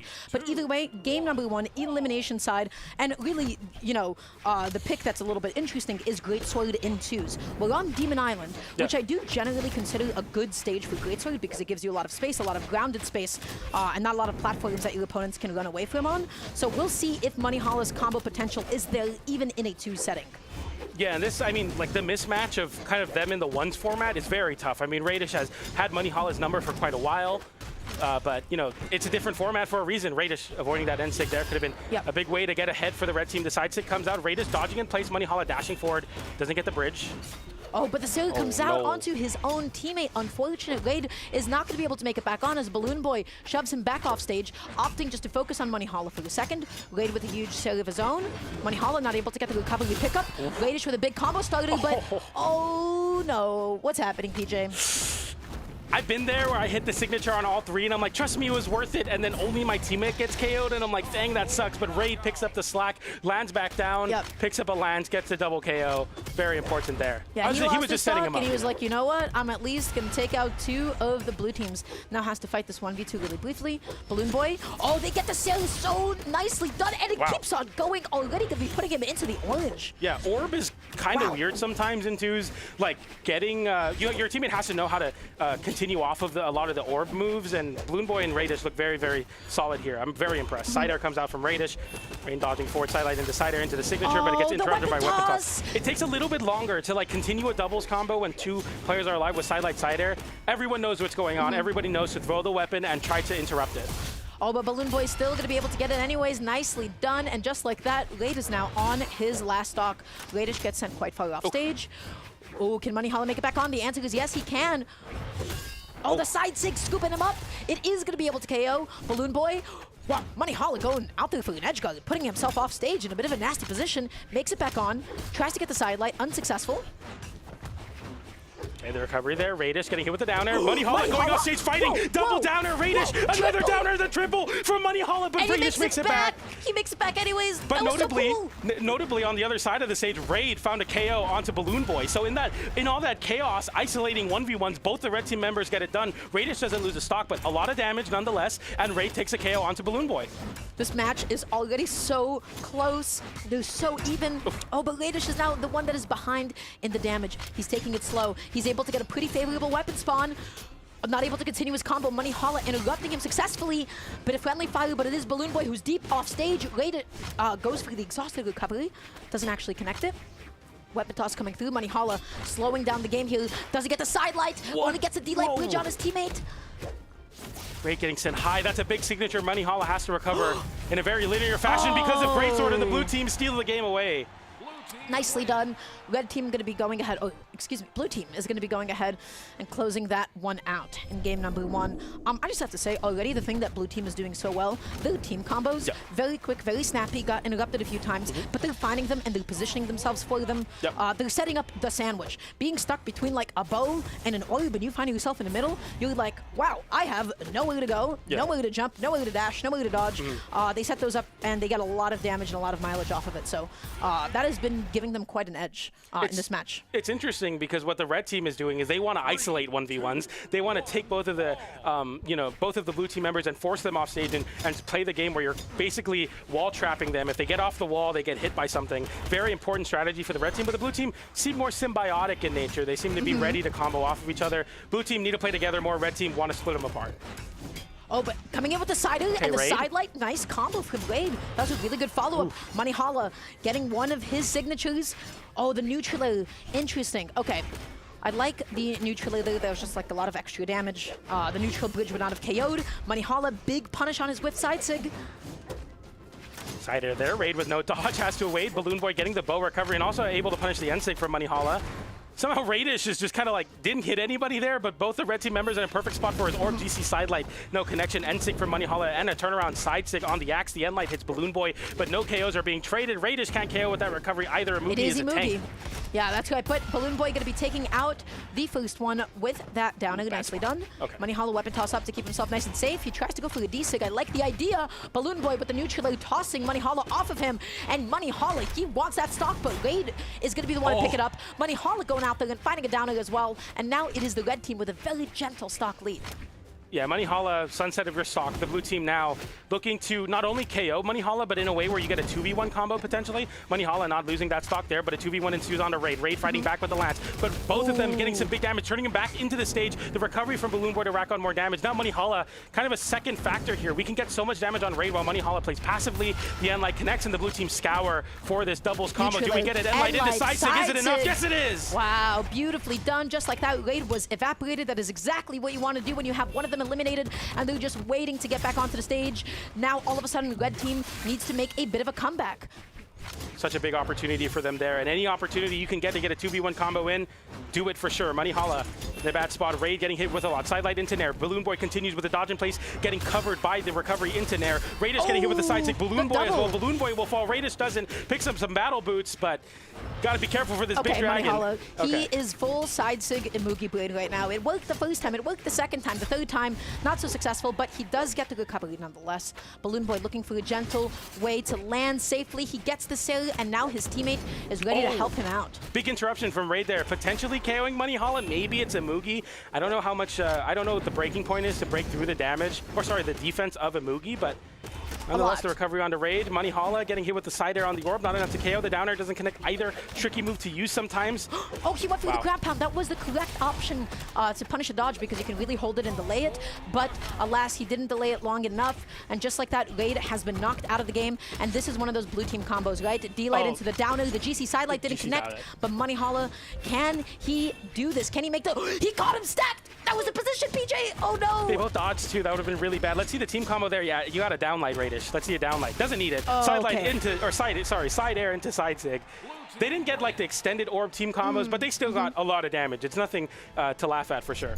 So what won them that game? Well, every single time that Brawlhalla lost one of his dogs and he was just, waiting for himself to be able to spawn back in, blue team took advantage of Raid being vulnerable. That's how they got him a stock down to begin with. That is how they knocked him out of the game entirely.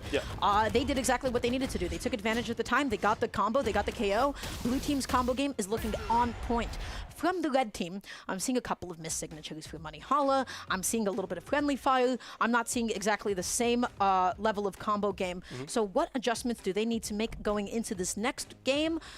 It's going to be a little bit tough. They have to split up a team like Radish and Balloon Boy that is so dependent on their combos at the moment. You got to isolate 1v1s. A lot of times Balloon Boy is just able, or Balloon Boy or Radish are able to interrupt what Raid and Brawlhalla are doing, which is when they find the most success is when they split both of the blue team members. They get the 1v1s, they get to wall trap and control the space. But we see a legend swap. Maybe that will be the catalyst necessary to make this reverse 3-0 happen. We swap off the Ulgrim, we pick up a hammer, we pick up an axe. We got the Taros back on the screen. We didn't get to see any Ulgrim signatures, which is typically why, especially like with axe D-Sig, we got to see like one Lance D-Sig, I believe, but not a whole lot else after that. So there's always a good reason to switch to Taros. There's never really a bad time to pick it. Yeah. Sidelight, D-Light, into neutral. Hammer Nair. So much damage. That's so scary to get hit by. The ground pound there for Brawlhalla. Balloon Boy getting juggled by his own teammate there, but the orb online for Radish gives him space between. The Endlight sends away into the down on the immediate dash forward. Oh my gosh, Balloon Boy able to get the punish with D-Light before the hitbox came out. Another D-Light ground pound. Brawlhalla is going to be able to make it back on. Oh, and he gets the downer. Is that going to be the stock of Balloon Boy? Yes, it will be. Balloon Boy, he had the right idea, he had the right commitment, but his teammate was gone. Radish was getting knocked out by Raid. He wasn't able to fully focus on Brawlhalla, and then he had to deal with both members of Red Team off stage. Sidelight into downlight, another sidelight Nair. Radish getting juggled. Brawlhalla happy to take that damage in exchange for damage onto Radish. Radish gets the conversion to side air into side. Again. Signature. That seems to be like the bread and butter that makes the red or the blue team very lethal in a lot of these spots. That's really cool. Whenever nice it's one member of the blue team, I feel like they're able to evade both members of the red team a lot better, keep themselves safe, and wait for their teammate to spawn back in. Whenever it's one of the red team members by themselves, they're getting deleted every single time. That consistency might give blue team an edge, even if they're a little bit behind. Brawlhalla, amazing Endlight, catching Balloon Boy that was sent into him, able to get the D-Sig. Oh my goodness. Wow, Radish not going on the, I was going to say not going on the immediate beat in order to save his teammate with the recovery, but it didn't matter. They were ready to cover the side air, and Raid avoids the recovery as well there. Side air sends Raid very low. Balloon Boy doesn't opt to go for the edge guard, instead looks to get a side stick onto Brawlhalla. Radish getting the conversion off the Gauntlet Nair, and Brawlhalla in a bad spot. The Gauntlet Endlight doesn't convert into the side air, but you're one hit away, and we stagger the respawns quite a bit. There and it is that's again. a great conversion. Every single time when they have them split up, they're always able to find those KOs. We have a brief 1v1. Okay, Balloon Boy just running away. It is a blue team that is still a little bit behind, but again, they just have a lot of consistency. Absolutely. Big edge guard there, gets the GCN stick. Brawlhalla has to go underneath the stage. Radish looking to chase him off that way. Gets the down air there, but Brawlhalla recovers back quickly. Rain gets a lot of damage on Balloon Boy forward, but Balloon Boy isolates one Nair. GC sidelight into recovery. Radish matching with the GC and Sig, and the blue team with a stock lead. Side Sig was able to connect, but Brawlhalla, now we have the Radish 1v1 don't lose these, I don't on think. Demon What Island. Are we doing? Okay. I think Brawlhalla does not lose these. He gets back onto the stage. He's got Great Sword in hand. He's catching Radish's landings. That's the sidelight. He has the lead now. He knows that Radish is going to dodge out after the sidelight. Is he going to be able to get it again is the question. All right, he dodged up that time. We got to chill. Like, it's 2v2s. Radish, slow it down. We got this, bro. It's 1v1s. Nair into recovery. Brawlhalla has to line back down with the X. Sidelight, side air. Is it enough? It's not. One more hit, though. It is Imugi at the end of the day, going nice and slow. The weapon toss is not going to keep him safe. Radish does close it. You were right, PJ. He clutches it out for the blue team. He was able to fight it back. He got the edge guard at the end. And just like that, that means that blue team is going to be knocking out Raid and Brawlhalla after a hard-fought Game 3 out of the tournament, out of the bracket. Blue team, they've put on an amazing fight, especially in that Game 3. That was an amazing set. Absolutely. I think I want to give a big shout out to the gauntlets on Balloon Boy. Although it didn't do a lot of damage, it felt like certain big moments on the gauntlets were really great. That GC N-Sig from Radish was such a big deal. Brawlhalla, great pickup there, using that side 6 slide charge, still having so many resources, goes for the side air there. But Radish, I mean, Radish versus Brawlhalla last time they played in ones was very Radish favored, and Radish showing no matter what, if it goes down to the 1v1, I'll win that one for us. It's all about the dodge reads at the end of the day for Great Solid 1v1. And it's really, if you don't actually have an entire set of like a 1v1 to be able to go ahead and collect notes on, it's very difficult to actually get that dodge punish that you're looking for. And so he wasn't able to get it. Radish very patiently dodging out. A lot of people, when they're at like a pretty high damage and they get hit by the Great Solid sidelight, it is their instinct to dodge in. So that's why we see like that dash back for Brawlhalla. It wasn't successful. He wasn't able to get the punish. So a couple of things in my mind really wanted for the blue team this time around. The first thing that we have to talk about, not only is the combo game, not only is it the ability just to find 2 pieces and 3 pieces and that NSIG at the end, but it was the fact that whenever red team was split up, they always found the lethal 2v1 combos that eliminated the stock count. On the other hand, when it was a member of blue team that was isolated, red team was not able to return the favor. They were not able to do the same thing. And that's really important. It brought them a level of consistency that the red team was just not able to match. Blue team was consistent. They were solid. The damage output was excellent. And they played so well with one another. Yeah, absolutely. I think, they have a strong game plan, and it's an unorthodox team composition, orb, battle boots, and then the bow and the gauntlets. Obviously, gauntlets are great. Battle boots sometimes is good in 2s, but they make it work, and they make it work in a very technical fashion. I mean, it makes sense that Radish and Balloon Boy are going to have the precision to get it done on those legends. But with that being said, we have our rest of our Elimination Side quarterfinals matches sorted. We got Balloon Boy, we got Future Bubble, not Balloon Boy and Future Bubble, sorry, Marky Move, Future Bubble. We got Guichabu and Hexo. On the other side, we got Rysol versus Balloon Boy and Radish. But before we get to those matches, we're going to go to a short break, and we'll be back with more coverage of Spring Championship North America. See you soon.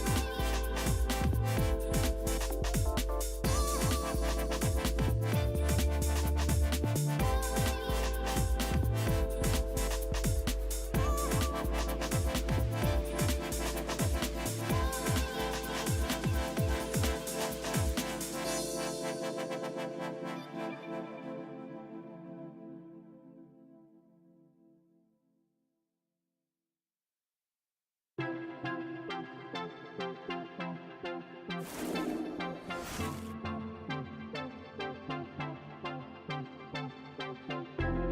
my hand and drop your pride tonight.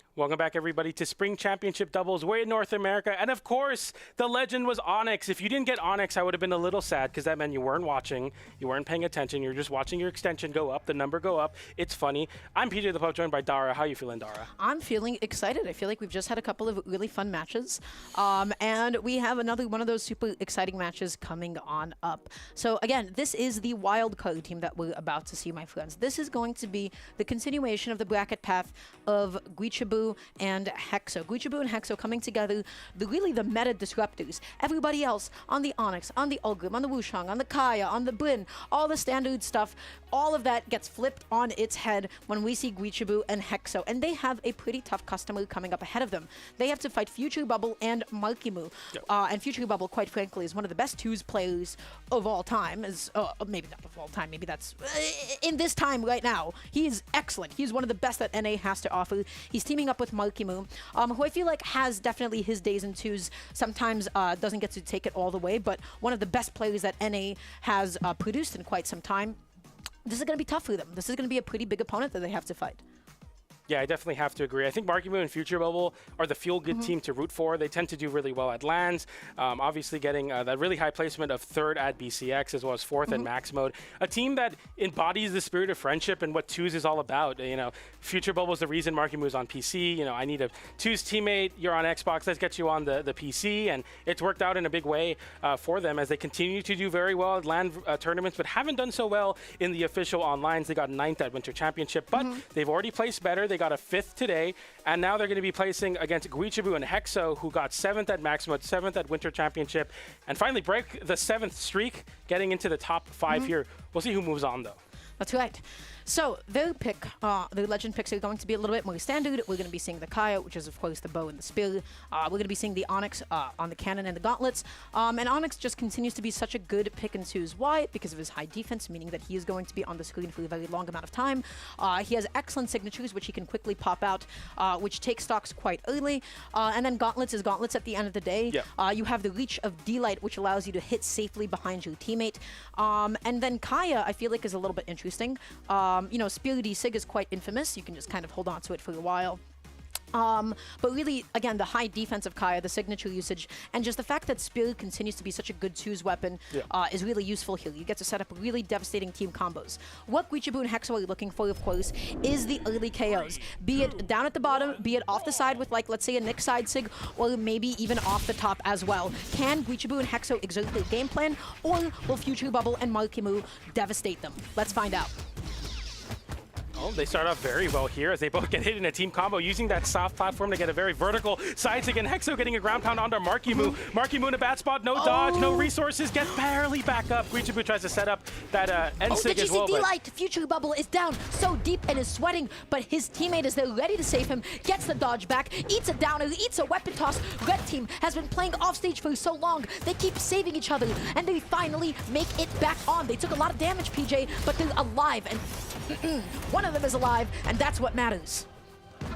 Okay, Markimu looking to fight back with the cannon, but the landing side air from Hexo, and a big open up there. Guichabu almost getting the recovery. That would have found a KO on Future Bubble, but we don't get the full extension there. Not a big deal. Markimu still in a bad spot. Future Bubble taking so much damage, and now the 2v1 ensues. The recovery goes high. Hexo chasing down into the charge, and Sig, it's enough to KO. That is those vertical combos, my friends. And now Markimu once again is offstage. He is, in my mind, the offstage GOAT. He is one of the most aggressive edgeguarders in the game, and the question is he going to be able to flip the situation around offstage, or will Hexo and Guichabu will they be able to do this? He makes it back on, he eats a recovery.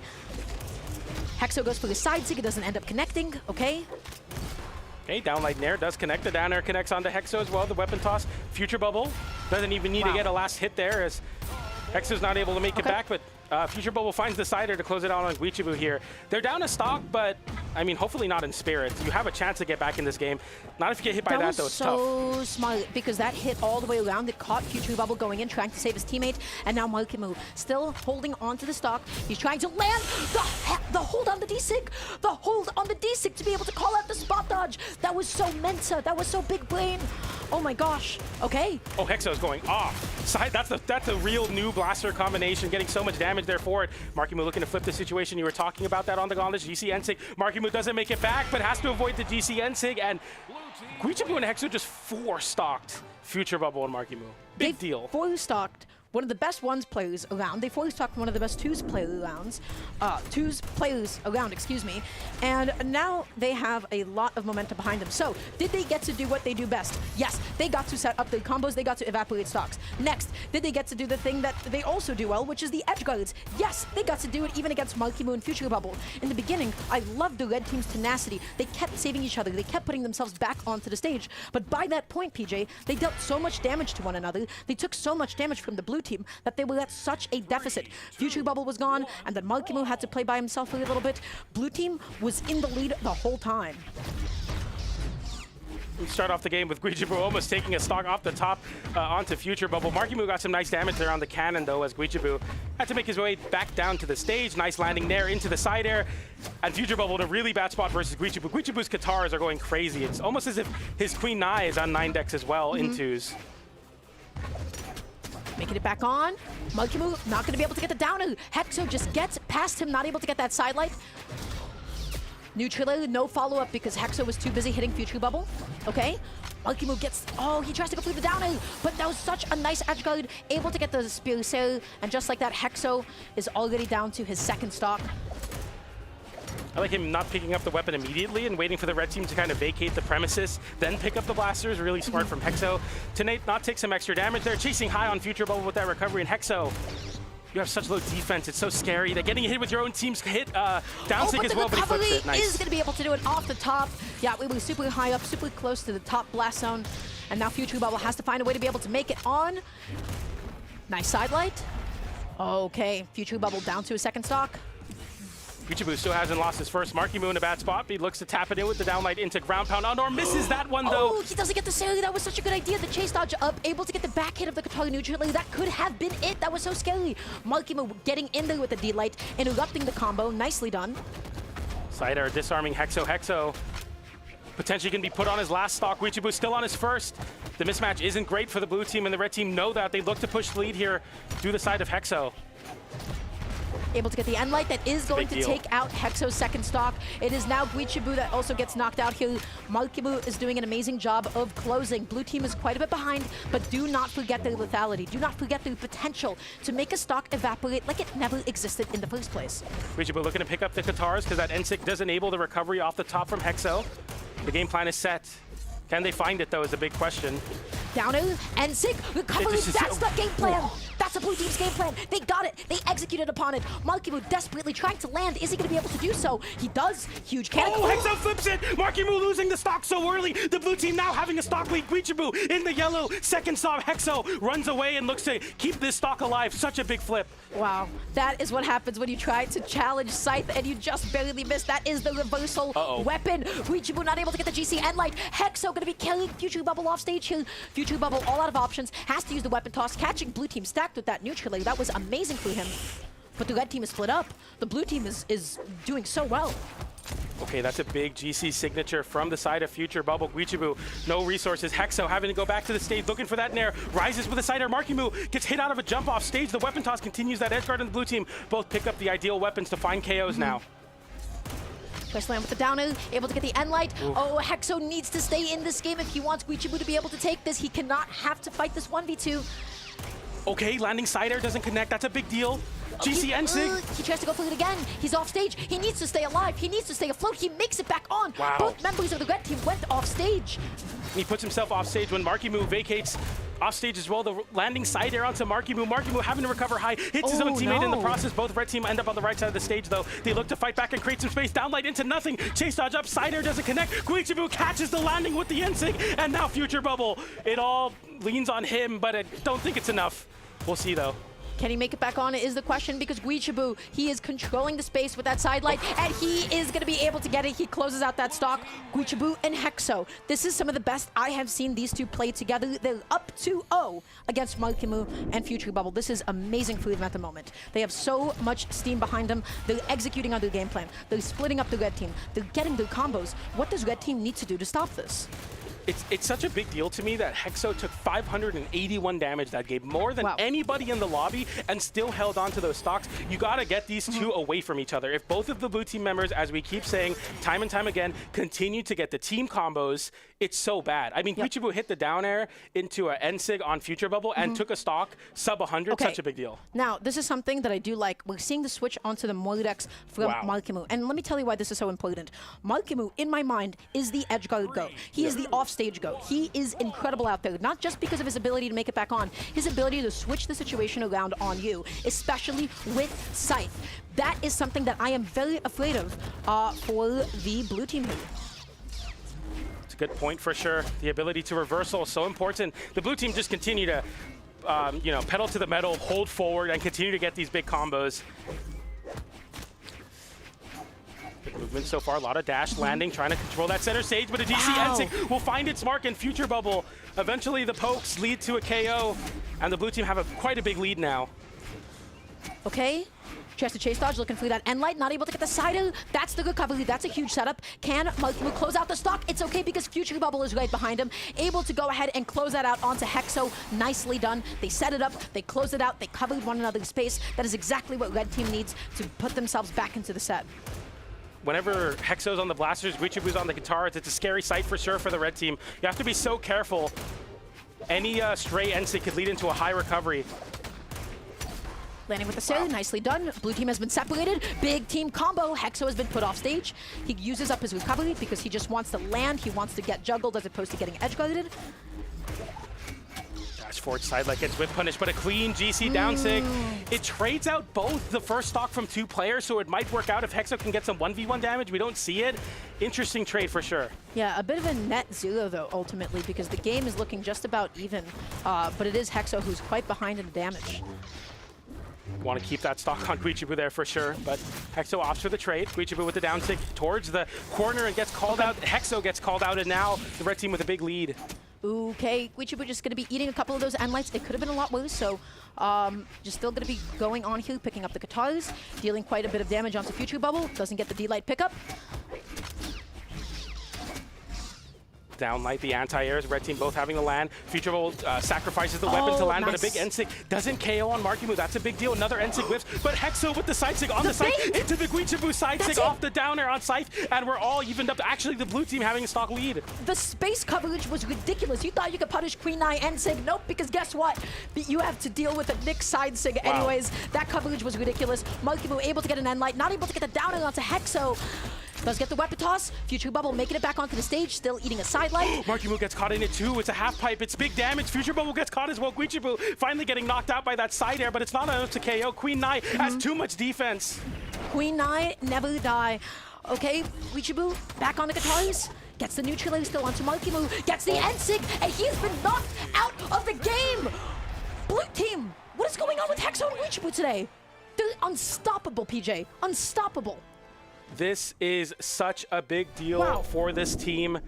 This is them tying their best placement ever, but this time it's at an official. They move on into top 4 with a 3-0 over Markimu and Future Bubble. Hexo and Guichibu, I don't care what you call this. This is just incredibly fun to watch. They are so good at picking up these team combos, consistently getting the Blaster's recovery off the top. This is what everyone kind of hopes happens when you pick up a Blaster's teammate. Hexo's executing in a wonderful way. Yeah, they're doing a really beautiful job. And I have to say, they're making it in actually quite deep. I want to see what the previous 2's placements were like together. At max mode, it seemed like they got 7th. At the Winter Championships, they also ended up getting 7th. That's all through 2025. And then in 2024, it doesn't actually look like I have the numbers on that. Were they teaming with each other in 2024? They weren't. No. So they're getting better and better. Every single time that I see these two play with each other, they're just doing so much better than the last time. They're executing on the game plan. They're doing exactly what they need to do. They're making these stocks evaporate. Future Bubble and Markimu, while I do like the way that they covered each other's space, they were missing that X factor. They were missing that lethality. We didn't get to see any crazy edge guards from Markimu. That is something that he is known for, especially in ones. They were not able to match the damage output that the blue team had ready for them. Yeah, absolutely. And I feel like it's cool because it's cool seeing the ramp up to 2's events, because I'll check my timeline and start seeing like really early blaster KOs off the top, and I'm like, I really hope some team picks up a blaster legend and make it happen. And seeing Hexo and Guijibu execute those very early KOs is really special to see, like really utilizing. And Hexo, even without those early KOs, still finding ways to build a lot of damage using the blaster buffs. I saw him do the landing side air into downlight side light nair and get so much damage for a side air, and so much damage, and things like that are super cool to see for Hexo. That's right. So that is definitely, in my mind at least, the team to keep your eye on. They'll be moving on throughout the elimination side of things, which means that the next opponent is going to be the winner between Rise and Soul up against Balloon Boy and Radish. This is going to be a very interesting one. I didn't get a chance to cast Rise and Soul today, but I did get a chance to previously see Balloon Boy and Radish. And the thing that we noted was the consistency, the ability just to punish one of the teammates while the other opponent was spawning back in. Their combos were looking on point. Their damage output was looking on point. They looked solid and consistent. How do you feel about Rise and Soul at the moment? I mean, if I look at the way that Rise and Soul's trajectory is, they got second place at Winter Championship. They got sent to the elimination side this tournament. It was still Game 5, I believe. So, like, Rise and Soul are a very, very good team. They're seeded very highly because of their second place finish at Winter Championship. Yes. Balloon Boy and Radish, this is a fresh new team coming off of their Max Mode third place placement, both of which, I mean, they got third place there, and they're both really, really strong. Balloon Boy won the Winters, but with a different teammate. So now we have a team that made it to second place with this team comp versus one of the winners of last tournament. It's going to be tough. I feel like I kind of have Rise and Soul winning this. There's just more consistency in their team comp. Ogrim and Kaya, they've been together for longer. Red Raptor, Devil Jin, high execution barrier. A lot of things can go awry. Blue team, very solid. High defense wins, in my opinion. Yeah, and also I feel like this is one of those teams that's very exciting to talk about because these are some 2's demons, right? They've already teamed with each other for quite a bit of time, ever since 2023, I believe.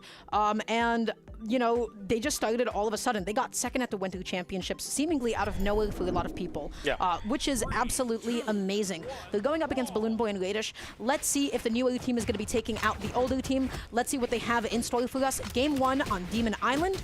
Radish already with the combo, Balloon Boy with the pickup, and Soul with a sidelight interruption. It's Interruption City. Everybody is getting their combos stopped. Yeah, no long-winded combos, especially the blue team don't want to see either of their teammates getting hit by those big combos that boots and gauntlets give you. Looking for the straight hits and the interruptions. Sidelight into down air, doesn't connect. Balloon Boy getting the DC downlight into sidelight, I believe, or maybe recovery. Nonetheless, good damage for Balloon Boy's gauntlets, but the blue team kind of creating that wall, not letting the red team connect, but as soon as the red team do, they get a big team combo. That's that consistency. That's a lot of damage that they put on. Now Radish has to find a way to be able to land. Balloon Boy looking to juggle. Rise, not able to get the call out that he was looking for. Wow. Radish with an amazing recovery. Rise lands back down nice and safe. Getting a couple of downers. Balloon Boy gets another recovery. Rise has to find a way to be able to make it back onto the stage. Balloon Boy whiffs the D-light and gives him the opening. Balloon Boy, high recovery, almost KOing Soul off the top. Rise landing back down with the side air, but Radish gets a side air of his own on the landing, and Soul now in a 2v1. Radish with the orb gets a double KO. Side air on the right, recovery on the left. That's a double KO for Radish. Nice recovery, but not enough to KO, especially not on Demon Island, but that is going to be able to do it. I believe that was the Lancer. Nicely done from Soul, and Rise is going to be picking up that one as well. Blue team keeping themselves in the game. Balloon Boy picking up the gauntlets at the low damage is really, really strong for the red team, and I believe Radish will be cycling over to another orb as well, so see some very snappy, quick combos that lead to high damage. Name of the game for the red team. The blue team very good at interrupting them. Okay, Radish gonna be whiffing that D-light, still able to pop out that N-light, nicely done.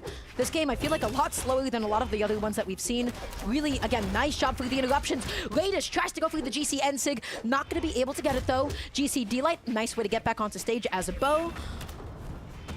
Balloon Boy going high, Soul barely avoiding as well. Rise getting the recovery onto Radish. The damage is relatively even so far. I mean, they're both very, very high damage. Radish getting, or sorry, Rise getting the downlight into Nair. They're disarming Balloon Boy. Balloon Boy picks up a bow. The side air hits Soul, but it's not enough to KO. Another side air will be, though. Radish with another KO. That's 3 for him so far. Okay, Balloon Boy not going to be able to get the D-Sig that time around. That's okay. Wow. Okay, guys, already going to be on last stock. Who Balloon Boy has to make it back from so deep. What's it going to be?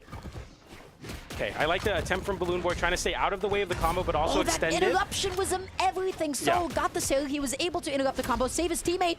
Rise now able to find a downer as well. Radish not going to be able to make it back onto the stage. The team combo. The N-Sig is going to be able to come out successfully. Tries to go out there through the side sig. It doesn't connect, but that is a lot of damage, PJ. You need the weapon toss to burn the dodge, and then the side sig closes it out. But since Rise was a little too close to Soul, the weapon toss gets interrupted by his own teammate's head there. That's unfortunate, but the blue team look really solid here. Soul interruption god. Every single time that any of the red team is hitting his own teammate, he's always there with a cell. He's always there with a sideline. He gets the downer again. He is saving his teammate from a lot of trouble and is dealing a lot of damage onto the red team as well.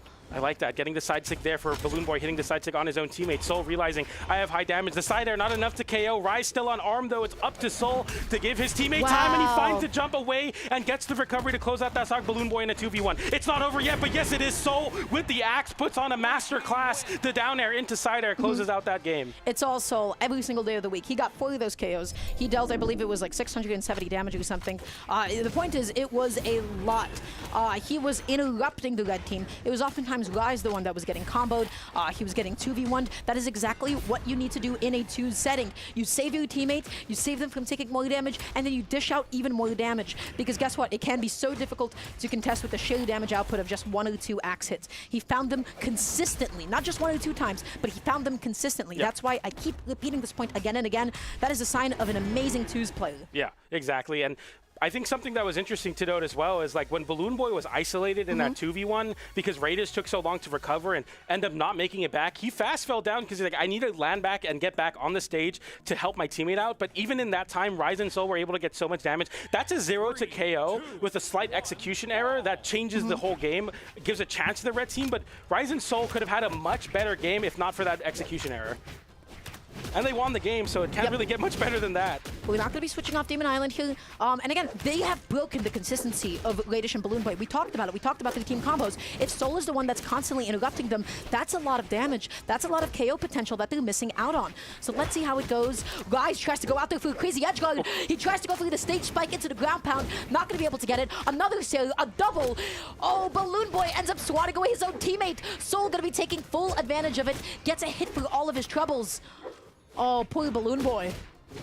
Radish is like trying to give Balloon Boy some space to get back with these high recoveries on the boots. I like it for sure. Sidelight into side stick, catches Soul, it scoops. The weapon toss as well. Is it enough to find the KO? Yes, it is. Soul doesn't make it back, but Rice fights back as Balloon Boy charges up the down stick to try to close out that KO. It wasn't necessary. You get hit for it, but Rise still in a bad spot. He kept trying to make it back. He does make it back. He's looking for the D-Light unsuccessfully. Soul again saving his teammate. He popped out the neutral Balloon Boy, though he was still able to take that stock off the top. Red team with a pretty confident lead now. Let's see what they're able to do. The siren was huge. Oh, the weapon toss went just in between them. What? Rise going off stage, not using the very superior Kaya signatures to try to create some space, or cover the space, I should say. And now instead Balloon Boy flips it. Radish does as well, though. Scary. Guys took a lot of damage. Balloon Boy was hunting him down. It's not going to be able to KO him across the stage. That is unfortunate that the D-Sig didn't do that. Whoa, the landing side air, and somehow the blue team find a way to even up the stock count, but it was crazy. I mean, Soul. Yeah, it's Soul. It's Soul. It's Soul's interruptions every single day of the week. It is the damage that he is able to dish out whenever red team think that they have a combo. They don't have it. Yeah. Sidelight into recovery. The downer hits Rise away, and Soul with a team KO. It's a big deal now because you're in a 2v1. They're down to stock that side air. Won't KO Olgrim quite yet coast to coast, but it's getting close to it. And so immediately running to his friend's aid, trying to get him a weapon. But Rise can't even get back on the stage realistically. Every 2 seconds, he's just floors lava back to the wall. He's playing it slow. He's waiting for his teammate. He's playing it safely as possible because as soon as Soul picks up that axe and gets that down, he knows that he is now free to get back onto the stage. So that was so smart. Radish didn't go for any huge commitments. He didn't go for any like slide off D6 or anything. Okay. The cell comes out. Radish is going to be now knocked down to his last stock. Again, look what happens when you hit his teammate. Soul is looking out for him. Man, I want somebody like that in my life. That sounds nice. He's really good with the axe, or I guess the shovel in this point, but I mean, he does really well at interrupting, as you keep saying, stopping the combos, keeping your teammate healthy. It's very important. The side air interrupts. Once again, you hit Rise, you get hit by Soul. Oh, Soul, he's looking for that juggle. Guys is looking for the recovery, and he gets the neutral. He gets the ground pound. Radish does get the side, putting Guys off stage for just a second. D-Light into the neutral, setting up the juggle again. Soul dashing in, able just to go ahead and find that end light. Soul is looking unstoppable. He is the one that I'm looking out for right now. Absolutely. Rise taking the backwards position there on the wall. Letting his teammate get to his face, dashes forward with the sider, gets a double recovery. Soul going to the GC sideline to continue the juggle. Doesn't find it, but Rise finds the spear recovery. It doesn't KO. Raiders without a weapon, some team damage, but it hits Balloon Boy as well. Soul without a weapon now. Rise needs to do something. Like picks up the latch, gets the sider, calls out the jump. A 2v1 once again. Balloon Boy with an opportunity to take a game away, to steal a game away, but doesn't find the read on that dodge. Oh my god, and it doesn't get yeah, that's right. It does not go scot-free. It becomes a 1v1. Don't throw the weapon, please. No, okay. If he picks up an axe, it's okay. Down D-Light, that's a lot of damage. Balloon Boy, I feel like he's going to be the one to close here. Let's see what Last Soul tournament, game 10, this is exactly what happened. Soul threw the weapon away. Can he redeem himself? Can he throw a weapon and make it work? He throws the weapon again. He loses it, but he gets the unarmed recovery. Another weapon pickup. 4 weapons thrown, 4 picked up. Soul looking to redeem the game 10. Can he do it here? Balloon Boy dashing away, knowing what is at stake here. You want that set advantage. Balloon Boy now needs a way to be able to make it back on. Soul is just backing up. The D-Light catches him. It's Demon Island. It's Ogrim. He is just that bulky. He's just that defensive. But the weapon spawn is in his favor. Off stage, the weapon toss comes out. Balloon Boy. What? He does it. Okay. He clutches it. He closes. He did it. Soul. Oh my god. Taza is losing his mind somewhere because I know Taza got so mad at Soul last time he threw the weapon away. He threw the weapon 6 times and it worked. Redemption for the game 10 of the last tournament. And he clutches it. It's not even, the set's not even over. That's just game 2. Obviously, the red team can still reverse 3-0, but that has to feel good for Soul in the exact same situation to win the tournament a couple weekends ago. But this time it works out. Yes. Wow. Okay, so I have to say right now, Soul is my 2's GOAT. I'm not trying to, neglect you guys here a little bit, but we have to look at the amount of damage that Soul is dealing. 606 once again. That is a lot of damage that you have to take into account here. He is constantly interrupting. He is constantly making sure that if his teammate gets hit, he is going to hit the enemy team twice as hard. What does the other team need to do now? What does Balloon Boy and Radish need to do? They need to find a way to focus on Soul. If Rise is the one that's getting hit all the time and it's not working out, maybe they got to switch up the target. I definitely have to agree with that. Blue team take both weapons there as the red team aggressively look to Rise there to get some advantage, but they both end up weaponless.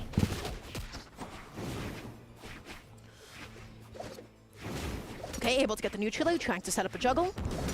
Another down air hitting Balloon Boy. Balloon Boy trying to make some action started there. And once again, Radish hits Rise and Soul immediately interrupted it with Lance. This is ridiculous. Oh, but guys, with the edge guard attempt. But that is why Balloon Boy picks Ariel. You know why? Because that GC ends it, gets you back onto the stage. The recovery didn't KO Radish. He has a second lease at life here, so not going to be able to get the sale. Does he get the recovery? Radish dodging down and to his safety, holding on to the stock a little bit longer. The side air, nice chase shot up from Radish, literally saving his stock there to not get hit with that Lance side air. Recovery on the side of Rise onto Balloon Boy, but Balloon Boy doesn't lose the stock, but does to that GC signature, and Soul getting his NSIG as well. And the blue team look to spiral that momentum into a win here, a set win. Can they do it? Okay, Soul not going to be able to get the punish that time, right? He misspaced his down air, and just like that, that is going to be Rise's first stock gone. Soul looking to land safely, picking up the lands, able to get a down air, no jump call out with the Sari that time around. Radish's NSIG goes unpunished. Soul finding himself stuck between both members of the red team. High recovery on Balloon Boy onto Rise, and Radish not enough to KO Soul. It's so important to hold that stock, but that recovery does. And Balloon Boy not getting the pickup on that Nair, dropping the 2v1 combo and giving Rise some time to keep holding on. Rise taking his sweet old time, making it back onto the stage. Radish just dashing in, dashing out for a second, eating the end light.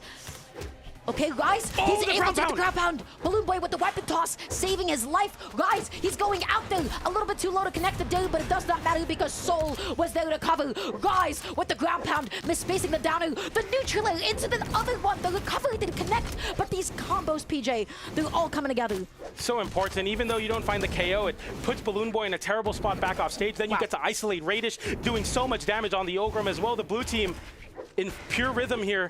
Red team have to pull something out here. They got to do something crazy fast. Oh, the interruption. Nicely done. And guess who did it again? It was Soul nonetheless. Okay. Nice recovery from Balloon Boy. We even up the stocks a little bit closer. So still on his second stock though, so you have a lot of work to do as the red team. Rise knows that though. He was in this position in the last game. You got to hold on to that stock as well. That weapon toss kept Soul safe. He got back down onto the stage. Radish is just looking for an opening. He whips the D-Light. Rise no punish. Huge side light. Oh, Guy's going to be picking up his own teammate. His teammate's so deep into the gut at this point, so it dealt a lot more knockback to him. Side air into recovery. Quick, easy ways to build that damage. Endlight goes for the down air to interrupt Radish. Doesn't hit Radish, but Radish gets the punish on the recovery. Now at 2v1 ensues. Bo and Orb have some kind of weird 0 to KOs, but they don't find any opener there. Yeah, because he was nice and safe on that platform. There was nothing that they could have done to set anything up. And now Blue Team has an amazing lead. It's only going to take a couple of hits just to make this into a 2v1. Radish going back to the soft platform, getting caught by a recovery. No charge on it, though, so it doesn't KO Balloon Boy. Dashing around, using that soft platform, crossing up Rise, but not getting any damage, not getting any hits. No reads are working out. Oh, the friendly fire, the D-Light ended up hitting his own teammate. That is so unfortunate. You have to remember the reach that that move has. Oh, wait, this is big. Oh, Radish getting the downer. That was amazing. Wow, they get the pick up there. Now it leads to Radish with a chance to clutch and force game 4, but Rise and Soul get the side air, and that's it. That's it. They're done. They 3-0'd Balloon Boy and Radish. Soul and Rise are going to continue their tear throughout the elimination side. That was a dominant set. That last game, it was so close. It looked like it was going to be the, but alas, by the time it was last stock each, red team, they were so behind in damage. These were fast sets, man. We had 4 consecutive 3-0s. That's what we got to see on this block just now. 4 3-0s. Amazing. And it makes sense to me, of course, with the Guichibu Hexo matches, but also Rise and Soul doing it again, saying that that second place was not a fluke. They're here to stay in North American 2s. And I think that it was a really cool moment when Soul was able to do that. 793 damage dealt. 94 light attacks on Axe and Lance, 50% accuracy. I mean, 793 damage is a ridiculous number. That's crazy. Yeah, that's not okay. That's not okay. Is that allowed? Is that allowed? Mods, chat. Okay. So nicely done, 2 guys and Soul. They're going to be moving on, and you can see why these two are some 2s legends. You can see why they got second place at the Winter Championships. These might not be, separately the players that we always think about when it comes to 2s, not the players that we think about in 1s, but when they come together, that is why 2s is so exciting, because it lets us see players like this, teams like this really come together and get so far and so deep into the bracket. So really nicely done. Now, this is going to be an exciting match that we're going to have after us. We don't actually get the pleasure of casting this one, but that means that Rise and Soul have to fight against Guichibu and Hexo. These two teams, they have such a well-established synergy with one another. Soul and Rise, I feel like Soul has a much more, Soul and Rise, they have a very solid, very consistent game plan. Soul is the one that's interrupting. Soul is the one that's often getting KOs. Hexo and Guichibu, that's the wild card team. That's the team that either they explode their opponents or they get demolished. We have some exciting sets for the rest of today. Yeah, I think Rise and Soul might be unstoppable here. Soul, with no pun intended, beating his demons there in a big way. That game 2 clutch where he was in exact same situation, I think even on the same map and the same legends versus Balloon Boy, throws the weapon away, trusts in the strategy, and wins and clutches that game 2. That's such a big deal and such a big morale boost for the blue team. This is so scary now. Rise and Soul with an opportunity to not only match their second place, but also take the tournament. I'm rooting for them for sure. As am I. This has been a pretty crazy doubles weekend, right? We're seeing these new generations of 2s teams, the Guichibu and the Hexo. We're seeing the Rise and the Soul, so that's super fun. That's super exciting, and they've knocked out a lot of the NA mainstay names, a lot of the staples, right? They've knocked out Balloon Boy and Radish. They've knocked out Megd and Snowy. Those guys are all gone and out of the tournament. Markimu as well, also going to be knocked out here. So there's a lot of big names that are now just gone. Out of the bracket. And what a chaotic top 4 that we have. Absolutely. It was very exciting to cast this with you, Dara. And that being said, I believe that's going to do it for us. We're going to pass off the mics to Slow Motion and Sparky as we get into top 4 of Winter Doubles. Anything you want to say before we go here, Dara? No, just thank you for having us, everybody. Thank you for listening to us talk about video games. I'm going to be excited to watch the rest of 2s alongside all of you. If you'd like, you can type in ! casters in the chat or something. Especially follow PJ. Go ahead and support PJ. He's one of the best casters to be doing it.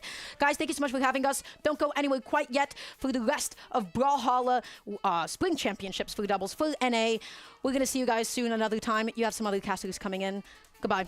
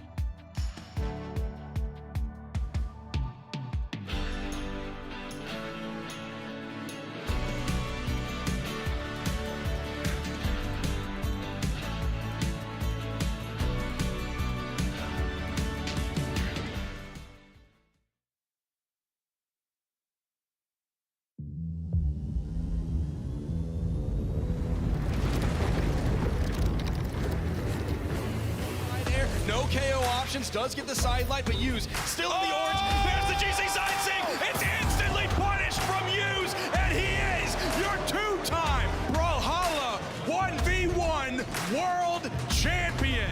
Bending corners, built to the top, gotta get to the top. If I fall down the hill, grip my bucket tight. Whatever the path, gotta figure it out. The ball stage, the ground pound, no, there's not gonna be one, but Gosling could not get out to the wall. He GC taunted him. That's a battle pass challenge. That's one for it. That's crazy. He did it. Unlocked. Don't know what somebody told you. It's probably best if you don't move. Just stay.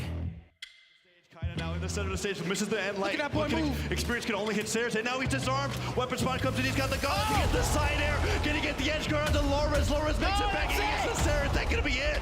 It should be. He won't be able to touch. And Kaina and Lores are going to be your BCX 2024 doubles champions.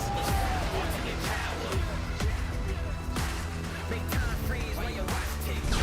Listen, got this.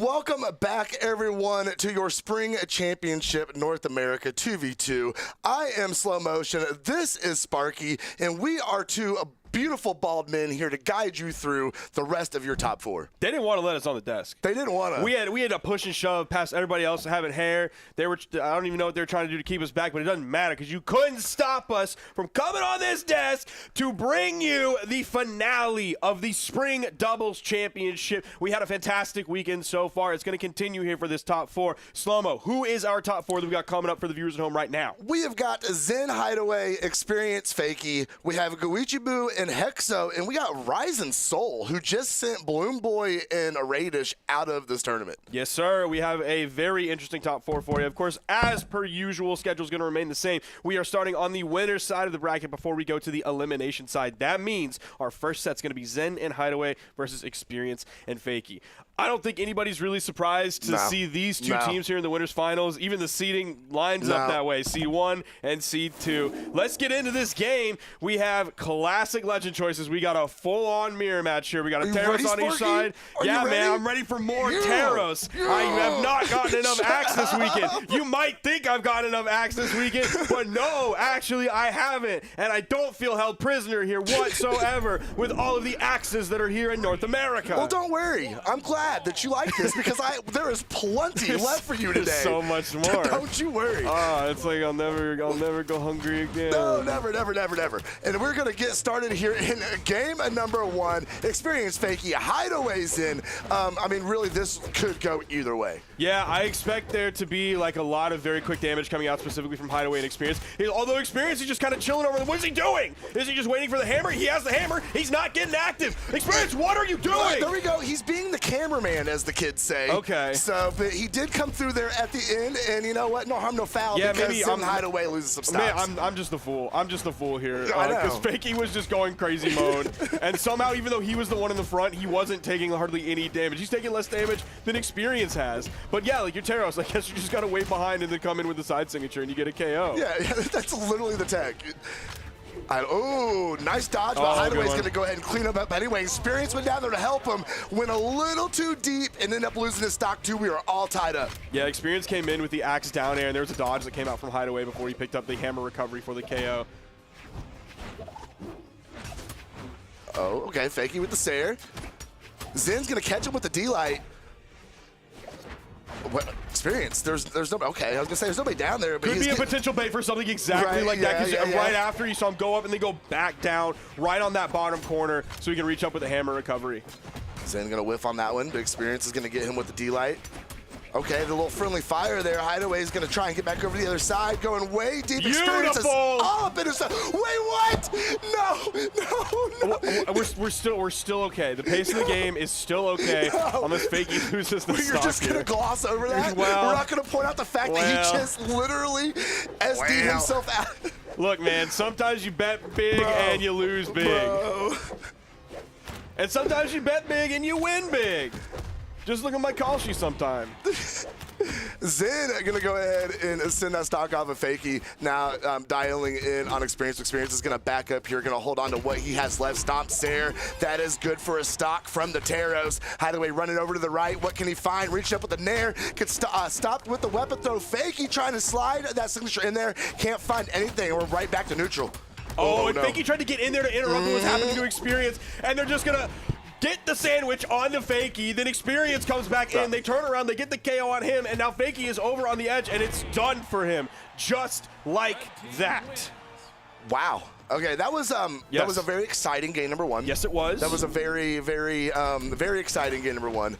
They are not wasting any time. We're not even going to be able to look at these replays. They are rushing into game number two. There was the ground pound, and then Zen was there. Like, unfortunately, Fakey really just wasn't in the place where he could help whatsoever with that to secure a KO there or interrupt the recovery that ended up saving the red team player. He was without a weapon, and he was sent over to the left side. So, like, really, that's more on Experience for going in deep than his teammate not being able to come in, respond, and help. Very true, very true. But they're going to try and brush it off and get ready here for a game number two.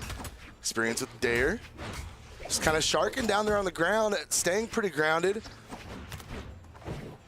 Okay, a lot of whiffs here at the beginning. Okay, there we go. Trying to, got Hideaway hit up in a couple.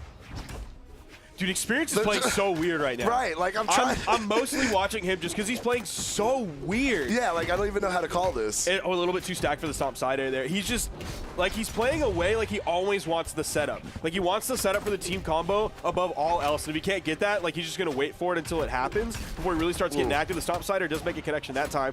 Recovering back to the stage. He actually gets through. Zen didn't really turn around and try to poke him with a down air or a ground pound or anything like that. He was able to get back. Zen, though, getting tossed up here by Experience and Fakey now. Come back down the stage, ready to reach up with that recovery. Experience getting taken away to the top, but he's still holding on to that initial stock. Zen, however, is not anymore as he gets tossed over to the left side. Oh, what a reversal. Hideaway going to go ahead and send him down as well. Yeah, that was really nice. He tried to get the hit on a Fakey to send him away. Then after that, he went with the recovery for the KO. So he's dealing with both blue team members on the wall, and they're continuing their combo, like 2 jump heights up above, maybe even 3 jump heights up above the stage. Huge distance all the way up there, and they still picked up that combo. Very close here in game number 2, though. All the stock is even. Okay, we're slowing down. Just kind of both teams on their own side of the stage. Okay, now we're going to engage a little bit. Zen taking the high route. Nobody reaching up there after him, though. Experience getting way up top. Nice. There you go. We've been seeing that from Fakey all day long. That's going to finish off Zen's stock. Probably no. Okay, the stomp side air from Experience, or sorry, the side air is going to end up hitting Fakey, splitting up the blue team. One on the right, one on the left. Okay, nice jump side air. He tried to land down on the platform and go for that neutral like that was almost super sick. It almost was. Unfortunately, did not work out. Ooh, okay. Experience and Fakey are going to lose their stocks in unison.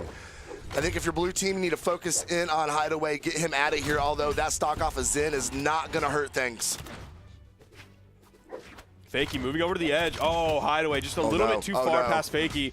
The down air is scary. The ground pound's scary. There are a lot of people over there, so he could get chase dodge potential. He gets back safely. Okay, Fakey, I think, kind of came out worse for wear there as he is getting dangerously close to knockout range, especially with a Taros lurking on the stage. That's going to send him way up, but not quite enough off that signature. Experience dipping down over on the right side. Zen delighting over the top and whiffing. Experience getting disarmed and sent up to the top again. Oh, the interruption on the spear recovery. He was trying to get the follow-up after the sidelight with the spear recovery, and he got interrupted. Doesn't ultimately matter for the end result of the game. 707 damage coming out from Hideaway. Nobody even comes close to him on the board. No, but it's just like Zen just has this aura about him. Like, Zen, no matter who you pair him with, he just wins tournaments. Yeah. It is absolutely insane seeing him coming through with Hideaway today. They've been absolutely cleaning a house, and here they go in a position to 3-0 Experience and Fakey and send them down to elimination. That is a quick work of a very, very, very good team if they're able to get it done here. Now, my predictions had me putting Experience and Fakey in first place. Okay. Seeing Zen and Hideaway, I put them in third place. We very well could have positions swapped based on these performances that we're seeing right now. Zen and Hideaway just looking so devastating. Going to get one weapon on each side. The third weapon comes in for Highway. It's going to be the hammer.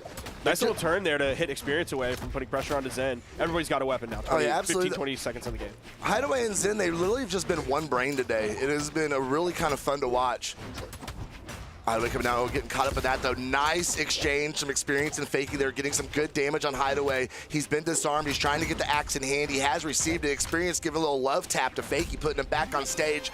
Hideaway is gonna be sitting out in his first, but good thing for him is Zen is still very healthy on that first stock. Yeah, it's crazy how quickly Zen went over there and wanted to pressure Experience on the wall, but then neither of them ended up hitting each other in that entire like 10-second sequence. Oh, I don't know how he got through that down signature slide charge like that. Was that a dodge that got through, or was he just like close enough to the wall?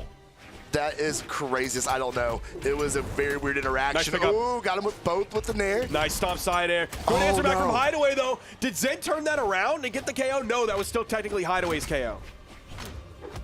Okay. Oh, Fakey was not able to interrupt that and got knocked out to boot. And they're going to continue to put that pressure on Experience. Red team playing out of their absolute mind today. Okay. Zen gonna follow him over off the side. I'm waiting for the ground pound. Yep, there it is. There it is. Oh, you know. Oh no, Zen's in trouble. Yeah, the he can't get off of that. is gonna fall, but that's his first one. He's still vibing, bro. Yeah, his survivability's been great. Good, Hideaway going down, not the greatest thing. He's on final stock, but still, by and large, still ahead of Experience and Fakey off of that one. There's a downer from Experience. Zen's able to. Did he touch the wall? Okay, he did. He was in sweat beads when he like went up, and I was worried that he didn't touch the wall and was gonna fall. Okay. Oh no, Hideaway is out of this game. Experience and Fakey in a very good position here to save the set. Okay, Zen, see what he's going to be able to do. He is known for a twos player, but what is he going to do in this 2v1 situation? Nice, definitely a bait D6. This is so scary. There's the side air, cleaning that one up very quickly. And he went from having 2 stocks to 3 to now having 1 stock versus the 3 stocks of the blue team. Yeah, and you got Fakey with 2 stocks left. Experience still very, very healthy. Dude, and the team combo is just on absolute lock. Oh, Zen though, nice reversal. Gonna take the stock off of Fakey. Yeah, I don't think he's going to have as good of a chance of getting a ground pound. Like, oh my gosh, and it's just over like that. What I was trying to say is I don't think he's going to have as good of a chance finding the ground pound when he's edge guarding a hammer from above with a bow ground pound. But it didn't matter. There was no continued edge guard. There was no more pressure that he could put out because the red team, they just ended up taking I mean, kudos to him. He got the stock. Yeah. But man, that was a gross combo. Oh, here we go. Here we go. Oh. Oh. It's beautiful. It's beautiful. Beautiful, yes. And what else is beautiful? We're going to slide into game number 4. Experience and Fakey. Maybe the start of a comeback here in Winners Finals to secure their spot in Grand's winner side. Just have to see what happens here as we start off here. First 10 seconds of the game. And everybody just kind of being cool, calm, and collected, but blue team yet to hardly take any damage at all. Okay, there's the nair. You see Fakey still staying high. Man, Experience. He really is playing for like the follow-ups well today. Sometimes that means he's out of the action for just a little bit, but at least so far, based on last game, he's starting to make it worth for sure. Like he's doing most of the damage. Great follow-up there from Fakey as well. Experience going over there again for the hammer recovery. That is the edge guard plan for Experience. Go over there with the hammer recovery. It doesn't matter where he is. He's getting KOs off the top. That's the beauty of a heavy weapon like hammer with so much utility in its kit. I do not think Fakey and Experience is the team you want to give momentum to, and they are starting to build it here at the beginning of game number 4. Although, getting taken up there. No, coming down, going to be able to land that Sair for some more good damage. Zen already getting close to knockout range. Zen's just running away. He was afraid. Fakey was on his heels. He wasn't even really doing anything other than just like existing in the same area, and Zen was like, no, thank you. Yeah, trying to let things get a little more equal before he takes any more damage. Hideaway going to catch that Sair to the back of the head. Reaching up with it. Okay. Oh, no. Fakey going to go ahead and put hands on Hideaway. Good recovery from Fakey. Can Zen make it back down the stage? No, the recovery from Experience. Oh, wait. Did he get the tap on that? I believe. I mean, it counted for Experience. Yes, that's crazy. To get the double KO in that moment. They have a massive lead here. Yeah. We're definitely looking at the beginning stages of a Game 5 with this push. No, we started to see the momentum build in last game. And then here it is. They are just completely taking control. Oh, nice recovery from Fakey again. Oh, dude, Experience. He wanted it. He got a little bit too greedy. He even gravity canceled, so he got stuck there at the top. And that gave Hideaway the perfect chance. But I think they're still okay. Fakey still being on second stock. Nice spot dodge there from Fakey. Okay, reach up. Oh, nice dodge from Hideaway. Using that soft platform, mix it up, coming back down the stage. See Experience trying to land that axe off the Teros. Ooh, some friendly fire between Zen and Hideaway. You definitely do not want that at this point in the game. Okay, Hideaway very, very, very damaged. What can he do? It seems like they want to keep Fakey off of a weapon as long as they can, but now, unfortunately, the other Kaya player, Zen, is the one without a weapon. He grabs it, Fakey, on to final stock. Is Experience just going to try and push what he can? Oh my gosh! That KO'd in orange! The power of Teros, even against another Teros. We have a 1v1, though. Zen versus Fakey. I don't know about it. Zen is very oh, he stayed out of the way of that. Stayed That's low. a good start. But you have this high defense on Kaya here. It's going to be very difficult. What's he do now? Yep, he goes for the low option. Before he went for the high, he expected Zen to stay low again the second time. That's why he went for the down signature. Wow, what a rally from Fakey and Experience here. The set looked pretty much won for Zen and Hideaway, but somehow, some way, they have turned up the heat and pushed us all the way to a game number 5. Take a look at these replays. We're taking a look. We're going to Small Fortress Alliance, a very, very popular map today. Yep, I got to say, I'm a big fan of this stage as well. Like, I feel very comfortable on this stage. There's nothing too crazy about it where I'm like, ooh, I don't want to be in this area of the map because of this reason. It's just like an all-rounder feels good. I'm also a big fan of the Dome, which we were seeing a lot of in the previous regions this weekend, but we haven't really seen too much Dome whatsoever. It's really been the Fortress of Lions here for North America. Yeah, pretty much on repeat all day long. All right. The set, we said it would not disappoint, and here we are getting into game number 5. This is your winners of finals. The winner of this set will be moving on to grand finals. The loser will be going down to elimination finals. We're going to need Zen to step up this game, because last game he only put out 276 damage. I believe he had some not great damage in the game that Experience and Fakey won before that as well. So he's going to have to step this up quite a bit here if they want to take this in the game 5, because Fakey's dropping bombs, neutral signatures, unbound. Yes. Ooh, nice from Zen to be able to push Fakey out of the space. Okay, that lot of force off of that neutralite. See if Fakey can find another one. Confirm that stock off a Hideaway. That's still not gonna confirm. Zen fighting back unarmed and now has that bow in hand. Nair from Hideaway is gonna catch Fakey. There is Experience being sent up off the top. Hideaway's gonna follow him, and now it comes down to Zen and a Fakey to hold on to those final those first stocks. We're trading 1 for 1 here. Absolutely. That's what I was trying to say. Yeah, exactly. Thank you. No, I got you, man. We're on the same team here. Appreciate that. Okay. Hideaway was really close with that axe recovery. The second one, not so much. There's the inlight. Zen, you were not ready for it. He wasn't ready to punish. Okay, it still is going to lead to the knockout there into the blast zone.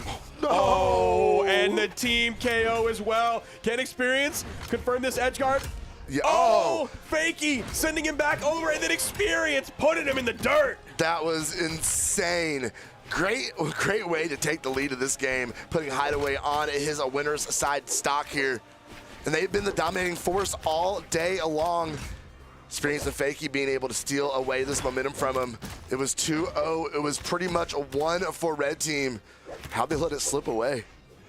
I mean, like, Hideaway just got taken to the bank, and not in like the good way, like when your mom wants to go to the bank, and so like you're not getting the money or withdrawing or depositing anything. Right. You just got to stand in line, and then she ends up talking to her friend for a really long time, and like you just never get to go home. It feels like you're in prison forever. And the bank stops side air, sending it back to the stage, and then Experience is just gonna fall on the left side.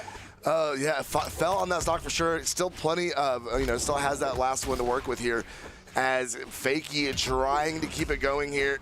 Oh, Zen might be the next to fall off. Sweat beats out. Sayer is going to get the job done.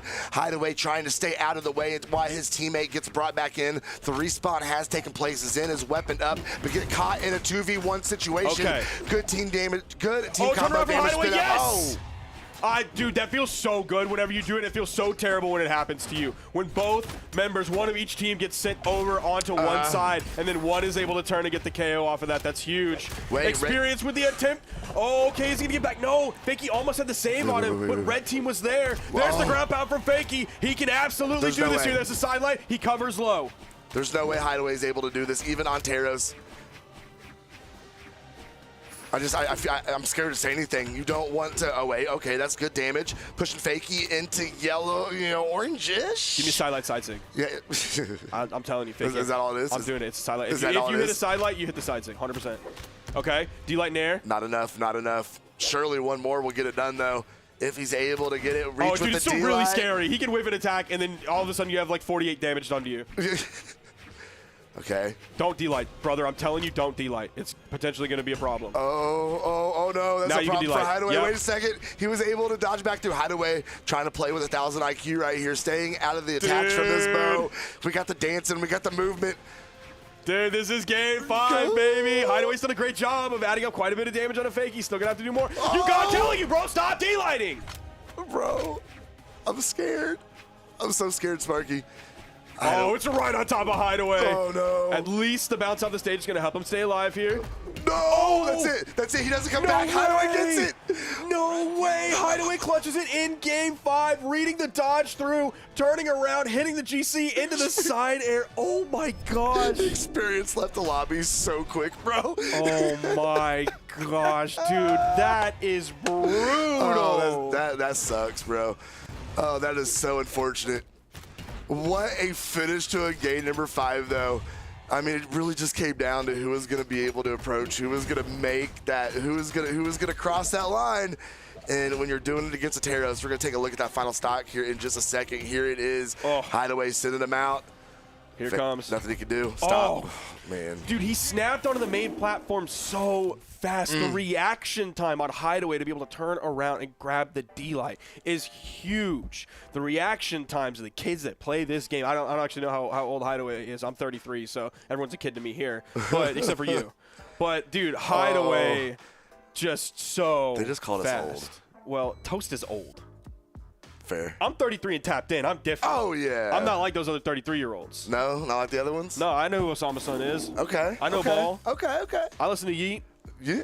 What? This guy doesn't even know who Yeet is. He don't even know who Yeet is. That is going to be Zen and Hideaway pushing on into the grand finals after an amazing Game 5 set against Experience and Fakey. That means Experience and Fakey going down into the elimination finals. Still guaranteed a top 3 finish here, but they're going to have to fight the winner of our next set, and that is going to be Guichabu and Hexo. Yes. Been loving watching Hexo play today. And then also Rise versus Soul. Been pleasantly surprised again. This is my own fault from not having Rise and Soul in the back of my brain after what happened at Winter Championship. So, yeah, man, I'm loving this top 4 that we have, especially on the elimination side, because we're getting some new stuff in top 4 that we're really not used to on a consistent basis. Fair. I'll take that. No, Rise and Soul, I definitely felt bad, especially watching that game against Bloom Boy and Radish. I'm like, why didn't I even have I know. What was I doing? Yeah. We're idiots. Well, that's yeah. Yeah. Call a spade at the end of the day. So the other commentators won't say that. We'll say that. Because we bring the truth. Because we bring the truth. That's right. We are truth tellers and bald men do not lie. That is so real. They can't, actually. No, it's physically impossible for us to do so.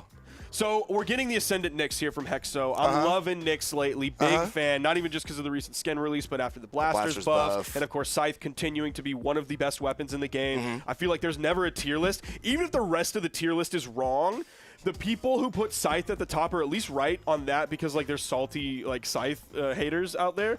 Me. Some of us. That's both of us right here. So, yeah, I feel like that's the one that's always in the right spot. For sure.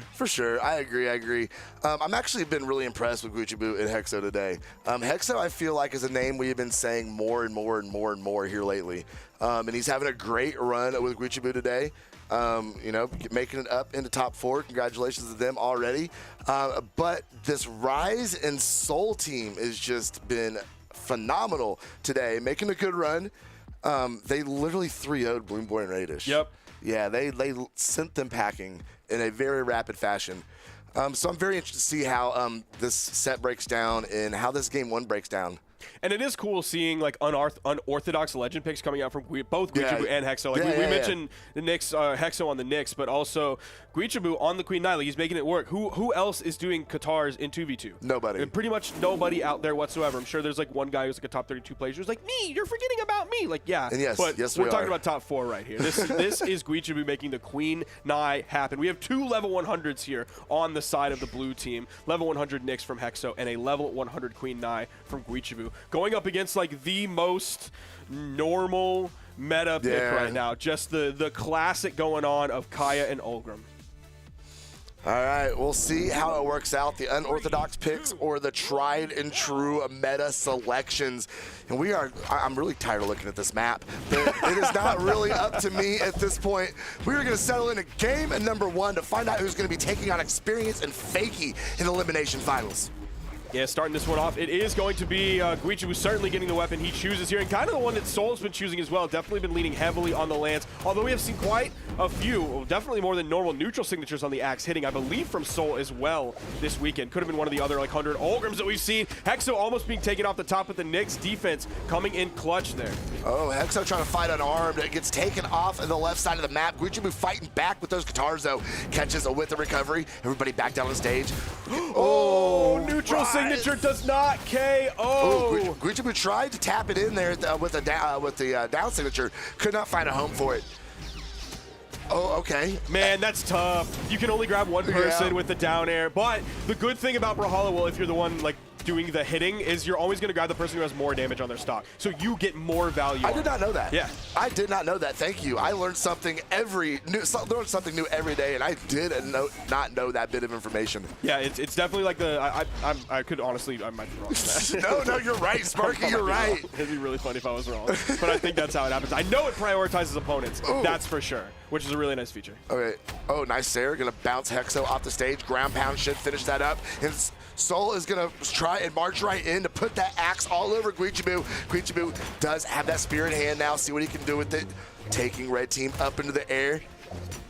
Hexo, oh, he's getting slapped around by that axe. I feel like he wants the neutral signature on Blaster. It's like he's waiting, he's setting up on the corner for the down air and then hoping the opponent gives the cross up on him and goes to the other side so he can find the neutral signature. Nice down air. The weapon toss goes down, bonks on the head. That's a secure KO. He's always looking for that neutral signature. He has pushed that button probably about 80 times a day. That's that like Nyx cheese that we were talking about earlier when we were referencing Taro's cheese as well. Oh, gonna go ahead and connect with that one, sending Guichu all the way over. Weapon throw out, whiffs on everyone. Okay, Hexo, that's gonna confirm. Rise right there with the recovery though. Guichu just letting it rip, gonna get punished hard for it in that top 45. Man, just seeing him use that signature, I still have not gained much confidence in it. Like he did hit it earlier in this game, but it didn't KO. That's not his fault. He did what he was supposed to do with it. Okay, great follow-up there.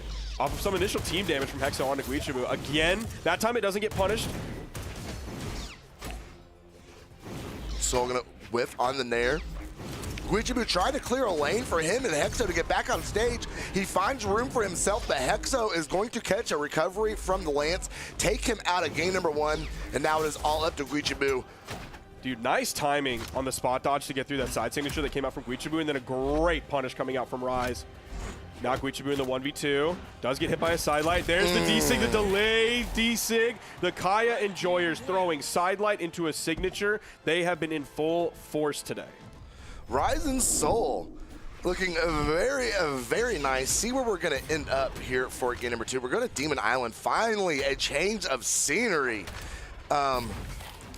It's still really not that much different, though. I mean, it feels different. Okay. Maybe. I don't know. There's no soft platform. Yeah, there is that. There's still, you got a nice sunset really in the background. tiny walls. You know, things are nice. Things are nice. Do you get a sunset and then like a moon time? Yeah. Good stuff. A little bit of best of both worlds. Balanced as all things should be. Oh, okay. Yes, sir. We're hearing those noises. We know exactly what that means. Yes. Those are all hits, too.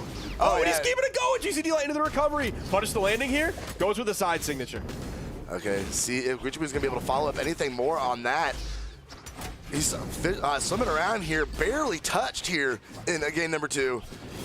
Yeah, it feels right now that like Guichu is laser focused, almost tunnel visioning in on Rise. He did so much damage to Rise, and he wants to get this stock up. Okay, now it seems like he's letting Hexo handle it and turning over to Soul. All right, see if they're going to be able to focus in on Soul and go ahead and get him out of here. Hexo, though, being very close to losing his stock. Hexo's going to land back over. Rise missing with the sidelight. Soul staying out of the way. Side 6 going to clean up, but Guichu's going to tap the signature in as well. And now, no, he overcooked off off stage. Rise is able to figure out a way to get back up stage. Guichibu burns the stock, and Soul is the healthiest on the board right now. That was still just his first stock, so he's keeping on pace with Hexo, and then of course Rise. Then get the stock off of Soul, which they do right there. That's going to be a KO for Hexo. Guichibu going to stay like right below his opponent, now going back to the ground, figuring out who he wants to aggress onto. Oh, nice. Picking up both people with the GCD light into the recovery. Guichibu going in the air. GCD light into the recovery. A Guichibu classic. That would have been insane. A double knockout from the hands of Hexo. The Rise is now sitting him up in the air. Hexo sweat beats out. No, nobody was able. Guichibu made a great job of keeping Red Team from going up in the air. They could not. Oh, no. The friendly fire, the team knockout. That is very unfortunate. But no, you're exactly right calling out what was happening earlier. Hexo was in the air floating with sweat beads, and you saw Guichibu instantly beeline up there. Yes, made sure that they could not exploit that, take him out of here. That's going to knock Soul out. He's on his final stock. Blue team in a pretty good spot to be able to tie this set up. See if Guichibu is going to be able to tank this out. Oh. Okay, the Soul. Down there. Oh, he doesn't make the connection. The dodges came out from both Soul and Rise. Now the one going to get hit. Guichibu's so grounded at this point, just looking for the D lights, looking for the N lights. There's a side light. Oh, the N light, but it's onto his teammate. But he does get the turnaround, hitting Rise. Sayer did put on a little more damage. Guichibu still holding on to that second stock. That might be enough to get it gone, though. No, he's able to put those guitars back in his hands. See if he's going to be able to get any more damage after the second chance at the stock. There we go. That's going to knock out from Hexo. That's going to knock out Rise. And we're going to get this tied up going into game number 3. Guichibu showing the tankiness, doing some solid damage numbers as well. He does have the accident on the board that we talked about whenever he hit his teammate with the neutral signature over on that right side wall. But other than that, looking real good for this blue team. 528 damage from Guichibu, 519 from Hexo. What a good game indeed. Demon Island looked pretty good for blue team there. See if that's where we're going to go back to. I didn't get to see. No, we're going. Okay. Wow. We're going on a little tour here today. I like it. I feel like I'm watching Street Fighter 2: The World Warrior. A little tour of Brawlhalla today. Yeah. I like it. I like it. Beautiful. A little bit of change of scenery does you good. Go outside, walk around. Not right now because the game's happening, but after, you should. Yeah, absolutely. Okay. Rise using that soft platform. Soul trying to extend out the damage. Okay, Rise had Guichibu locked in, but Soul was also in there. Rise decided to back off, not putting more damage against his teammate. But the huge side signature from Hexo. Oh, he caught Rise with that one too. Fantastic follow-up there from Guichibu, hitting the recovery onto Rise using the neutral signature. Dude, it's not KOing. That's so really tough. I mean, that's the reason like you play that legend. But when you do it against a Kaya and she has really high defense, on Western Air some Temple, of that high strength is nullified a little bit. So it's been a couple times where that's come into play here. And you know he's gonna be frustrated. Like, I know that's supposed to knock out. I know it. I That's know your one job. What are you doing? You're the dinosaur wrangler from Jurassic Park. What happened, brother? Oh my goodness. Oh, nice Sayer from Arise. See if he's going to be, D-Light onto Guichibu. Finishing off with the Sayer. Guichibu hanging down low in case he needs to put some help up towards Hexo. Hexo finding his way back over the stage. Soul letting the signature rip, but the recovery is going to follow up. Guichibu is going to follow as well, but at least everybody's stocks are synced up here. Yeah, I'm loving how close this game is. Of course, the set's close as well. One apiece for both of these teams. Absolutely. Guichibu looking for a weapon here. He's not able to find it. The one spot on the field did go to Hexo, giving him that sight that's in the middle. Okay, zoning there is coming up. Guichibu was able to get through it. Grab the guitars that he needs. Beautiful, like reverse slide charge desync. Yeah, that was nice. Okay, Hexo. Oh, reaching up with the Nair. Going to pull Soul off stage. Oh, Soul did a great job interrupting that great team combo. Guichibu was able to squirm his way out of it, but still getting tons of damage put upon him here as Hexo spawns back and Guichibu overreaching with the Sayer. Oh, no. Oh. That's 2 bouts of team damage coming out from Rise. First it was the spear recovery, then it was the neutral signature. All right. Soul dangerously close to losing a stock. There it is. This is another really close game, Sparky, as Arise is put on his final stock. Guichibu having the pressure put against him. That was a really nice pickup from Hexo on the D-Light. So he was able, I don't think he actually really had to steer away or anything, but he went for the recovery and he didn't pick up his teammate. Oh, he did hit in the D-Light. What happened there? We're going pinball style. Oh, that was so good. I can't wait to see that replay at the end of this game. Okay. Hexo, and then Hexo gets caught up. I know, he was he stood there for a minute and then decided to go help his teammate and came away with a nothing. Although the pressure being put against Rise now, Sweat beats out. He's able to nair his teammate. Get back on. Hexo falls, and it's a 1v2 with sweating Guichibu being juggled by this spear. Struggling to land anywhere. He lands on the soft platform before retreating over back onto the wall. He's trying to stay high here. Just landing on this map is going to be really scary, especially with the closest platform to him being down low. I mean, yeah, it's done. Yeah. Right there. Okay. Unfortunate. So we're seeing the neutral signature from the Queen Nai, not KO Rise's Kaya, which is the one thing that you want. And then a couple neutral signatures that you hit, one this game, one the previous game, KOing your own teammate on that. I'm surprised they haven't. I was surprised they didn't immediately get rid of Western Air Temple. Okay, we're going to the Dome. We are actually going to like almost all the maps here. That's crazy. I know. We are getting a tour. And of course, I wasn't paying attention with the replay that I wanted to see. Yeah, I'm sorry. I was too busy talking. That's no. It's just it's my goldfish brain, bro. I just be like that. All right, here we go. A game number 4. And it has been a back and forth in momentum here between these two teams as we settle into Miami Dome. I'm still not seeing the vision. Guichibu, I'm sorry. I'm trying, brother. I want to see the vision, but I just don't see it. I mean, he is in top 4. That is true, but I feel like that's probably more because of the high strength on the light attack moves, and then also having high defense as Queen Nai, and then him just being good at guitar. So like the Queen Nai pick is still working out. Hexo gonna go ahead and confirm that knockout, and it looks like blue team might take a 2-stock lead here. No. Rise able to get back up on stage. And is still holding on to the stock. Okay, finally some damage coming off of it, but Guichibu now has his hands on him. Gonna go ahead and recover, sit him up to the top right corner, and that is gonna send the entirety of red team onto their second stock, with blue team is still getting that bonus damage here. Oh, he went for the side light. There was a little bit of a cluster over there on the left side. Didn't really know what to do after that side light hit based on who he picked up. Okay, the recovery's going to get the KO on the top right onto Hexo. He's now on second stock. Guichibu, how long is he going to survive here? Is this going to be the edge guard confirmed? No, Rise goes back to the middle of the stage, and Guichibu was able to get the weapon spot all the way on the right. It's the guitars. He's still being allowed to put out more damage on this first stock. That is not a good sign for this red team. Oh, Hexo! That was sick reversal. Is that the play there? Yes, I believe that. Yeah, that's definitely the play there because Guichibu was still not done. His stock is still not done. Hexo's going to fall though, and so the survivability of Guichibu is now not seemingly so powerful for their team, given that Hexo is also on final stock here. Could be very dangerous. Yes, Sol is extremely red. He's gone. Okay, does he have it ready on Spear? He does have it ready on Spear. We've seen hardly any Spear whatsoever. They're not able to get that final recovery. I don't think it would have KO'd off the top. Perhaps a GC neutral signature, but he may not have had to dodge after that moment. Yeah, that's fair. That's fair. But Rise trying to take him up there, staying out of the way of the gravity cancel neutral sig. Okay, nice snare from Rise to get back up on stage. Looks like Guichibu and Hexo trying to kind of dial in on Sol here. That's, oh, wow. Okay, this should be pretty much cruise control here for, Sol's just going to say go next. And we are going to be blessed with another game 5. Yes, my sir. bald brother. We got Guichibu coming in 477 damage. Actually a really low damage game all across the board, and not just because like Rise only did 280, really but like everybody is below 450 damage except for Guichibu, who's like 27. Very interesting a game. That last team combo, though, we're going to be able to see it here.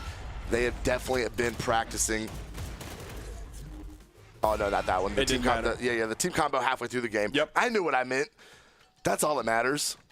So, yeah, we were seeing a bit more Spear from Guichibu that game, but I really think a lot of that was the final team combo that they did. Yeah. That was probably like 40 to 60 of the 121 damage that he did on Spear. So he's in classic Guichibu fashion, like he's sticking almost completely on the guitars as much as he can. Whereas Hexo's kind of going back and forth. He has his scythe games, he has his blasters games, he has his split right down the middle games too. So I kind of wonder how the Lymph would work out though, how that cannon would mix things up here. But Guichibu has definitely been on the Nai all day long. Ooh, Rise though gonna go ahead and clear the stage with that Sair off a hammer. Hexo catching the landing off the D-Light. Now, Sol is swapping off of the Ulgrim and now over onto the Bryn. We haven't seen too much Bryn today from North America, but we did see quite a bit of Bryn yesterday in Europe. Nice side air to punish the neutral signature from Guichabu. Oh, Hexo cleaning it up with a recovery on the Soul. And it looks like Rise might follow. No, the weapon throw went a little over him, I think. Second weapon toss went a little bit under him. It was the spear from Guichabu. That is going to go ahead and clean it up, though.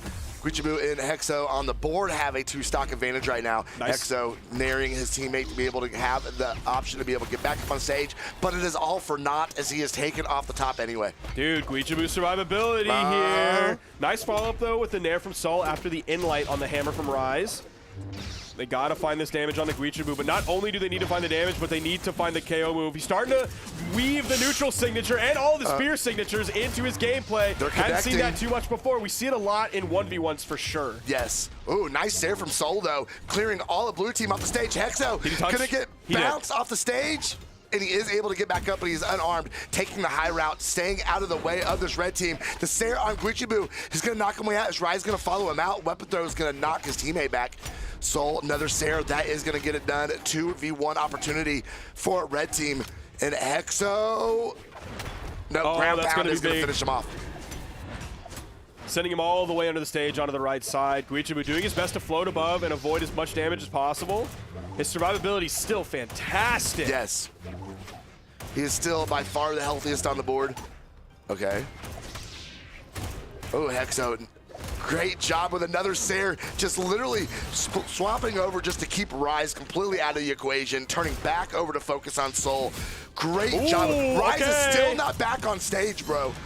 Yeah, one of the things that Nyx has is like the ability to cover so much of the corner and completely just play a zone defense with the down sig, with the D light, with the N light, with the side light. You just have so many hitboxes that are just staying out there constantly. No, that was so impressive. When he was turning around, team comboing with Guichabu, working in on Sol, and then bouncing over and still edge guarding perfectly against Rise. Failed with the recovery. That Sair's going to send Sol out, and this is looking like the beginning of the end. There we go. Nasty with it. Nasty with it. What a pass to the chain grab sending down below. Incredible work from Guichabu and Hexo. Doing a great job that game. Man, Guichabu, not only was his survivability good just because like he's a high defense legend so he can take a lot of punishment, but he took the least damage in the entire game. So his maneuverability was just good while almost doing the most damage in the game. Sol only out-damaged him by 49 damage. Wow. So that's huge. Dude, Guichabu took 380. He was elusive, he was active, he was effective. Great game for Guichabu. Absolutely. Also, a great set for Rise and Sol. A great day for Rise and Sol. Well done. Unfortunately, it just wasn't quite enough to get the job done against Guichabu and Hexo. And now we have Guichabu and Hexo moving into elimination finals to take on Experience and Fakey. This is going to be a very, very, very big set. This is going to be Seed 7. This is Hexo and Guichabu pushing past what they were projected to do today. Way past. PR is going to be going up after this weekend, even if they lose here. But it's going to be up to them to deal with this team of Experience and Fakey. It's going to be very difficult to deal with. I think we are in for a treat. They have been, all these sets so far have gone the distance, have been a great, great battle. But we are going to have to wait a few. Yes, sir. I think before we get into our lower finals, we're going to take a quick break. We will be right back. Don't you go anywhere. And who's that legend? Did they do it? No, they're going to. Oh, okay. Yeah, right here. Okay, I was trying to. Okay, I didn't know if there was an answer. I was trying to like segue for production. It's crazy that they're not listening to you. I know they're literally ignoring us right now. There's no Is there anyone even third. in the booth? There's no lower third.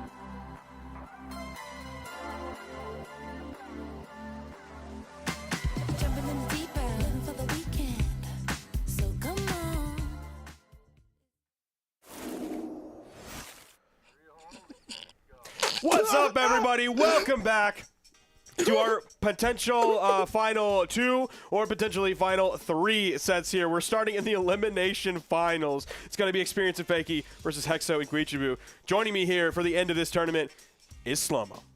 I'm a little rattled. I was yelled at. That was.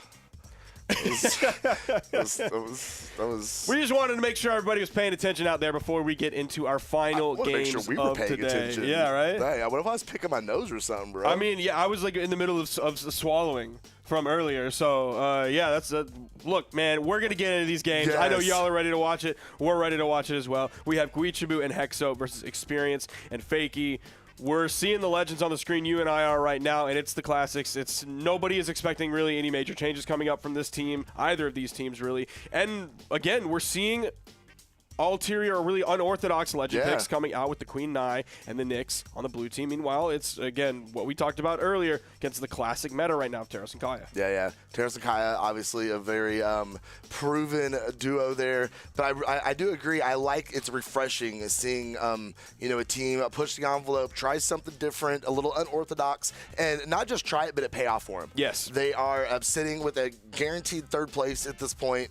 Looking fantastic and trying to earn their way back up to winners finals as the map selection is in process. What do you think, Small Fortress? I will walk away. You thinking Small Fortress? I'm thinking Small Fortress. We got such a nice little tour last time, What bro. are you guys thinking at home? Are you guys thinking Small Fortress? Because I'm thinking Small Fortress.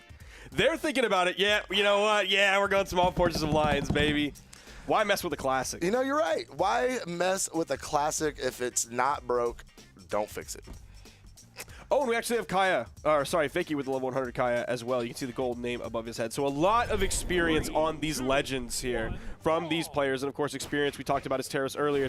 I believe it was his 6th highest leveled legend, maybe his 5th. I can't remember exactly off the top of my head what I mentioned earlier. He plays I it. believe it was like a level 68 or something. So, yeah, definitely a lot of time spent on that Teros as well. All right, let's see what game number 1 has in store for us. Guichibu trying to find his way back downstage, but Hexo being pressed way up to that top left corner. Ooh, is that going to be enough? Fakey's been so good at threading that signature in all day long. Oh, just a sidelight, no real follow-up there. I think he was worried about experience, maybe landing with a falling down air or falling side air or something like that. Both the blue team members were stacked a little bit. You saw... What a day. Okay, is he going to be able to get away? What? Okay, he gets back. There's... Speechless. Okay. All right. Guichibu unarmed, trying to get back up on stage. Fakey with the pogo. Just left Guichibu to his own devices, allows him to get back up on stage. And Hexo's just snatching Fakey out of the grips of Guichibu. Okay, that Nair just had just enough to get it done. And now Hexo has found himself in a position to get their first off the scary. Oh, it is scary, but Hexo persevering through it, but he goes back down with the ground pound. What? How did everything drop for Hexo? Side stick is going to go ahead and connect. There you go. There it goes. I feel like we've been waiting for that for so long. The serve up into the neutral signature off the top finisher from Guichibu. That's huge, certainly. And another one. Hexo. There you go, brother. They're too powerful today. Oh, and experience. He's going to turn it around. And the cheese! The reverse slide charge neutral signature. He was ready for the setup from Fakey. Dude, we are seeing the serving it up and then the follow-up for the KO. The alley-oops coming in here, and it's so sick. I know. This game number 1 has just everything. This is good. Experience being sit down, sweat beats out, unarmed, stays out of the way of the signature. Guichibu backing up, and Fakey now has that spear in hand. Ooh, Hexo gonna hit him with the Sayer, send him back up off stage. Hexo catching them both in the recovery. Fakey's out of here. Now he's on his final stock. Experience is the healthiest on the map, but the Sayer might have something to do with that. Oh. Experience just be allowed to walk around. Man, I love to talk. I mean, he was whiffing a lot of attacks and not doing anything for like 15 seconds, and then all of a sudden he's like, yep, the pacing of this has got to change. I wasn't taking any damage. Now it's time to do some damage. Oh, the team attack from the down signature of Guichibu, ultimately leading to the KO of Hexo and getting him taken out of the game. Simple D-Light into the ground pound coming out from Fakey for the KO, and that's a 3 stock here in this game. Yeah, that was a very convincing win from Red Team there, Experience and Fakey. They just got better as the game went along there, and Guichibu and Hexo were just not able to keep up. Yeah, we're seeing low damage numbers come out from Guichibu there. He served him up on a silver platter for that neutral signature to make contact. That D-Sig, and then another D-Sig. Fortunately, the first D-Sig came from a blue team member. The second D-Sig came from a red team member, so that's going to be the KO there. Unfortunate. See if they're going to be able to get it together here in game number 2. No legend swaps to be seen, but we are going to take it to Demon Island and see if maybe that works out a little better for blue team here. So we did see a little bit of a stage spike come out from before, but I don't think that's potentially leading into the decision to go onto the stage, because the person who got stage spiked, I believe it was Experience, and he was able to make it up and get back onto the wall and survive that stock after getting the turnaround, I believe, with a hammer recovery as well. So I don't think that really played into it. I think they just wanted a little bit of a change of scenery here. The recovery is not going to be enough to knock out on that top 45. Fakey being allowed to stay on stage. Recovery, though, is going to disarm him. Fakey, the weapon dropped right in front of him, able to pick it up, but Hexo going to send him off the side of the stage with the Sair. The neutral sig is going to knock out. Is Experience going to find a way up, or both of these stocks going to fall? The Sair is going to give him a little bit of room. Fakey trying to clear for him, but Experience still going to be knocked out. And now this could be a little bit scary with, oh, did he mean to do the D-Light? Okay. Do you see neutral signature onto Experience, who just spawned back in? Hexo's going to fall, but the stage spike off the recovery is not going to help Hexo. Oh, that's his stock gone. Oh, no. Guichibu's still looking pretty healthy, though, on that first one, but Fakey's trying to get something done about that. Experience trying to shark out the landing, can't find it. Scoop on Hexo. Guichibu interrupts it. Oh, the neutral balance here. Okay, pressure being put against blue team here on the side. Fighting back, though. Fakey sidelight getting shut down, though. That Sair is going to finish off Guichibu's first stock, finally. Oh, Hexo, he's just going to fight both of them while Guichibu's coming back in. Might as well. They tried to build the sandwich around him, but no. Hexo hit the side signature onto Experience, sending him all the way to the left side, and then turning around, setting his sights on Fakey, but the KO off the top. Yes. This could be potentially scary, but if they get the stocks off of Experience and Fakey, all of a sudden it's still absolutely in Guichibu and Hexo's favor. Oh, nice a follow-up from Experience. Guichibu with the Sair, a lot of force off of that. Gonna go ahead and take the stock off of Fakey. Experience playing it dangerous off the side of the stage, reaching up with the recovery. Big whiff, it finds a dare to come back down.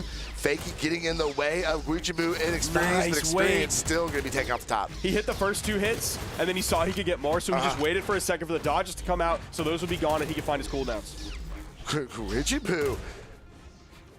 See if he has anything else for it. Nope. Hexo is going to pick up the team at damage there. Ooh. Oh, nice down sig. Hexo's out of here. That is not good for blue team at all. Guichibu does have 2 in the tank. That neutral sig is going to knock out. And now it's looking a whole lot better for Guichibu, as he does have the stock advantage. Experience, so going to toss him down. And now we have the 1v1 from Experience and Guichibu, with Guichibu having about a half a stock advantage over Experience. Oh no, Experience was going for the weapon juggle and ended up throwing his weapon away down at Guichibu and wasn't able to get over in time. And the first weapon spawn that comes up that Guichibu is able to grab is the spear, and it goes with a side signature for the KO. 658 damage and all 6 KOs, making up certainly for that accident that happened. My man not playing around. Absolutely great performance from blue team. I can't believe they were able to clutch that out. Yeah. It really looked like Experience and Fakey were going to get 2 on the scoreboard. But, man, Guichibu is just a madman sometimes. He's really stepping it up. His damage is really going through the roof here. His survivability that we were talking about previously, he's continuing that. Of course, he was the last one alive on his team. And he was very healthy going into the 1v2. And it's not because, like, he left Hexo alone. Like, Hexo just got outplayed by the red team. It's unfortunate, but it happens sometimes. But Guichibu was there to clutch it out. Yeah, Hexo still put in enough for Guichibu to be able to clean it up for him. And now here we go. Game number 3 with Guichibu. No. Oh, no. Oh, that's so bad. Dude, that's... Oh, no, Hexo. His is gone. No. Dude, if okay, he he's loses, taking Fakey with him. No, he's not.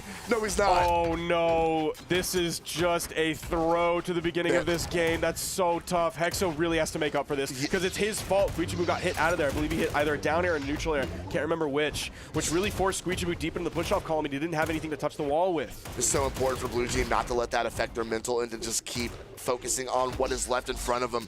Try to make it up. That was devastating, though, but they could get the knockout on Fakey. If they can get a setup of Fakey being allowed to put so much damage on Guichibu, he's going the low route now, able to touch stage, get back up. Guichibu catches him with the D-Light. Hexo sent everybody back. Fakey couldn't get the punish. That is going to hit. That is going to knock out Hexo on his final stock. And Guichibu hit a guitar inlight and then threw his weapon up, but Experience was already on the other side of him, like he did the cross up after that. And unfortunately, the weapon toss completely disarmed Guichibu and he wasn't able to find a KO after that. Oh, wow. That was a way to start game number 3. Definitely unfortunate for blue team. Hexo now just hoping to dream with those neutral 6, slide charging off stage. Experience getting caught in the side light, or the neutral light, I apologize. Weapon throw down, a nice follow-up from Guichibu. He's still not done. Experience able to get back up on stage. Fakey taking a little damage over the left side. Hexo whiffing on the side air. But Experience is going to land his Sair. Going to land that too. Guichibu's put on his final stock. Hexo might be done. No, he touches.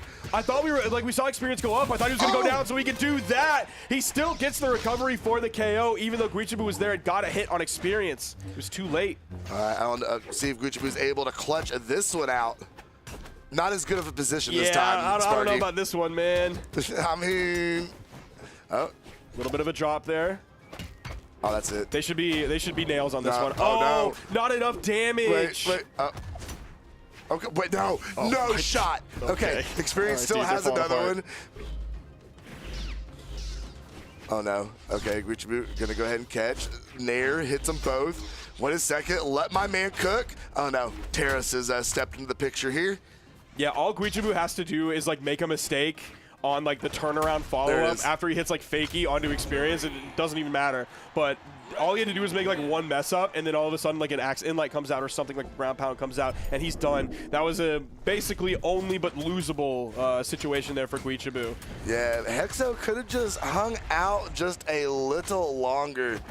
Yeah, only putting out 287 damage from Hexo. That is, that's not a whole lot of help. They just were able to get done there that time. We'll take a look at these replays. Finally, I'm glad to see that his neutral 6 finally started to do some work for him, though. Those are absolutely hitting now, and you're seeing how devastating they can be. Absolutely. He's starting to hit them, like, just raw, doesn't even need a setup sometimes, and he's able to get KOs off the top with that. He's able to find them earlier than he would with a lot of other characters. Oh, red team setting up with big damage combos here at the very beginning of game number 4. Okay, we're going to split off into some 1v1s now. Experience going over to help out. The weapon throw on top of Hexo. He's gone. That stock is out of here. Guichibu's going to retreat, come back up on stage. Red team comes out of all that with the stock advantage. This is really scary because last game, like you pointed out, Hexo did 287 damage. And part of that was because he was just losing his stock super quickly, so he wasn't there for a long time. The signature picking up and getting the KO, almost KOing his teammate. No, it did KO his teammate. Oh, I'm sorry, he did KO his teammate. Yeah. I think the colors flipped in my head, man. It's okay, it happens. Oh, okay, nice picker from Hexo, but just got interrupted and then punished. Oh, Experience catching the scoop at the very top, and stocks are flying, Sparky. Finally getting Fakey off that first stock to put a lot of damage onto Experience. Not enough to KO off the top, even with the high strength of Nyx. Man, can we get another game 5? I think they're setting it up for us because blue team is looking fantastic here. I know the stocks look close, but the fight that is coming out from them here in this game is very impressive. Dude, Fakey was just fighting both members of the blue team off while Experience was recovering back. Not that Experience did anything wrong, but there's been like several moments where it's just been Fakey against both members of the blue team, and he's been doing so well in those. Oh, Hexo fighting back on arm. Fakey missing the neutral light. Okay. Oh, he was going to swap, but he hesitated. Didn't get a hold of nobody. Fakey going to follow Hexo up in the air. Experience looked like he was going to swap off as well. Guichibu missing the dare. Ooh, missed the juggle. Nice dare from Fakey. Guichibu's just not able to find the KO move that he wants against Fakey. He wants it so bad. He's doing, he ends up hitting his teammate again. And that's it. And that's just going to lead to a double KO for Experience. We may not see that game 5 unless Guichibu is able to make some serious magic happen. I mean, he is a pretty scrappy when he needs to be. But I don't know if he's got enough for this. It's experienced. It's Fakey. Oh, weapon throw down? Oh no, they're trying to clip him. They're trying to clip him, bro. No, don't do my man Guichibu like this. Dude, Fakey is like just out of range of the last 2 neutral airs that Guichibu threw out. Oh no, nice bounce pass. Oh, no, that's it. Surely this is it for sure. Oh, he missed a Sarah. There's the dodge, but he gets back. Yeah, I knew they were absolutely going to be ready for that. He was going to potentially get over to the wall and touch the wall, but he would have to use everything to do it, including that dodge, which is what we saw come out. His iframes were done. GC side signature. It's over for them. Over. Another very low-scoring game all the way across the board. Nobody hitting 500 damage. That's a lot. It's a lot of edge guards. They spent a lot of time off stage on the left side or getting a KO with a high-strength legend, using his signature at the right place, right time. Absolutely. So efficiency really through the roof for the red team here. No, Ben, it was a very, very high-octane set there. Lots of back and forth, lots of excitement, but we saw Fakey and Experienced making their way back up to grand finals. Yes, Wait a second. Wait, there's one set left. Yes, sir. Potentially two. Or we could just see what we already saw. Potentially, we're going to play the rerun on TBS here of that Friends episode that you've seen 10,000 times, and it never changes the ending. But what if one time? But it went to game 5, though, bro. Yeah, what if this time they put the rerun on and they change the ending? I don't know. They went to game 5. It was a close set. So this has potential for the reset for sure. Experienced Fakey, obviously coming up from elimination side. That means they need to win a 2 best-of-5s to be able to be spring champions. We're going to be getting into that set shortly here. Experience and Fakey coming in likely with the same legends that we've seen from them all day. I expect the same thing from Zen and Hideaway as well. You don't change it now. You don't change it now. So let's see if there's anything here in the bracket that's interesting about their journey through today for like Zen or Hideaway or Experience and Fakey. Going before that, let's see. I mean, they went up 3-1. Actually, both of these teams went up 3-1 in their previous winter final sets.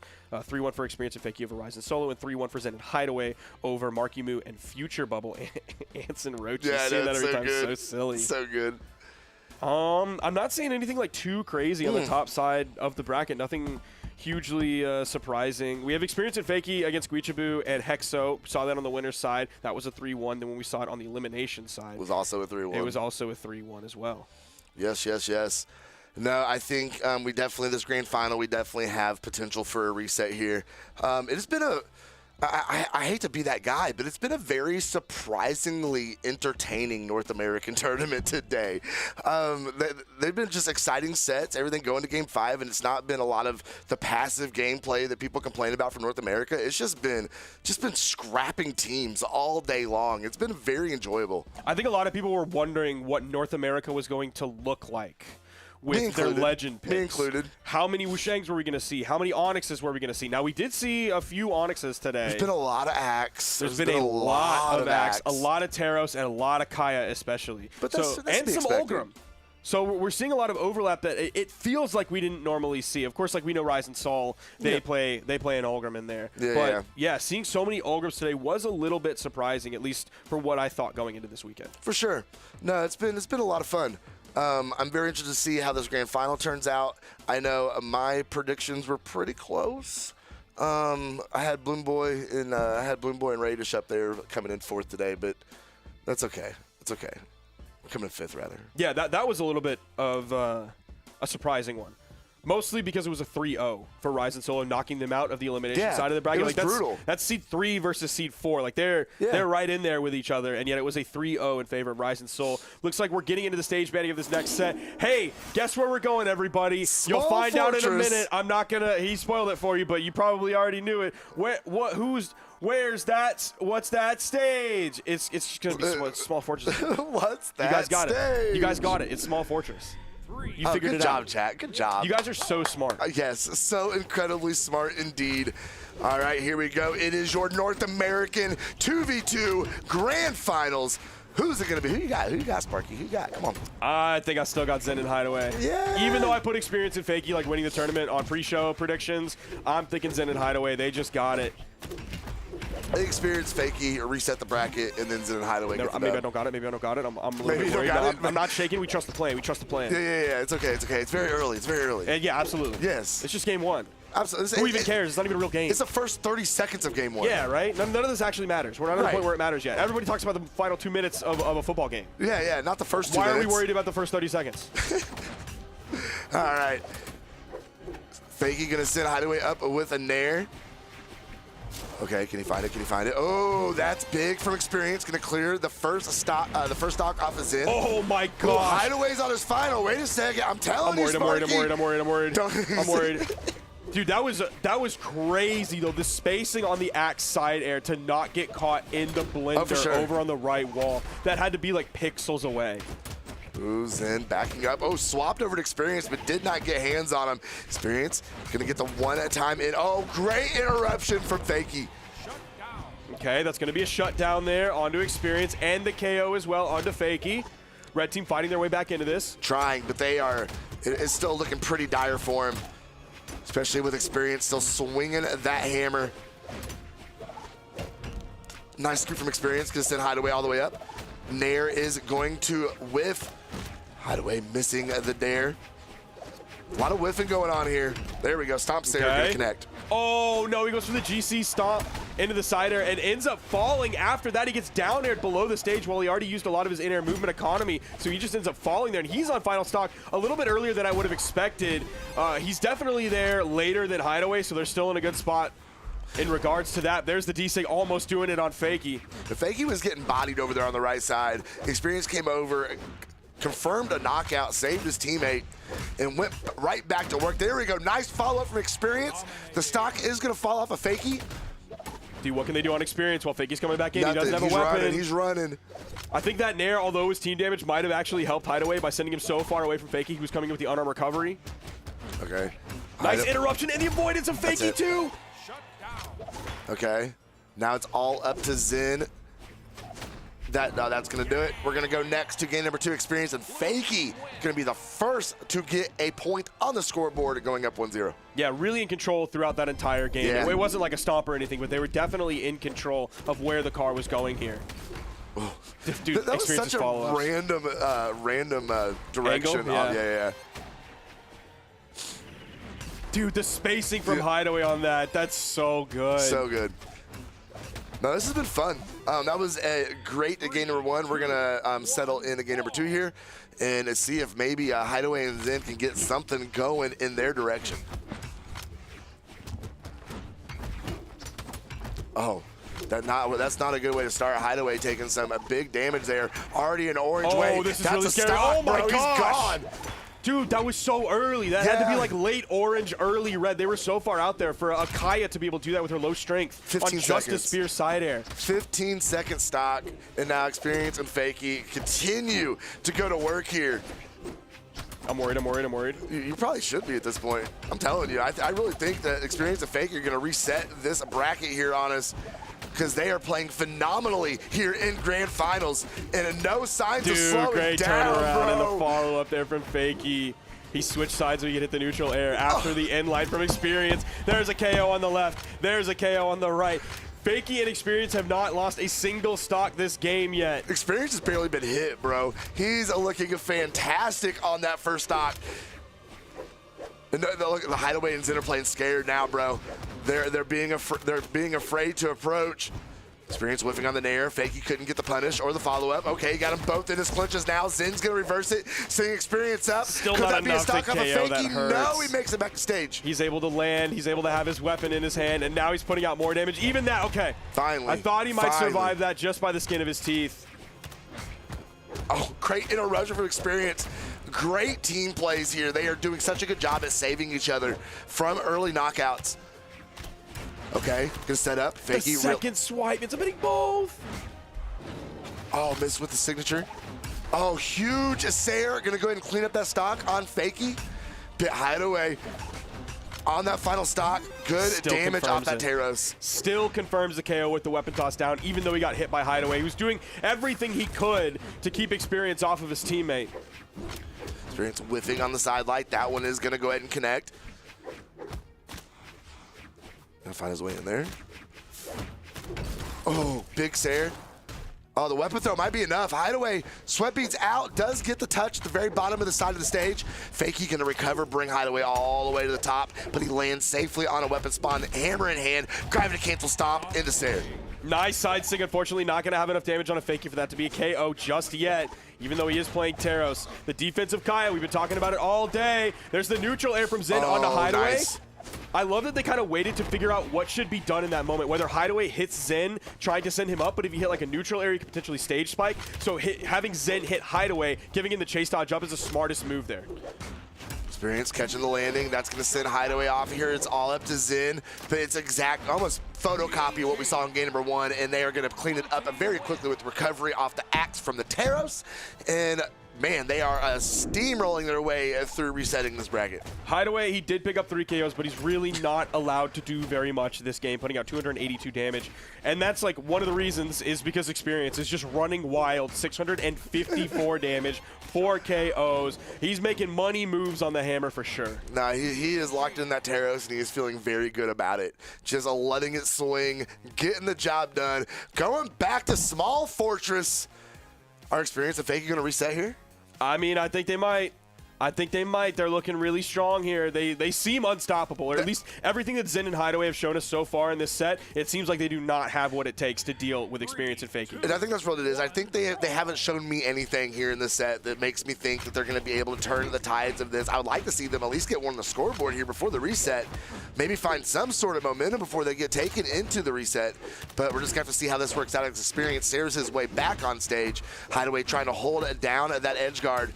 Just letting the stomps fly on that hammer. Nair is going to save his stock. Experience trying to get back down the stage. Yeah, I'm not sure if that weapon toss like down onto the main platform was like a bounce pass for Experience, potentially trying to bait the dodge, or if he was trying to throw the weapon down and he just misjudged it a little bit, trying to actually get the dodge to avoid the weapon toss. Okay, nice side stick from Hideaway. Oh, the bonk on the head, but he's still able to pick it back up.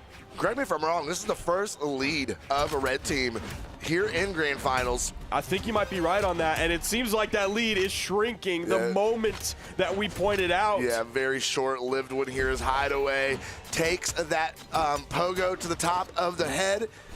Oh, everybody was sweat beaten. Yeah, unfortunately, they weren't able to get more off of that. Experience was just like floating up there because he used all of his options, and the double D-light takes so long to actually happen. Oh, nice follow-up. That's pretty good. Oh, my gosh. They have that pretty consistent, being able to pretty much pull that out at will. Okay, Experience has the axe in hand. Hideaway is going to hit the scoop, but the Sair from the axe is going to send Hideaway off his trajectory. That could knock out, but not quite. Oh, no.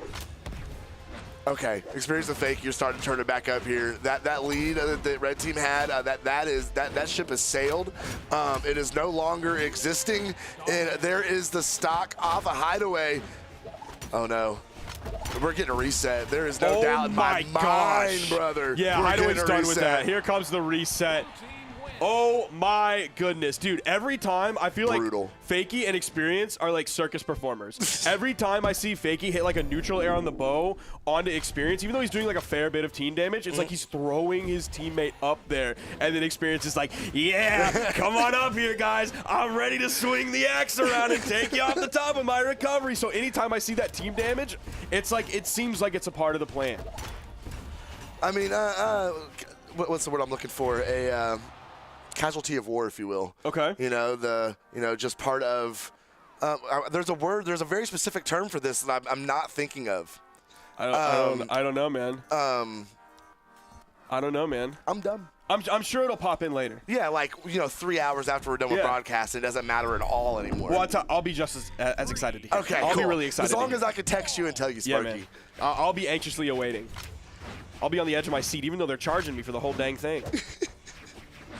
Only using the edge of it. That's crazy. Right? Just sell me that, man. Just the edge. That's all I need, especially in these sets today. Okay, Hideaway's the one ready with the axe recovery potential here. Fakey was just a little bit too high. Oh, okay, a little team damage there, but I think it knocked him out of the combo. Oh, I'm seeing like multiple dare bounces coming out from Experience, and that's always scary.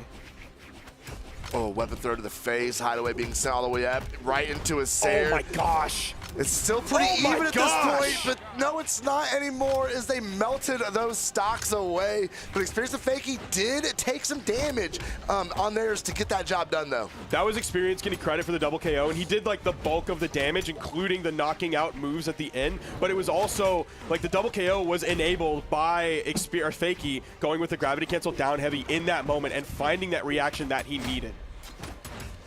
Okay, the D-Light is going to connect. everything's just kind of, there's no organization here on stage. That is going to go ahead and in unison, Experience and Fakey's first stocks are going to fall. Both blue team members going to be looking for a weapon. It comes in. Experience still at iframe, so he was able to safely grab that. As Hideaway was going up, Experience was coming down. Fakey's able to grab the bow. What can he do with it, though? Okay. Okay, doing some good aerials here off the bow. Oh, team damage from Zen, putting the spear on a Hideaway. The dare is going to hit, catches Fakey again, weapon to the face, but Fakey is going to go ahead and confirm that stock on Hideaway, and we're seeing a little bit more of the same as what we saw before the reset. Dude, Fakey's KO efficiency is so good this game so far, and doing it on a lower defense ledge, or lower strength legend, excuse me, is very difficult to do. That's why we've seen Experience get like most of the KOs so far in this set between them. He just has higher strength, he has weapons that lend themselves to like a single stray hit getting a KO, and he also has some really fantastic signatures that will KO earlier than Fakey will. Oh no, okay, here we go. Hideaway, we're seeing some breaths of life here. Nice. Maybe. Experience will clean it out. No, shutting that signature down, sending Experience out of here. Fakey also flying out of here. Things looking a little more equal, but Hideaway especially needs to hold on to the stock, needs to tank it out. Try and push this so they can get some damage build up here and try and sneak a win away. First one of the set if they can get it done. I'm a little bit afraid here just because I see Experience with the hammer in his hands. It's not going to take too much for him to find a KO, especially on the Hideaway. Yeah, I think focusing on Hideaway and getting him out of here. Actually, either one of them as damaged as they are. Yeah, Experience is playing really carefully. He's playing back. He's playing defensively. He's waiting for the right moment. Something that we kind of pointed out him doing a little bit earlier, and it seemed like he wasn't active in the match, but he actually was. He was just waiting for the right moment. Well, he's trying to find it here. Yep, there it is. That was his moment. He saw the axe recovery going up. He dipped down, hit the neutral air for the KO, and then got the double KO on the other side. Dude, Experience. He's doing so well, and we keep talking about him because he's like these big like popcorn pop moments, but like Fakey is also doing really well. This is not a one-man show by any means. You look at 343 damage on Fakey, and like you might like turn your nose up at it or go, shame on you, Fakey, step it up, but that would be a wrong reaction here. Fakey's playing so well here. Okay, I'm a little nervous. This is a nail biter here. We've already had the reset, and they have not dropped a set yet. Hideaway and Zen cannot find an answer for this momentum that Experience and Fakey are on right now. Game number 2 of the grand final reset. Experience and Fakey 2 games away from getting this job done. Okay, Hideaway with a weapon advantage, especially that grapple hammer over on the right side. Experience not afraid to push it a little bit. No, he's not. He's got to be feeling really good. They got themselves a bit of a cushion here. Yeah, now, I'm worried because I see Experience with a hammer in his hand, and I know what he's able to do with it, especially on a very damaged Hideaway. Oh, nice. Good punish on the landing. Experience was trying to land with a side air to get the KO on the Hideaway, but no, he interrupted it with a D-Light. That was a beautiful Experience and Fakey. Very efficient cleaning up that stock on Zen as they settle in and try to go to work on Hideaway and get him out of here as well. That'll do it. What a recovery. And they go right back to work on Zen. Nasty team combo. Oh, no. Oh, no. He even gets that to move himself back up, too. I think he's fine. He's totally fine because Hideaway saved him.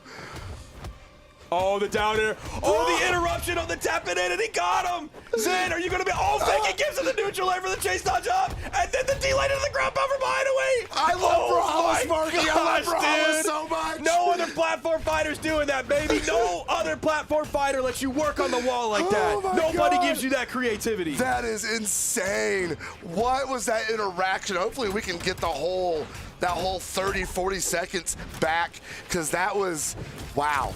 Just letting it go in grand finals. That is very ambitious. That was exciting. That was a great interaction. Wow. Hideaway had his hand on the stick shift. He saw open road in front of him, and he put pedal to the metal.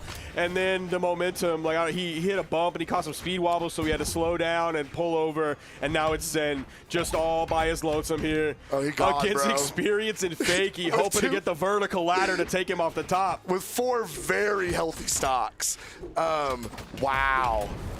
Yep. Yeah. There it is. Oh, yeah, they're feeling it now, bro. There it is. That's Hideaway and Zen, man, how do you get the momentum back in your direction after there's many words I could use to describe this right now, and I'm not gonna do it. I don't know how you deal with that. Like, obviously executionally in the game, but also like mentally. You have like this breakout moment in the set where you're able to KO 2 different people, and then it ultimately like matters not. Because here come Experience and Fakey, and they're just in control of this from beginning to end. Maybe a few hiccups here and there, but by the time the game is over, it seems like it's always going to be Experience and Fakey on top. Hideaway gonna get a little reset here. Maybe feel a little shook after that one. I'm very rarely just left with like in awe at interactions with this game. I've been doing this for a few years now. That was crazy. That was super crazy. Man, look at Fakey's signature count. 5 of them, and he hit 80. Okay. 80%. 80% of his signatures found connections. And then 1 from Experience. He hit that boy, too. That was a side stick at the end for the KO. He's been hitting them. When he hasn't been hitting them, rare, but he also isn't really getting massively punished for them either. He's doing such a great job. His Teros is so frightening. You know, you point that out to accuracy on the other end. They did not push the heavy button. They ain't even using it. They did not push the heavy attack button one single time over there on a red team. And not very accurate on the light attacks either. Interesting.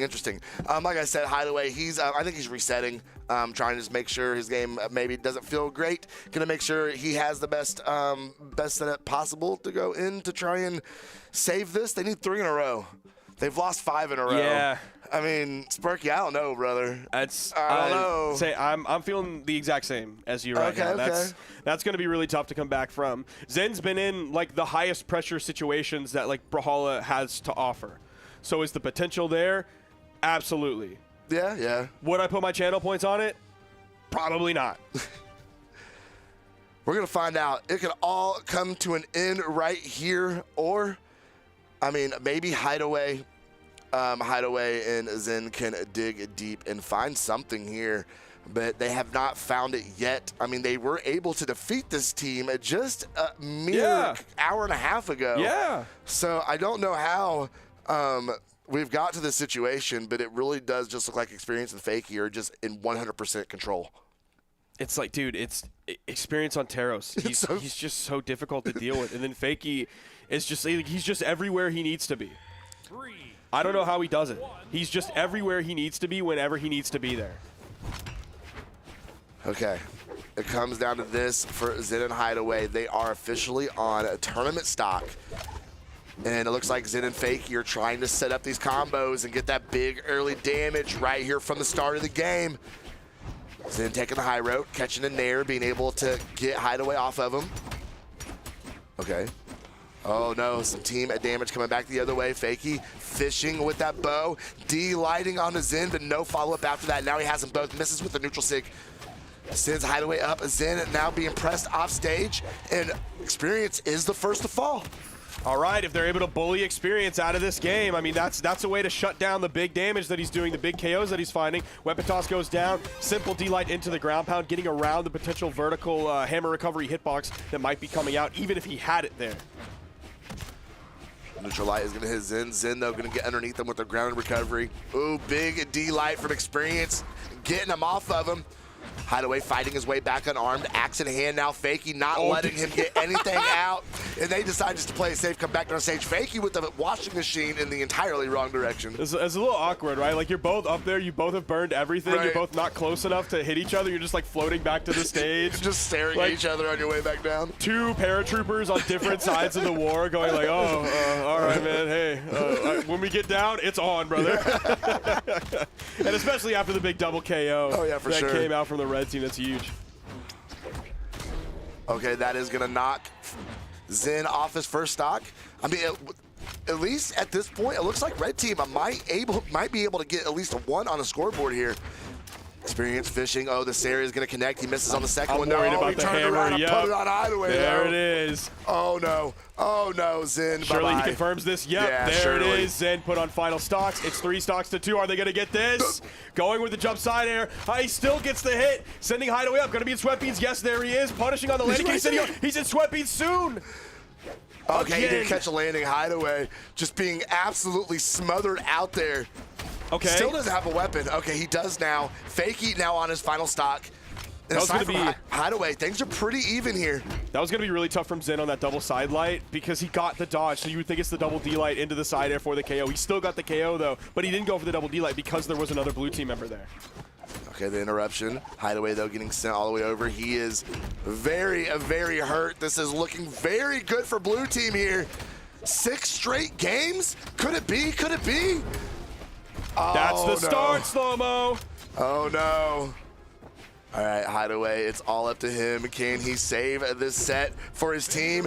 No, he cannot. And Experience and Fakey are going to be your North American Spring 2v2 champions. And they did it so dominant. Oh, yeah, they that did was it brutal, so bro. dominant. That was super brutal. Experience and Fakey coming out on top here. Wow.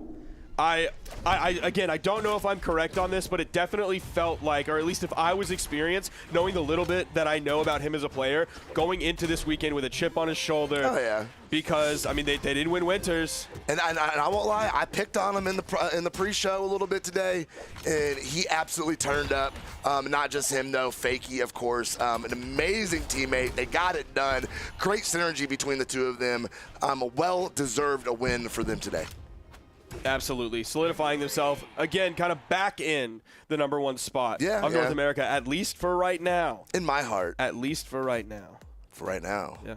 Why? You know something I don't? I mean, look, it's Brawlhalla, baby. Everything's temporary. That's right. That's right. Reigns are not permanent here. I know 2v2 teams are not permanent here. I know that much. That's true. Who knows? Experience and Fakey might break up after this. Yeah, we won. All right, we're done, guys. They're going to pull the we're Balloon Boy done. and Hideaway from Winners and break up after that. But Yeah. at least for right now, they can celebrate together. Congratulations to Experience and Fakey, your North American Spring Doubles champions. Awesome. Completely dominant performance here in the Grand Finals, getting the reset and keeping that train rolling. Despite how many times we've seen in Brawlhalla the person come through from the elimination side of the thing, and they have the win, they get the reset, and then it's just And like, then they drop it, bro. Oh, never mind. They're just Yeah. going to get 3-1 by the people who came in from the winner's side. It's happened so many times, but not today, sir. No, they steamrolled 6 straight games. Like, get off of me. This is ours. That was, I mean, I think there was one game that was actually close. But other than that, it was. I mean, when things are one-sided, things are one-sided. That was brutal. That was absolute brutality in grand finals today. Fantastic gameplay from everybody this weekend, all of the regions. Keep in mind, next weekend on Sunday at the normal time, but on a different day because it's happening on Sunday, but it's the normal time. Yeah. We are going to have the South American portion that we were not able to hold this weekend due to technical difficulties. That will be happening next week on Sunday, but at the normal time that we're used to for South America. So don't worry. We will be able to see that in just a week. We'll be able to crown our South American doubles champions. Yes. I was just making sure that they knew that this was the true information. This is all real and true. Because bald men don't lie. They never will, and they never have, and they won't right now. So we're gonna take you home right now. Make sure to go to what's the BCX link? Brawlhalla.com/BCX. It is in a different venue. Book your hotel rooms, get your tickets, get all that taken care of. CEO happening June 13th through the 15th in Orlando, Florida. Make sure you get your hotel rooms. Make sure you get your tickets for CEO as well. That is going to be our midseason championship. I can't wait to see what these players have on that land. Also, watch the Spring Royale coming in 3 weeks. Also, can you go to it? I don't remember if No, you can't go to it anymore. No. Okay. You can watch it. You can watch it. You can though. watch it. You can have a wonderful home viewing experience. I can't wait to see that one as well. We got a lot coming up. The season is honestly, it's just getting started. Thank you for tuning in. We will see you on the next one. Getting a little bit of space for him and his teammate, but no, they got caught in it. There it is. Oh! Bit hits his teammate. Oh, no. Oh, no! Oh, no. That is... Boucher. Is it? It's slow motion. That's somehow that like worse. That's more offensive. Yeah, like that's like kind of worse. That's more right? offensive. That's worried about Hexo, though. It is scary. Creeping closer into the red. Side light, not going to KO. Guichibu, though, atop the map. Experience, like he's going to take the lead here. Fakey, he's going to jump to get away from that side signature and completely disengage. As Experience comes in. Takes the bad spot, lands back on the stage. Hideaway jumping around, looking for that, but gets a GCN like into the ground pound. Is it enough? Yes, it is. And Hideaway gets caught. Okay, I'm not mistaken. So this is game 4 now. Yes. Nair comes out, and Marky Moo getting a big string, gets a GCN like, you're gone. Game number 1, and they're opening off with a bang already. Guichibu with the edge stick into the recovery up with the edge stick into the recovery up defensive. But the weapon spawn is in his favor. Off stage, the weapon toss comes out. Balloon Ball. Whoa, he does it. Okay. Fire there. Hideaway's going to try and get back over the other side, going way deep. Beautiful. All up in his side. Wait, what? I don't think he actually really had to steer away or anything, but he went for the recovery and he did pick up his teammate. Oh, he did hit. That's huge, certainly. And another one. There you go, brother. They're too powerful today. Oh, and Experience. He's going to turn it around. And the cheese. Oh, no. We're getting a reset. There is no doubt in my mind, brother. Yeah, Hideaway's done with that. Weapon thrown to the face. Hideaway being sent all the way up, right into his snare. Oh my gosh. It's still pretty even at this point. Oh, the down air. Oh, the interruption of the tap it in, and he got him. Zin, are you going to be all Fakey gets in the neutral air for the chase dodge up, and then the D-light into the ground buffer, and then the D-light into the ground buffer behind away. I love Brawlhalla's Marky. I love Brawlhalla. It's all up to him. Can he save this set for his team? No, he cannot. And Experience and Fakey are going to be your North American Spring 2v2 champions. And they did it so dominant. Oh, yeah, they did was it brutal, so bro. dominant. That was super brutal.